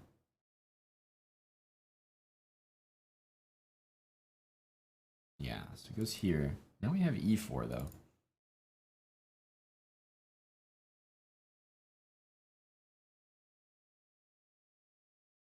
Interesting. So he's just after that pawn. I can play b4.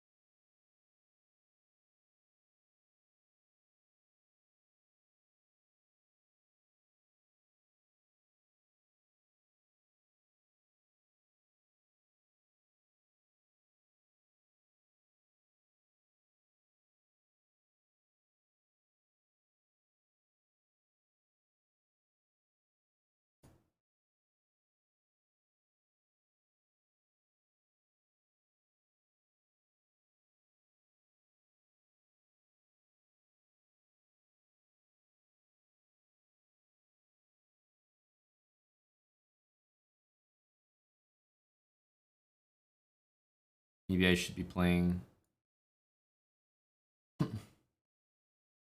h4, h5.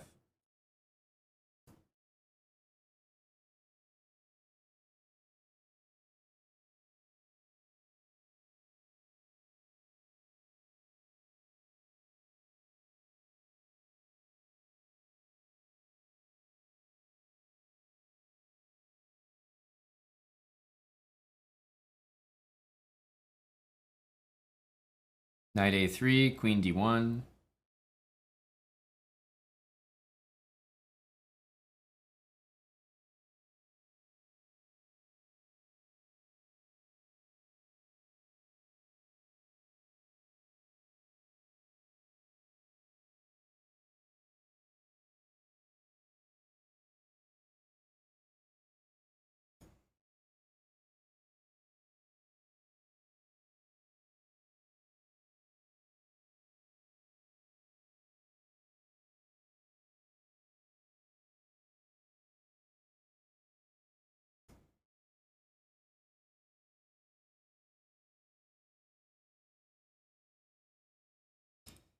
Rook here and knight takes e6.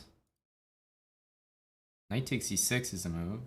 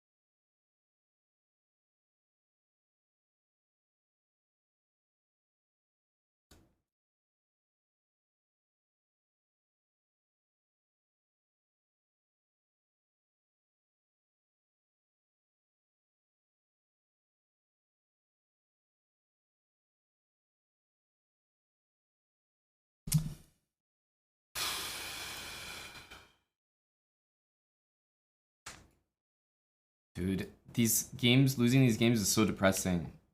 Like, what the flying hell just happened here? King just fucking sprinted. And I don't have any mates. It's like, what the hell? I don't know how to win this. The knights are just so tricky. I'd almost rather be black. Yeah, this was a bad, man, maybe it was a bad sack, but I really don't know. And now there's actually nothing, like, it's unsurprising that, and maybe we should have taken the draw, but I don't believe that we should have lost this. Oh yeah, queen takes e4. For some reason I thought I had to check here, but queen e4, and I mean, he's not playing rook b3, so I'm actually probably going to win this game, I bet. There's no way we're seeing that on the board. Like, if he moves his king, then somehow I bet we can find a way to win this. Some checks and some pins, I don't know. That's unfortunate. That was a very stressful game. Especially because I didn't believe anything that was going on here. Oh my goodness. Started my next game already. What are these games this Title Tuesday? Dude, I've had 5.5 points for way too long. We had 5.5 out of 7, and now our Title Tuesday is just going to be... This happens a lot though, but it's going to be unremarkable.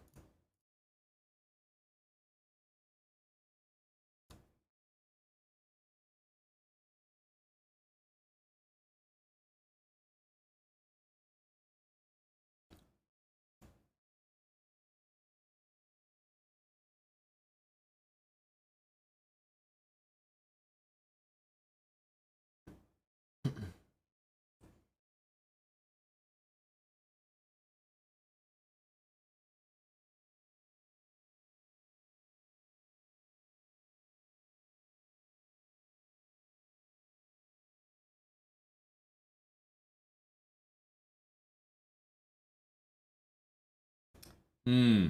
Swiftier, thanks for the 16 months. Bob is comment for 19 months. Rook B4.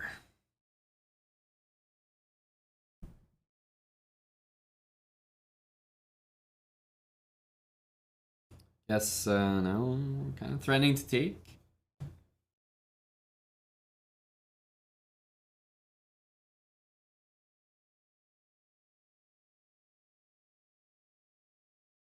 Don't like this move. I don't believe that it's very good, but kind of looks aggressive.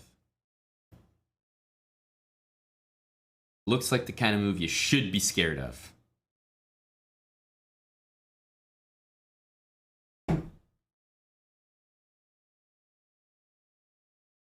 Oh, we lost the last two games. Dude, we've been playing some fun games this Title Tuesday. I feel like I'm not getting, I don't have anything to show for it. Don't have the results to show. I think you might just toss 96 in at some point real soon.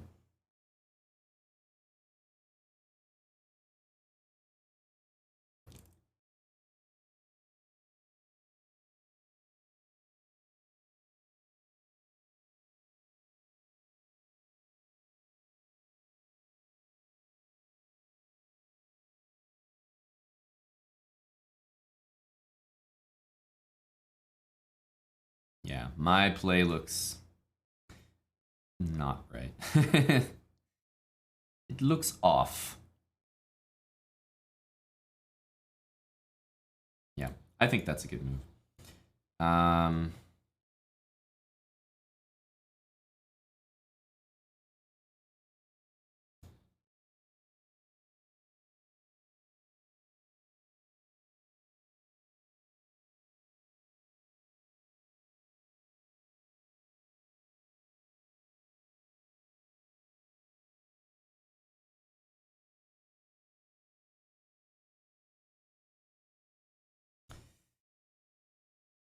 Oof.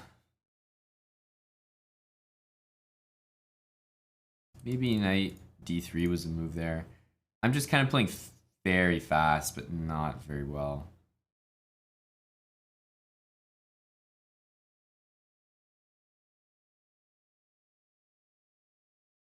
Now it's catching up, and we just don't have a good position.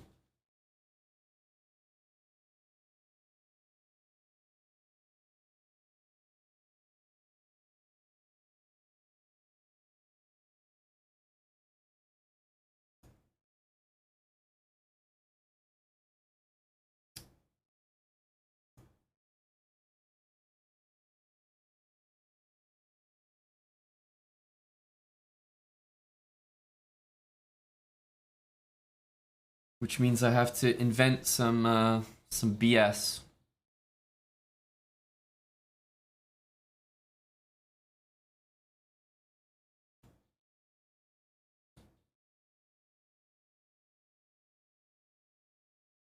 Huh?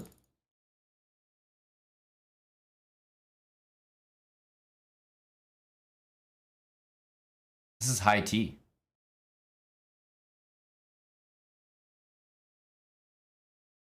This is high T stuff, dude. What?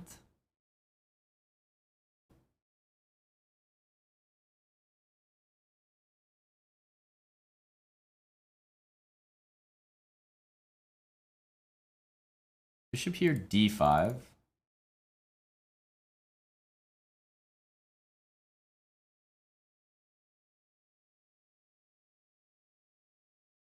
No, that's okay.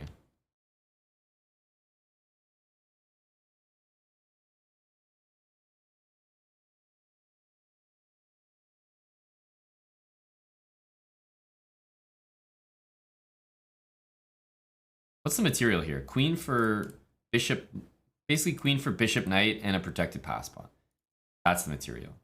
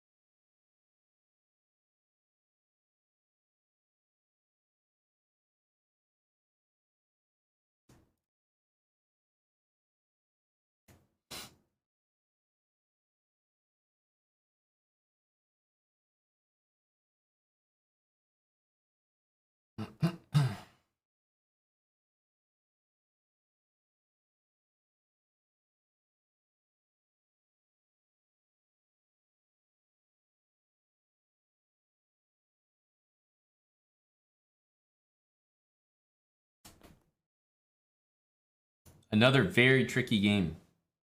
Very tricky.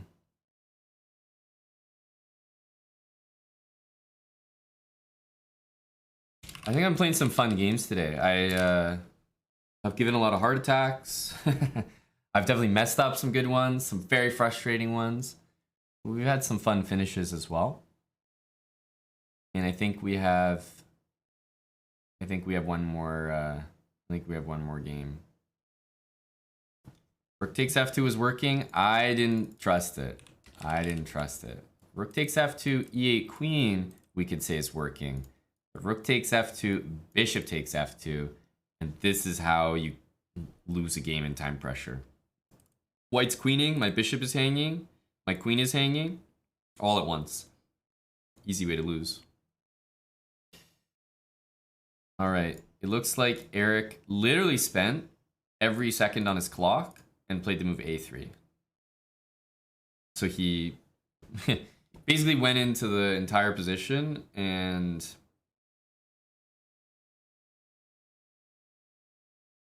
said, let's do it. a3. So takes, and you will end up winning this pawn here. Knight d5, rook d3, for example. And if black wants, he can sort of force white to have an h-pawn. I don't know if that's a good thing or not. Nope. All right. Last round. Let's see if we can finish on a high note here. Thanks for the subs, JC Digital Girl. Really appreciate it.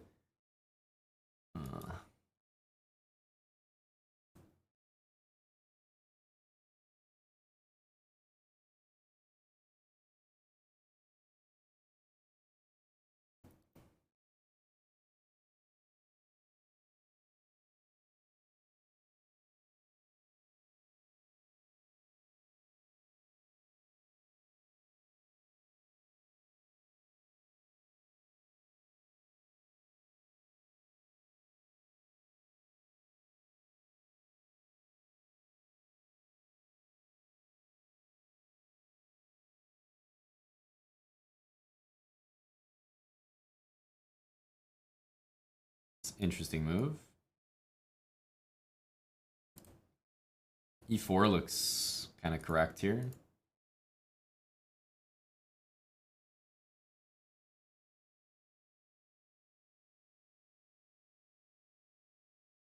We were 5.5 out of 7. Unfortunately, tanked to 5.5 out of 9.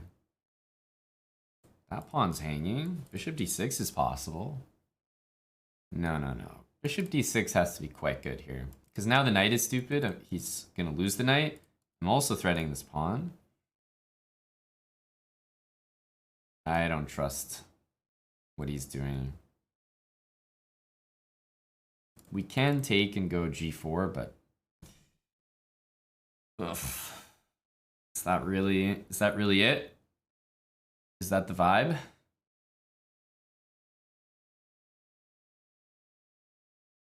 It doesn't look that bad, honestly.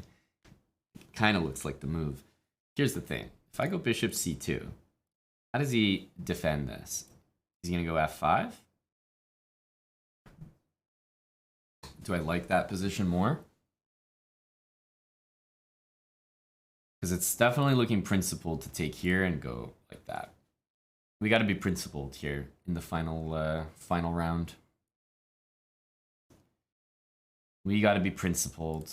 We can drop our bishop back if necessary. This pawn's also hanging. All I know is that the engine must agree with me. Bishop c2 f5, and I feel like basically the reason I didn't do that is I feel like I let my opponent off the hook. And the way that he's playing looks incorrect.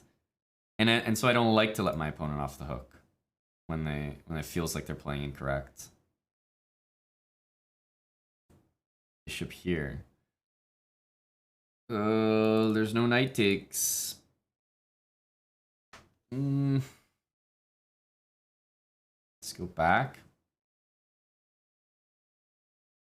Yeah, you can take, but there's also this pawn hanging. So yeah, I think this is the right move. Just go back.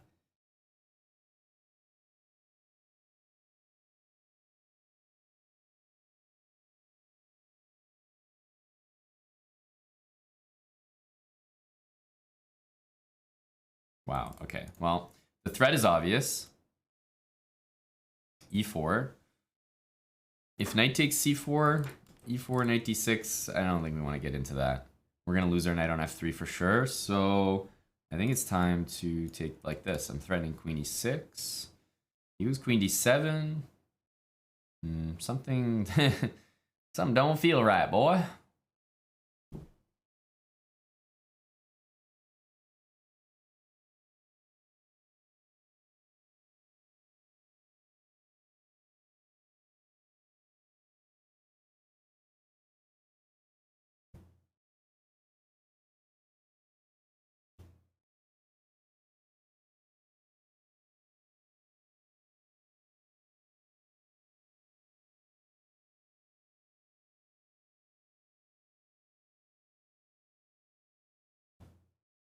Castles. I have knight f7.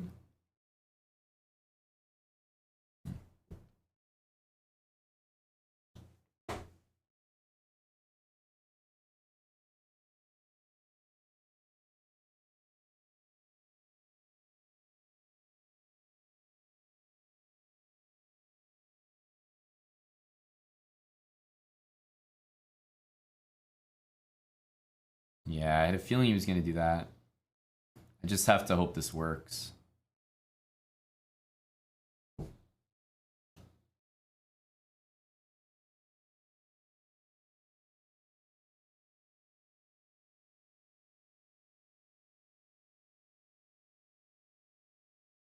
Wow.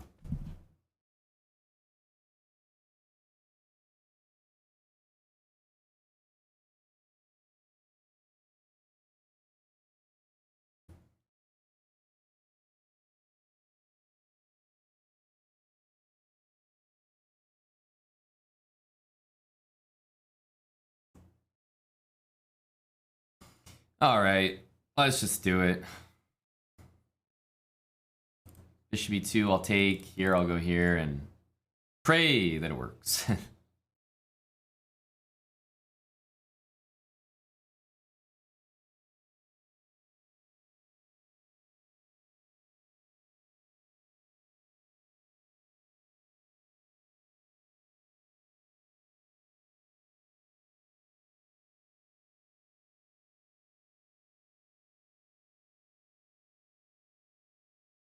I don't have a rook here, so I definitely think he made the right call.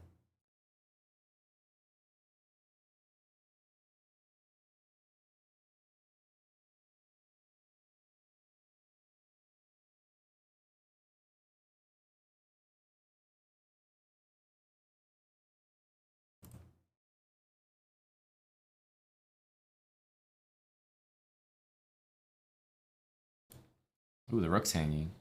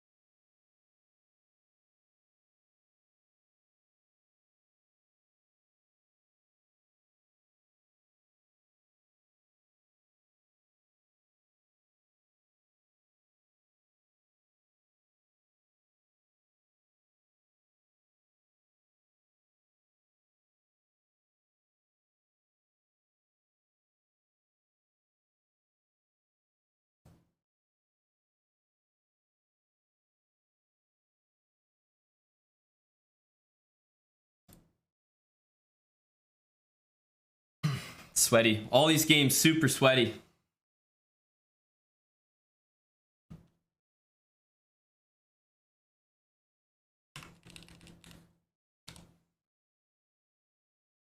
All of these games.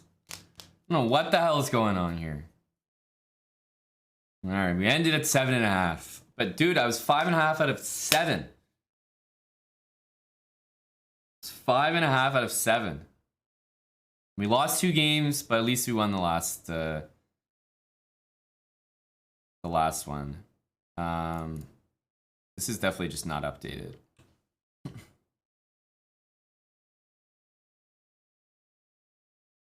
Oh. It's just not updating. Anyway, yeah, we lost 2 in a row, and then we won the last couple. So 7.5 out of 11. We'll see where that places us. Also, in Eric's game,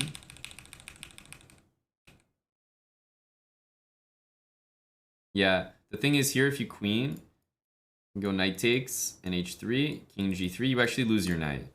And it gets trapped there. What's the status of this endgame? I actually have no idea. My instinct is that it's winning. My instinct is that it's winning.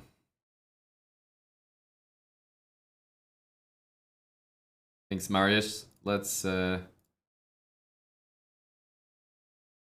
wait and see. Oh, here we go.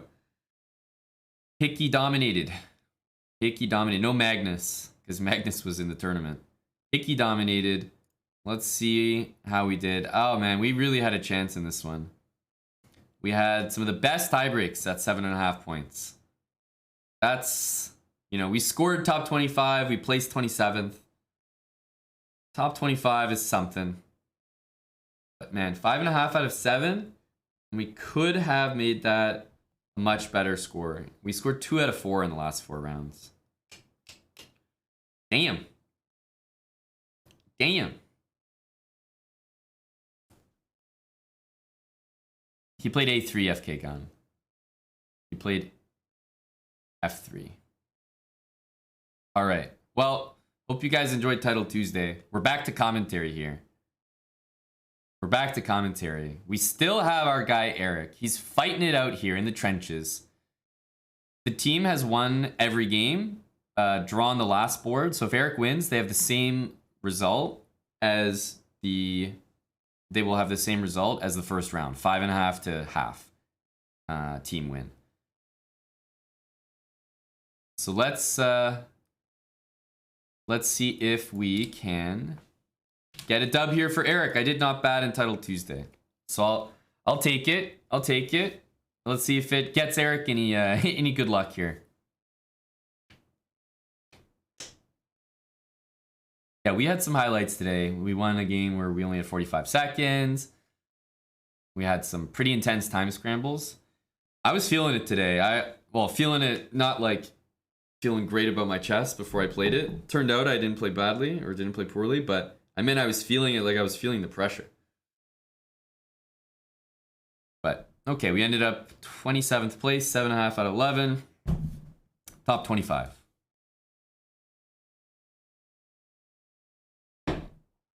Can I show the evaluation? No, first of all, but also the evaluation is not going to help you too much here. Like, it's rook against knight. There's, you know, very few pieces on the board, so this is more about technique. And if it's a draw, then there's nothing to do. But I believe that it's probably a win.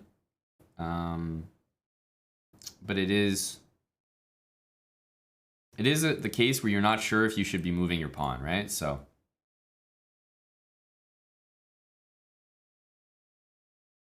thank you to Bucko Bonsai. Eek and buy is a good way to put it. We got 7.5, Bucko. I swear we should have done more today. I was playing some good chess. Probably my most annoying loss was the one against Anthony Wierig, the GM, who I said it looked like he didn't play a single, like, you know, move that he thought about the entire game. He was basically blitzing me. His moves weren't good, but they were fast, and he just kind of chucked random stuff at me, and I flagged. Thank you so much. $100 from Bucko Bonsai. huge supporter of the channel, but also the biggest Title Tuesday fan in the chat. Pretty much doesn't miss a Tuesday. Thanks so much, Bucko. I'll be playing the late one as well, Mr. Bonsai. After we get a win from Eric, though. Let's get a dub from Eric here. King e4? Yeah, king e4. Absolutely. And if knight h4...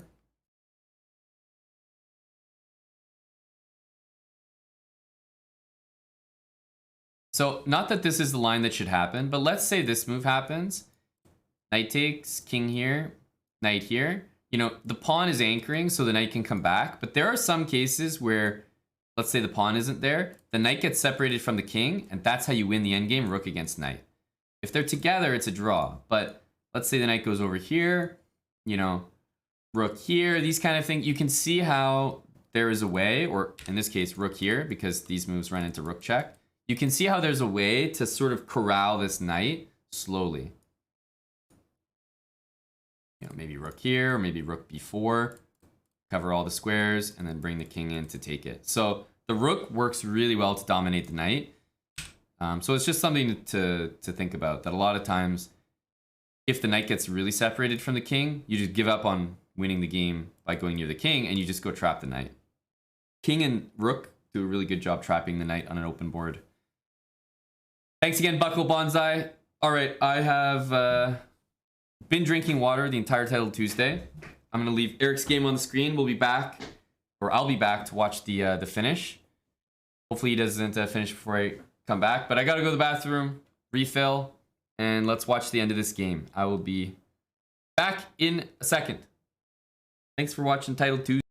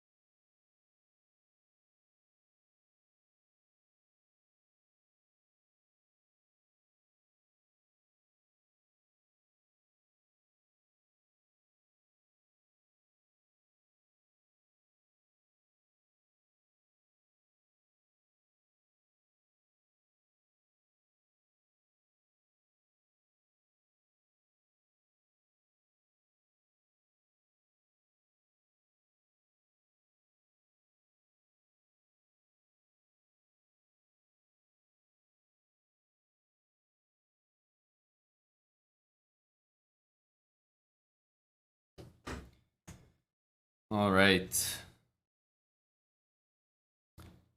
And wait, what?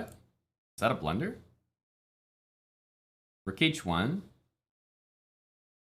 Huh? Rook h1? King g5? And then he just missed rook g1? He probably only saw king f3, knight h4? He's trolling, no?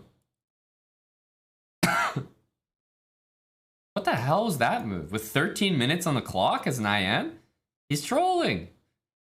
What the hell is that? King g5, you can resign. I just don't know how you do that with 12 minutes on the clock. I might blunder this randomly with, like, you know, I'm playing on increment, but what the hell is this? Let's go, Eric.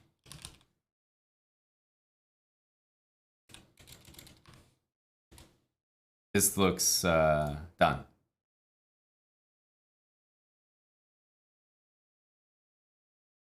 All right, guys, I'm gonna bring it up. Just because it has the cam.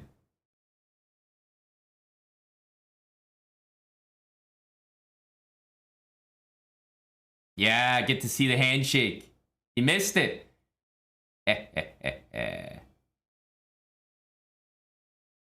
There we go. That's the chief.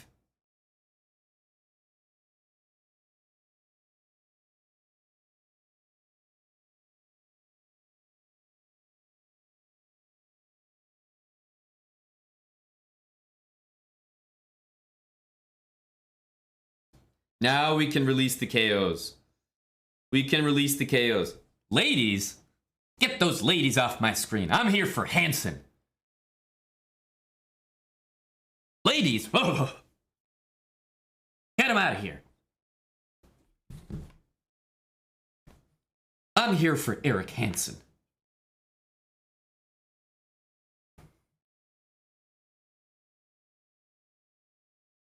There we go. That is a big KO, guys. Came at the expense of just a massive blunder by Black. I believe what he thought he had was king here. And this is normally how you trap the knight. But knight h4. I don't think he hallucinated h4 because then the knight is just trapped. But I think he thought he could go here. That was sweet.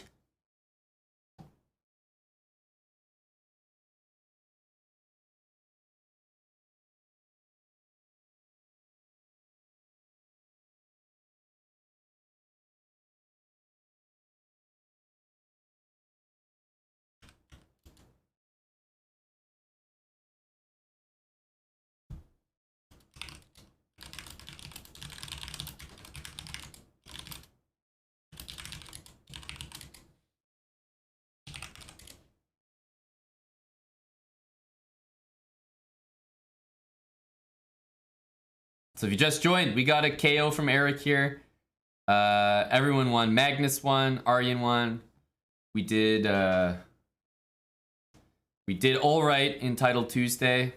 Dubs all around. And I know this doesn't mean much to anybody, but I just love to see the Benoni and the Benko get crushed. Those two openings. The Benko, like, that's the wake-up call for FMs around the world. You ain't getting higher than that playing FM, boy. That's for sure.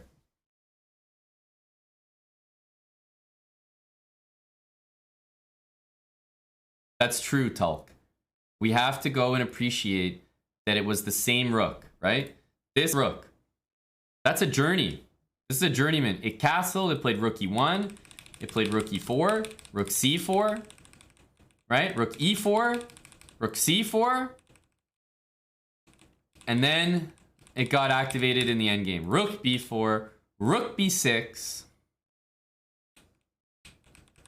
and then it was instrumental in the tactic, and then it made all the rest of the moves for the rest of the game, basically.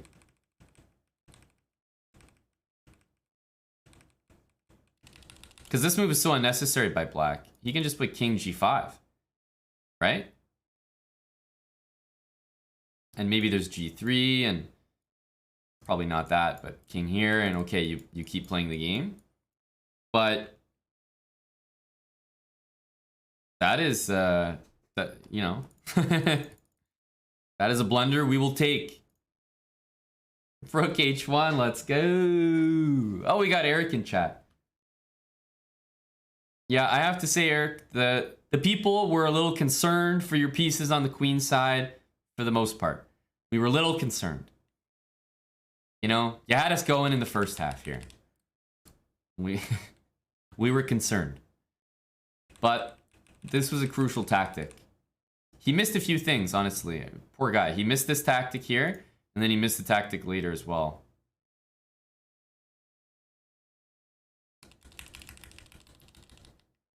This is a very impressive game to win because it looked like black played a very simple and good game all the way till the late middle game.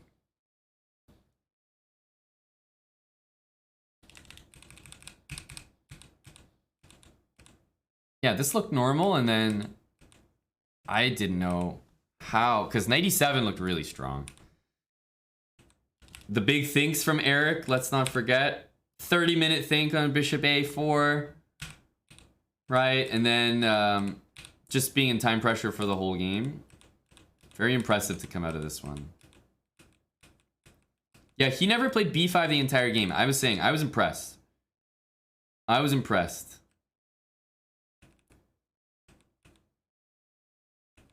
He missed some stuff here. Rook b6 is a great move, and then blunder.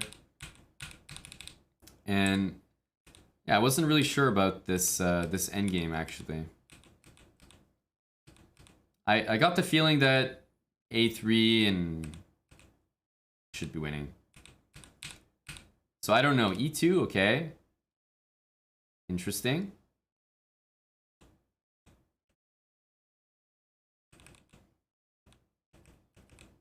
This for sure is winning. Engine seems to think that there's some way to just chill, but I think it's involving getting the knight here. Interesting. I always had a very optimistic outlook on this endgame. That's right, a dub is a dub around here. Ask Anna. Whoa. Ask Anna if you've ever asked yourself what your ex-wife does with the money she robbed you of. Well, you have an answer now. Donating it to the boys. Ask Anna. That's a huge 50 gifted sub bomb. No way. For the chief. Let's get another KO.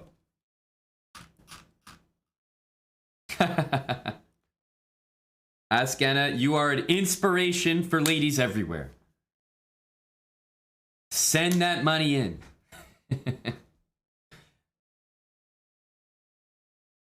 Go, Ask Anna. Go, ladies. No, thanks so much, Ask Anna. Not just today, but such a big supporter for a while.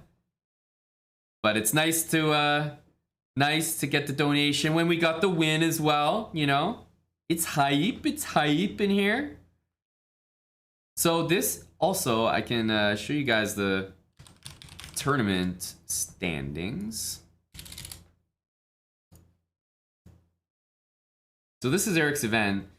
He won the first game, very happy. I will say one thing, when you're playing with a team and you're the, let's say, the outsider, or maybe you're new to the team, you just haven't played with them, haven't played a game for them. You know, the first game you play with the team, I think kind of sets the tone. So I'm really happy for Eric that he won the first game that he played with them. I think it's like, you know, you want to make a good first impression. So I am particularly happy about that as well. So this is the squad.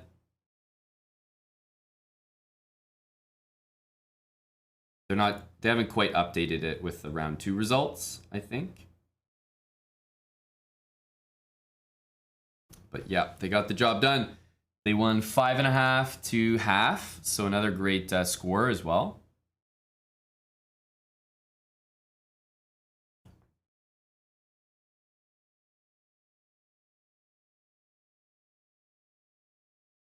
That's right, time to hit the showers with the boys, Goblin. OG Yaya, big 11-month resub at tier 3. OG Yaya, welcome back. Trevor G, 1983. Trevor's still here. Trevor, were you here the whole time? Did you enjoy that game? Eric ended up getting it done. With a nice little trick at the end.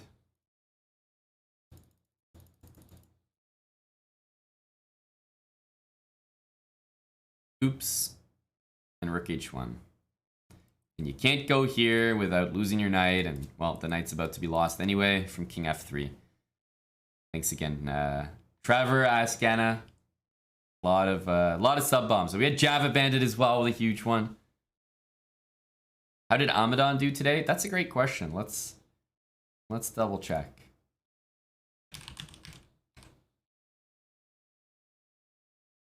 Did he not play? What is this?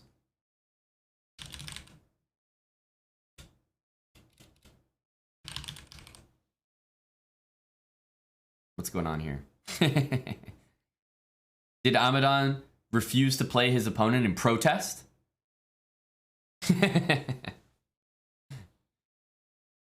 Did he storm out?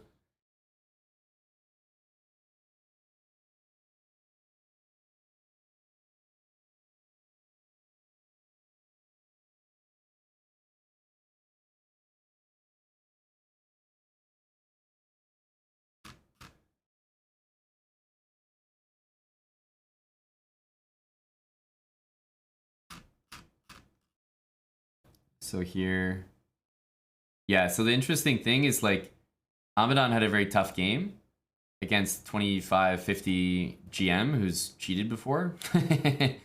But then the rest of the team, you know, is like 2000, 2021. So they have an AIM, an Arena International Master. Yikes. That's a howitzer of a title right there. I'd be scared to face that one. AIM.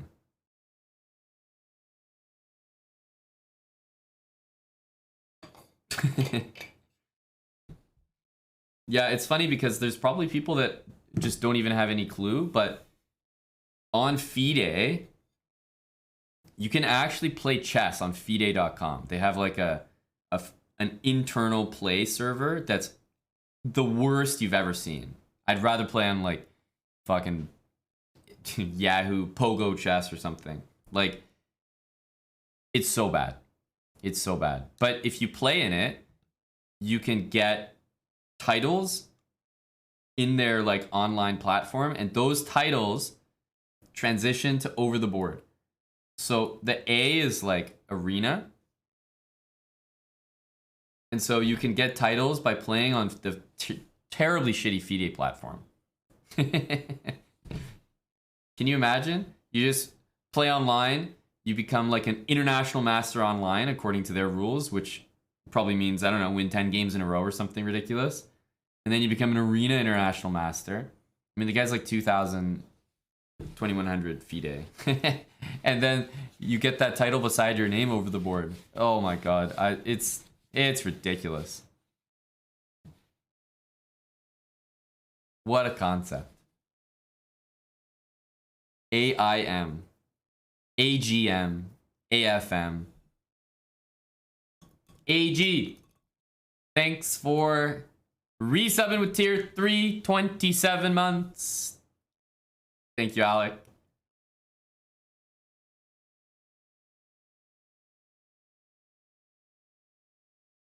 Yeah, you can literally be an ACM. ACM is the lowest FIDE title ever, right? Arena Candidate Master. Like a Candidate Master, you'll often find them around like 2,000 FIDE. An Arena Candidate Master literally they're like 1,500s. So you can actually get a FIDE title that way. So if your life goal is to get a FIDE title, there you go. Go play in the goddamn FIDE online arena. It's so bad.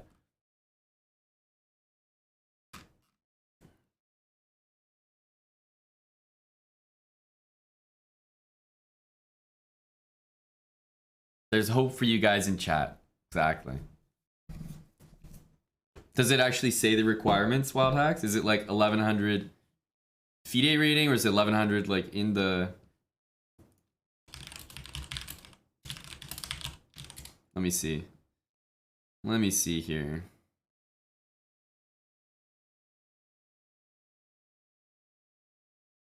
Let me read an article about this.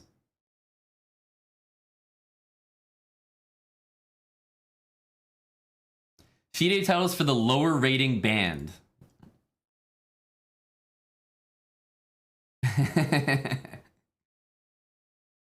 Arena Grandmaster, Arena International Master, Arena FIDE Master, and Arena Candidate Master. Requirements. A player is eligible for a title by maintaining rating equal blah blah blah. An achievement can be in any of the 3 categories.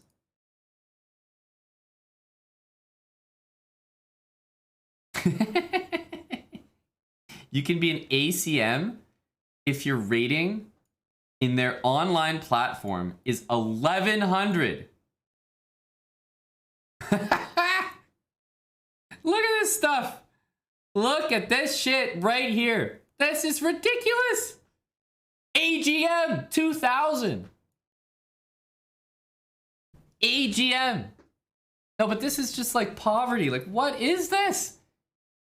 I never read the actual requirements before. I just saw people getting them and I knew it was like just disgusting behavior. Everyone can get a title. No, literally everyone in chat could be an ACM right now. There's no shot you're not. But don't forget, guys, you have to pay €5. And everyone gets to know that you paid for that. That you actually went in your bank account and took out €5. You had to take out €5 and hand it over to FIDE and say, I want that title that you're going to give me, and I'm willing to pay for it.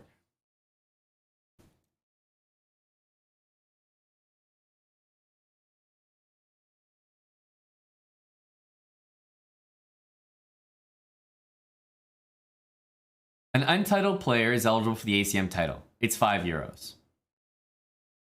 Eligible for the AIM title, €30. An ACM is available for the AFM title. Fee is €10. Ah, oh, that's very helpful. It's good to know. Wow.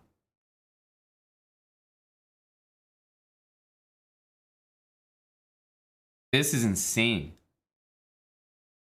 This is insane. There are actually people who play in the FIDE online arena. There's probably like 7 people just circle jerking, playing each other here.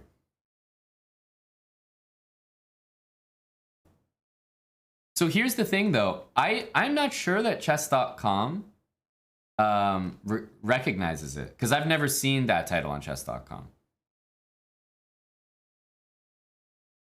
Yeah, I don't think they do.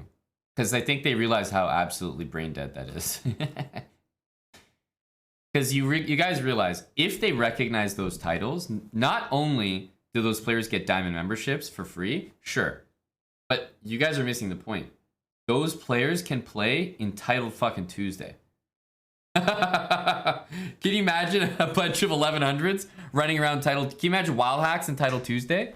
The rodents just fucking like... It'd be a shit show. Valentinian in Title Tuesday.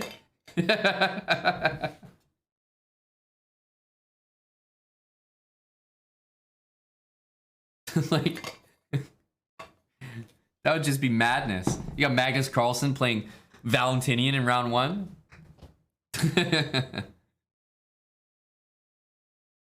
ACM Valentinian.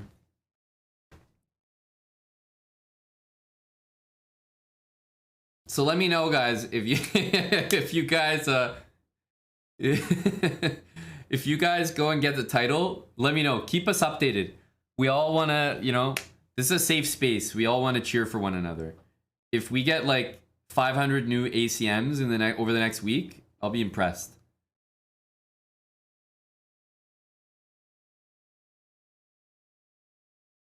So how many games does it say? It's just this chart. So that's it. So you literally just have to maintain equal to higher for 50 games. Or in Bullet 150 games. Oh my god, just go play Bullet? This is like a free title. Well, actually, it's not free. It's €5. 50 games is Rapid. Rapid is pretty depressing. Also,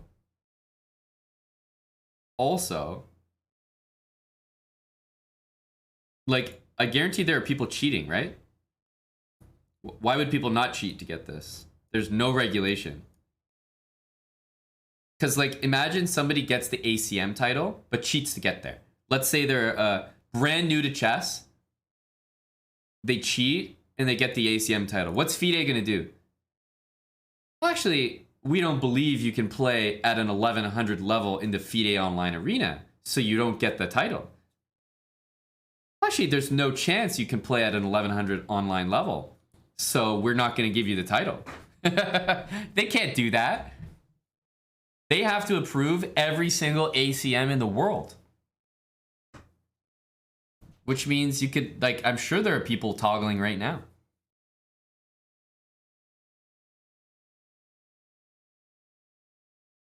Like, there's no way they could verify cheating at an 1100 FIDE arena level.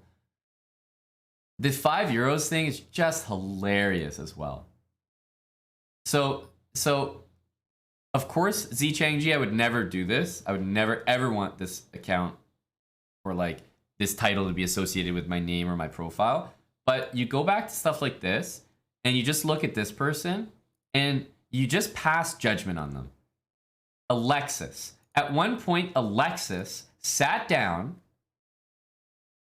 and played 150 bullet games or 100 blitz games or 50 rapid games to maintain a 1700 FIDE arena level. And then when he was done, he reached into his wallet, he pulled out €30 and he paid to have AIM written beside his name for the rest of his life. Just an absolutely wild occurrence. I can't believe that actually exists.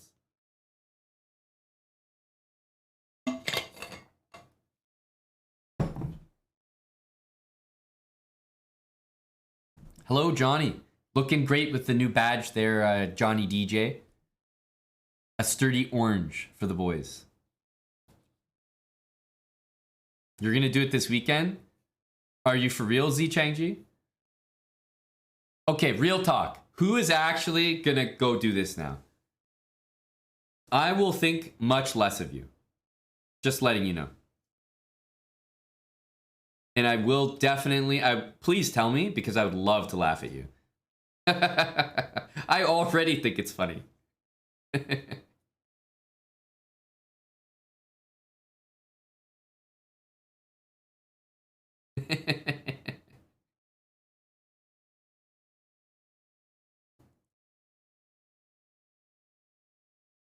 This is true, Bra says. This is content. This is content. Mattis, Mattis, I'll give you the offer of a lifetime. Mattis, if you agree to stream your games in the FIDE arena, I will cover your ACM fees. I will personally cover your title fees. It's on the house, Mattis.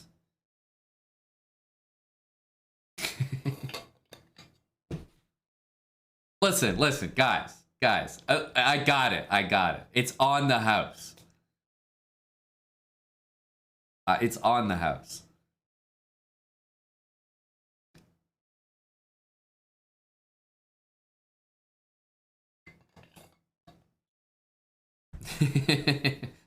We need a Title Tuesday arena, but only these titles. It'll basically be the same thing as like a round robin event. Because there's probably only 10 people in the world that lack the, they're shameless enough to actually pay for these titles.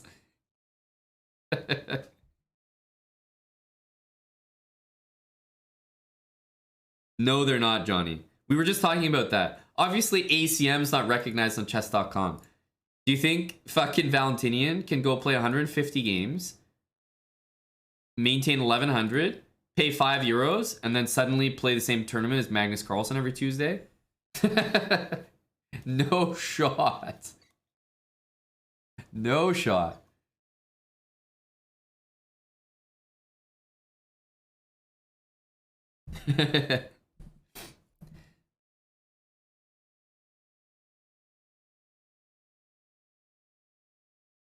Yes, you do, ZChangji. That's how FIDE makes a lot of money, right?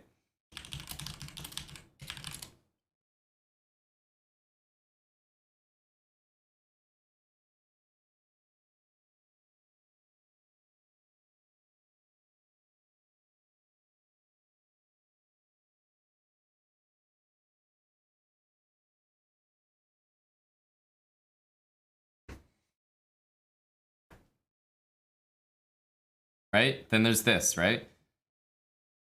Zi Changji. So woman grandmaster basically means like whether it's regular grandmaster title or woman grandmaster title, it costs 330 euros. So after you do the hard work of becoming a GM, you get invoiced 330 euros.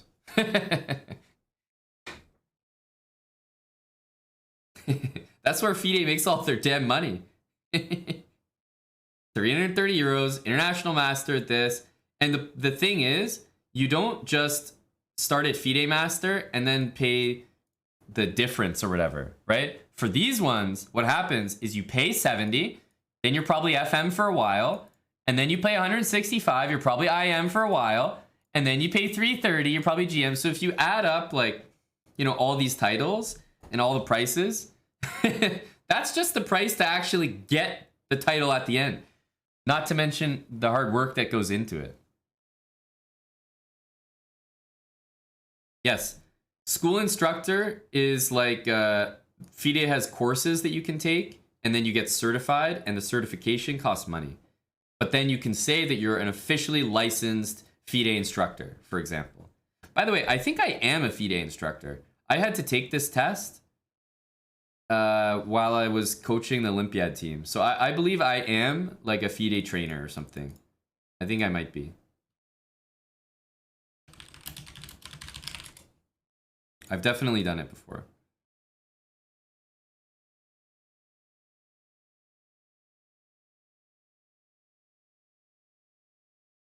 FIDE instructor. Yeah, it's on my FIDE profile. I'm a FIDE instructor. I am a FIDE instructor.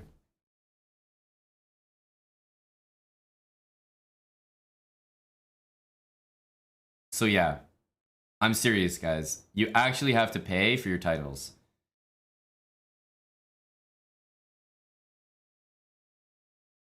€330. Now the thing is, a lot of federations will pay for it, right? So for example, when I became a FIDE instructor, the point was I was the coach of the Canadian Olympic team. So obviously the Canadian Federation paid the €100 to FIDE. I didn't fucking pay it. I was like, I don't care.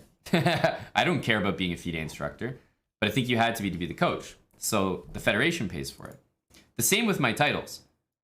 When I became an international master, when I became a grandmaster, it was the Canadian Federation that paid for the title. Because in most cases, it's very good for a country if you have another grandmaster in your country. So for 330 euros, of course the federation should cover most of these fees. Because if you if you get up to the grandmaster title, like that's definitely worth 330 euros to a country. That's for sure.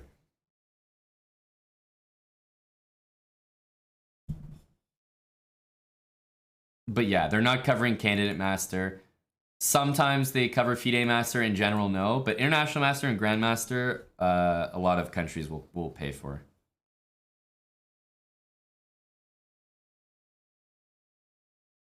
FIDE instructor and trainer, these are certifications. So FIDE just has these like written tests and exams and seminars that you have to attend. And then you get certified at the end if you score a certain, like if you score well. So I don't think these have anything to do with your rating. But if you're not very high rated, I think it'll be very difficult to get these certifications because you do have to have some chess understanding to answer some of the questions they have.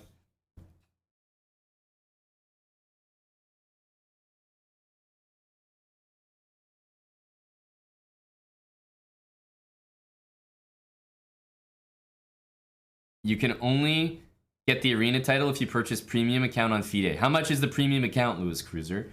You see, FIDE is running a scam right now. FIDE is running a scam. A very impressive scam. And look at this, guys. As if this wasn't enough. Check this out.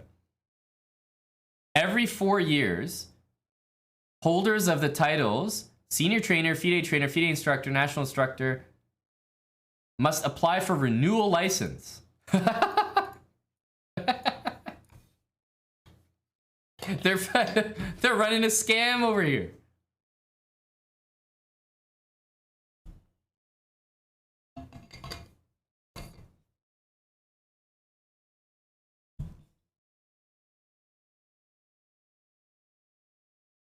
Yeah, yeah, yeah. I didn't, trust me, I didn't apply for a renewal. Believe me. The license fees, the arbiters. I mean, this is... You have to pay a maintenance fee to even just be an arbiter. Oh, this is impressive stuff. It is an impressive scam. Registration fees will be charged to national federations. Where international chess competitions are held, registration fee is calculated as follows.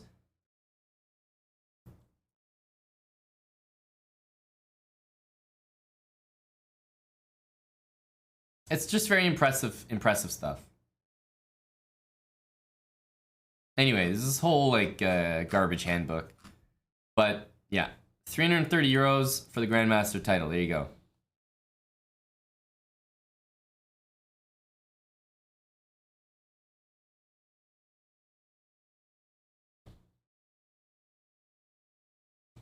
Maybe Smarter World. Yep. That's a fair question. Like, I'm sure that's the case. In a country where you never have any GMs and never have any IMs, would the Federation pay for somebody's CM title? Probably. Yeah. I don't see why not. But Quadro, thanks for 26 months, tier 3. Welcome back, bud. Anyway, this is some funny stuff. So you have to pay $25 a year for the FIDE Arena Premium subscription. Otherwise, you can't play. And then you have to pay €5 for the title, and you have to play the games. So that's the barrier between you guys right now and an official FIDE title.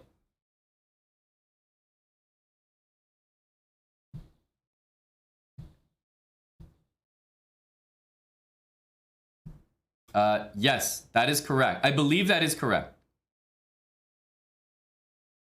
So the women are getting scammed, right? But let's say I think it's in a good way because I can't take these women FIDE Master, women. I'd rather see just Grandmaster, International Master, FIDE Master. That's a whole other story. But from what it looks like here, the women are getting scammed, right? They can go Women Candidate Master, Women FIDE Master, Women International Master, Woman Grandmaster, and pay all this. And then they could get International Master and then Grandmaster. They could pay like 1,000 euros, more than that, like 1,200 euros or something. They have to pay the Grandmaster title twice.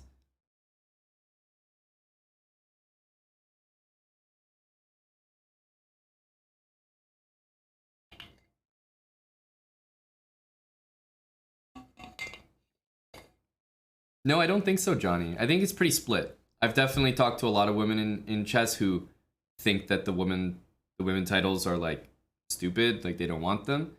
And a lot of others who think they're great and they promote the game and encourage more women to join. So, I don't know. I've heard both sides.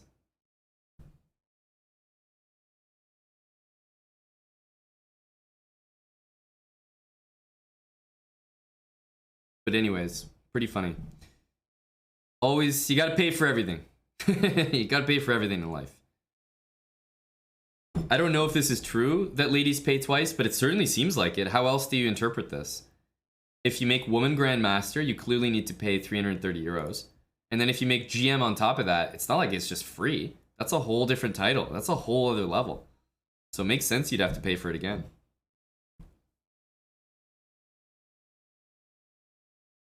Which is like, it is an impressive scam.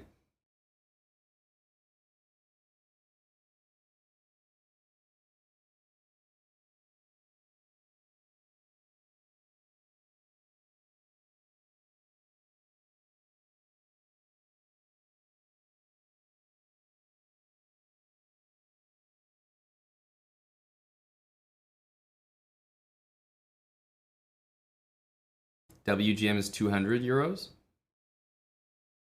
Well, maybe it changed. I don't know. But where are you getting this 200 from? Doesn't it say Woman Grandmaster here? Because also, remember, this is, I'm looking at old stuff here. December 2020.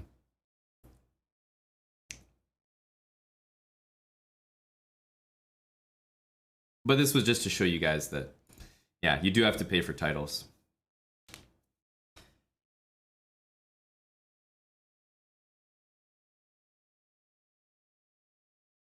Yeah, 2020, they just had Woman Grandmaster and Grandmaster the same. Now, you know, there's more pressure to have a different price.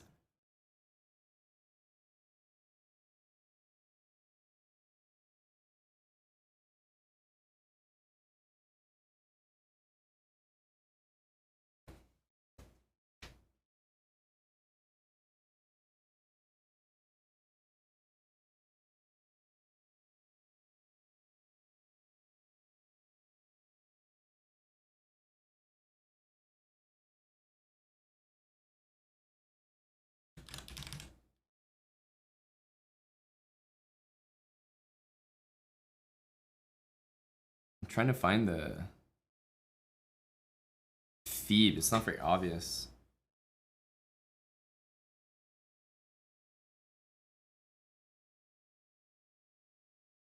God, FIDE website is also so bad as well.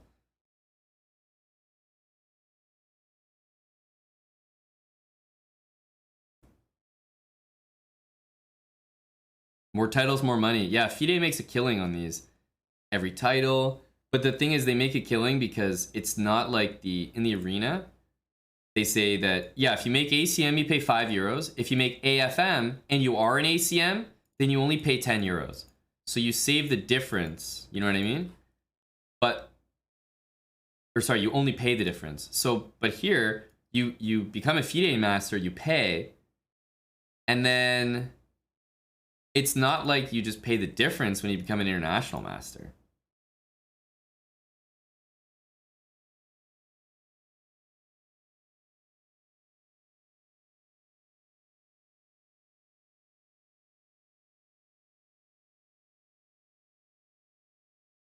Can you decline a title? Absolutely. Absolutely. And there are a lot of very strong players who've done that. So if you look at some people's FIDE pages, right? For example, Vladimir Kramnik. Look at his FIDE page. Boss shit.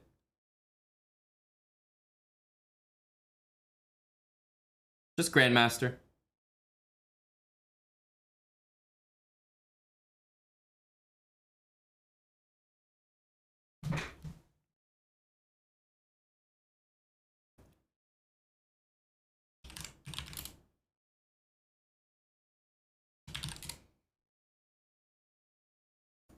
Red K is another good example. Here we go.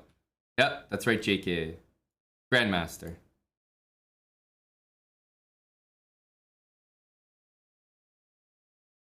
Right? And then you take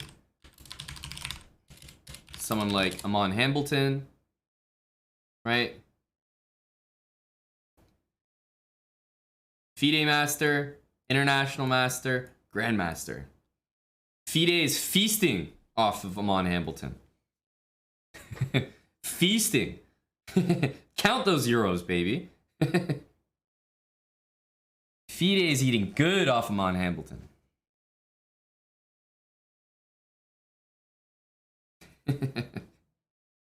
FIDE instructor. Oh, they're just feasting off me.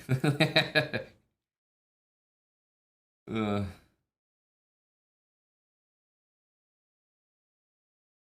the thing is, when players are very talented, aka not Amon Hambleton, they're not going to waste time paying for titles because they're just going to get the next title, right? So Pranav, International Master, he got it. He's probably going to be a GM soon, so who knows? Maybe you get scammed. But the thing about chess is that it's nice to get the titles along the way because let's say your first title, you get freechess.com Diamond. You get to play in Title Tuesday. It's really good for like improving and practicing. So it's worth it to get the title rather than stay untitled and like, you know, you have to claim the title and pay for the title if you want access to these things like Title Tuesday, etc., etc. So it is kind of worth it to get a title for sure.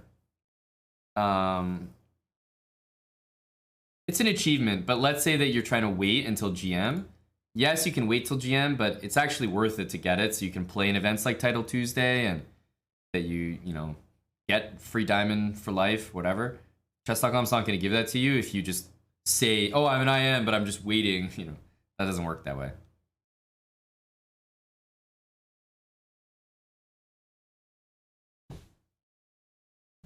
But Buddy got his IM title, and he's been playing in Title Tuesday a lot. Makes sense.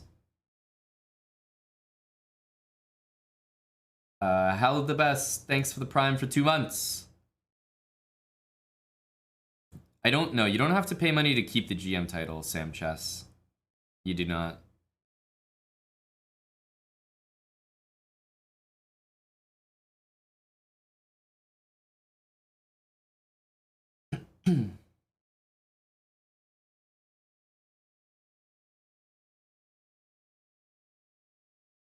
Oh, he will Goblin. But that's why I'm saying I was using Pranav as an example of somebody who got the IM title, but in my opinion was clearly always going to be a Grandmaster. But I still think it was smart for him to get it because, you know, then he's playing in Title Tuesday every week on chess.com. And I just think that's good practice. He's playing against top players, and you're not going to get that if you're just sitting around untitled waiting to become a GM. So to some extent, I'm sure it did help him get to GM, being titled. Also, titled players on chess.com, myself included, I'd rather play against another titled player rather than some untitled account of a guy who's like, yeah, I'm an IM or a GM, but I'm just waiting to get there, you know? So I think getting the title is generally worth it. Unless you're just like this, you know, literal Sigma male, like just Chad.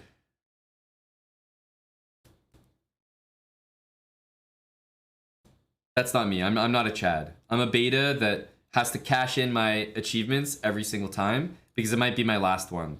A Chad knows that he doesn't need to get an international master title because he'll be a GM. The beta Hamilton got every single title because I was never sure if it was going to be my last one. Better claim this one while we have it.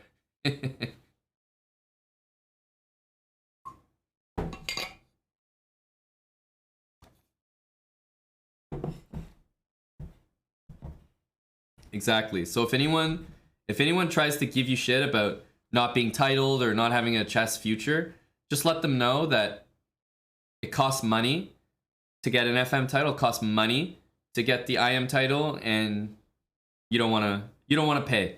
You'll only pay for the GM title when you get there. Just let them know. No, Greg, I'm fucking no way. I am done. I am done.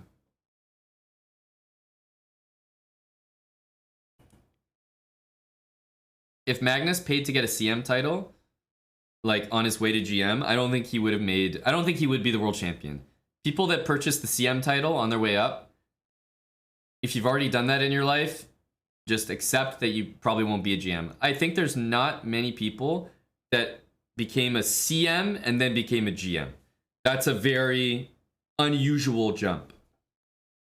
Because once you admit that CM is worth purchasing, you're a beta and you're unworthy of the GM title. Like, it just probably won't happen to you. I don't think there are many people in the entire world who paid for a CM title and then paid for a GM title.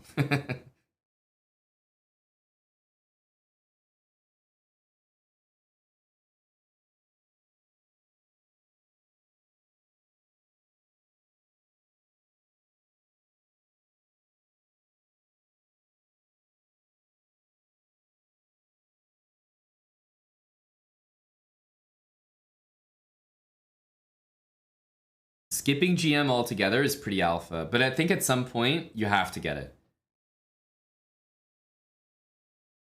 I think true alpha is like you never ever pay for GM and you just become the best player in the world and you never get GM, right? That's the true alpha. That's what we all want to see in the world.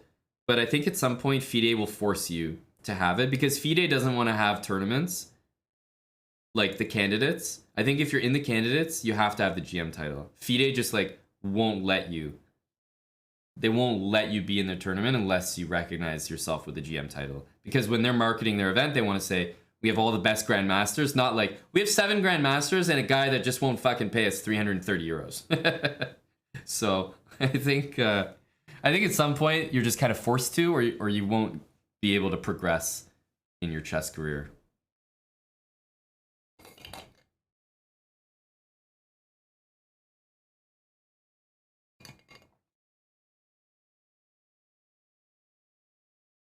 But if there's somebody who becomes the best player in chess, never buys the GM title, never pays for it, never recognizes it, and then FIDE says you can't play the candidates, and he's like, all right, fuck it, sure, and just keeps playing open tournaments and just beats everyone, that guy will be remembered in chess history as the epitome of being a chess Chad.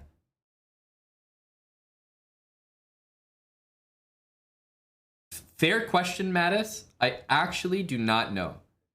I do not know, because you're asking about ACM, which is funny, but imagine I am a GM. Imagine. It's not true, but imagine it was. Now, if I have the International Master title, can I walk around as an IM?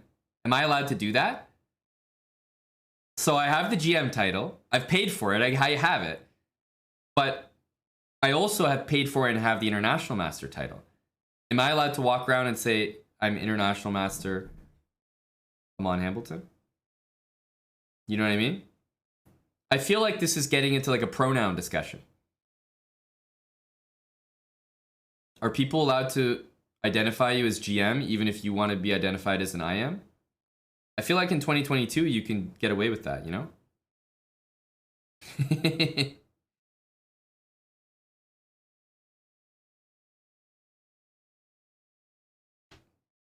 And then by extension, of course, the question is, can Magnus Carlsen be an ACM right now if you wanted to? Is that allowed?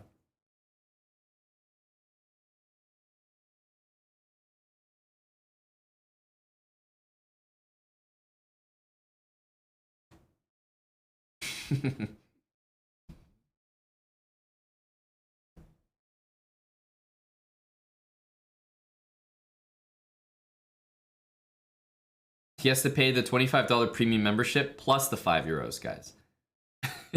It's a lot of money, okay?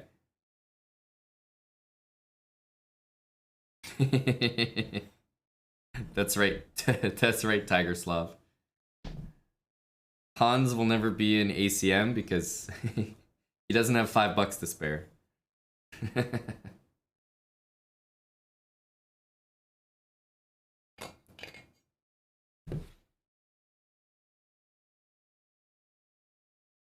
The prestigious ACM title.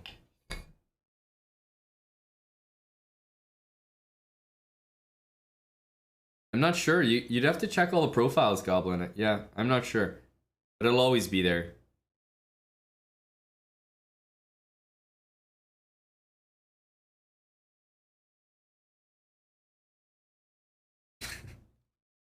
Very interesting stuff. Very interesting stuff.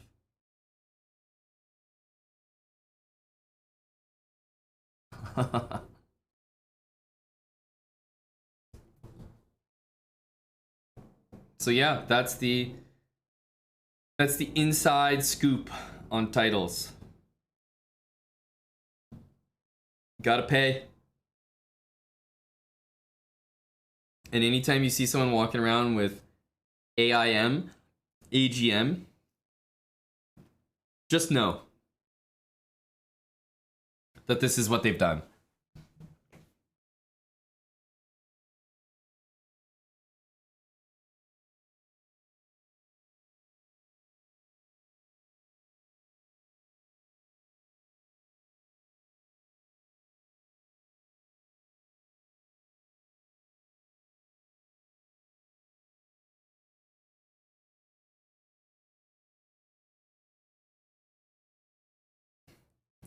Hello, Asios. LM is not an attractive title for FIDE because they hand out the LM title with no fees attached. FIDE is only interested in fees. That's why they're called FIDE.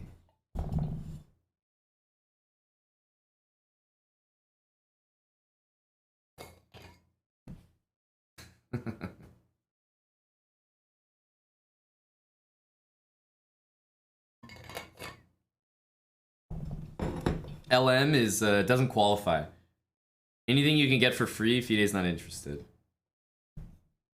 Maybe Lichess should introduce a €5 fee to the LM title.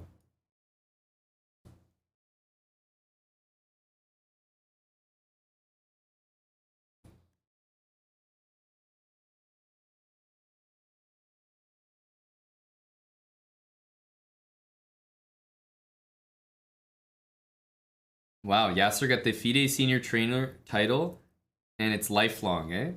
That's impressive. Yasser Seirawan, FIDE.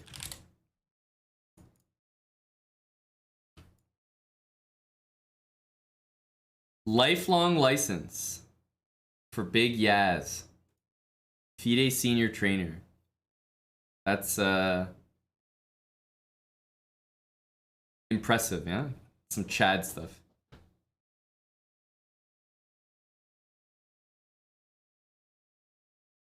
You think Yasser is paying a senior trainer title every 4 years since 2004? Fuck that. My man Yaz does not get scammed.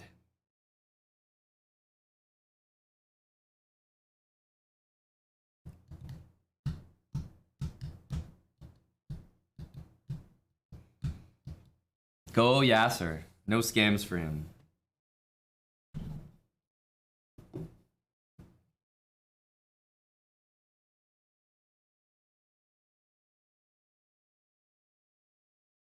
Yeah, honestly, true. Bad business by FIDE. They could be fleecing him right now. They could be fleecing him.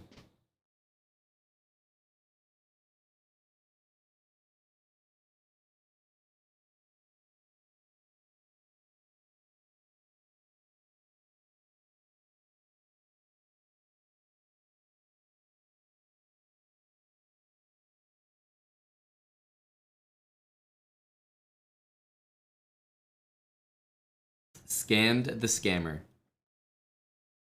So anyway, a win for Eric today, a win for Magnus, a win for Aryan. The team won. We had an okay Title Tuesday. I am going to take a break. It's 2 p.m. Title Tuesday is at 5 p.m. So I'm going to take a break. Otherwise, I will literally be streaming all day and I might pass out. I need to get some food. I need to chill for a little bit. We started at 8 a.m. and we're going to end probably 9:30 or 10 because we're going to do late Title Tuesday and we're going to do our Chessbrah Title Tuesday, a tournament for the viewers, for you guys. You don't even need to be subbed to play it. So we have those things coming up in about 3 hours, 5 p.m. I'll be back doing the late Title Tuesday, so I'll see you guys then. Take care for now. Everyone, practice your arena games, right? Don't forget. I hope to see a bunch of new ACMs in the chat. But I'm out for now, and I'll see you guys in 3 hours for late Title Tuesday. I'm going to send the raid to Bortnik, who keeps getting us with raids, and I feel like I'm never able to get him back. So let's head over to Bortnik's channel. Just going to take a midday break for a couple hours. Everybody have a good one. See you in 3 hours for late Title Tuesday.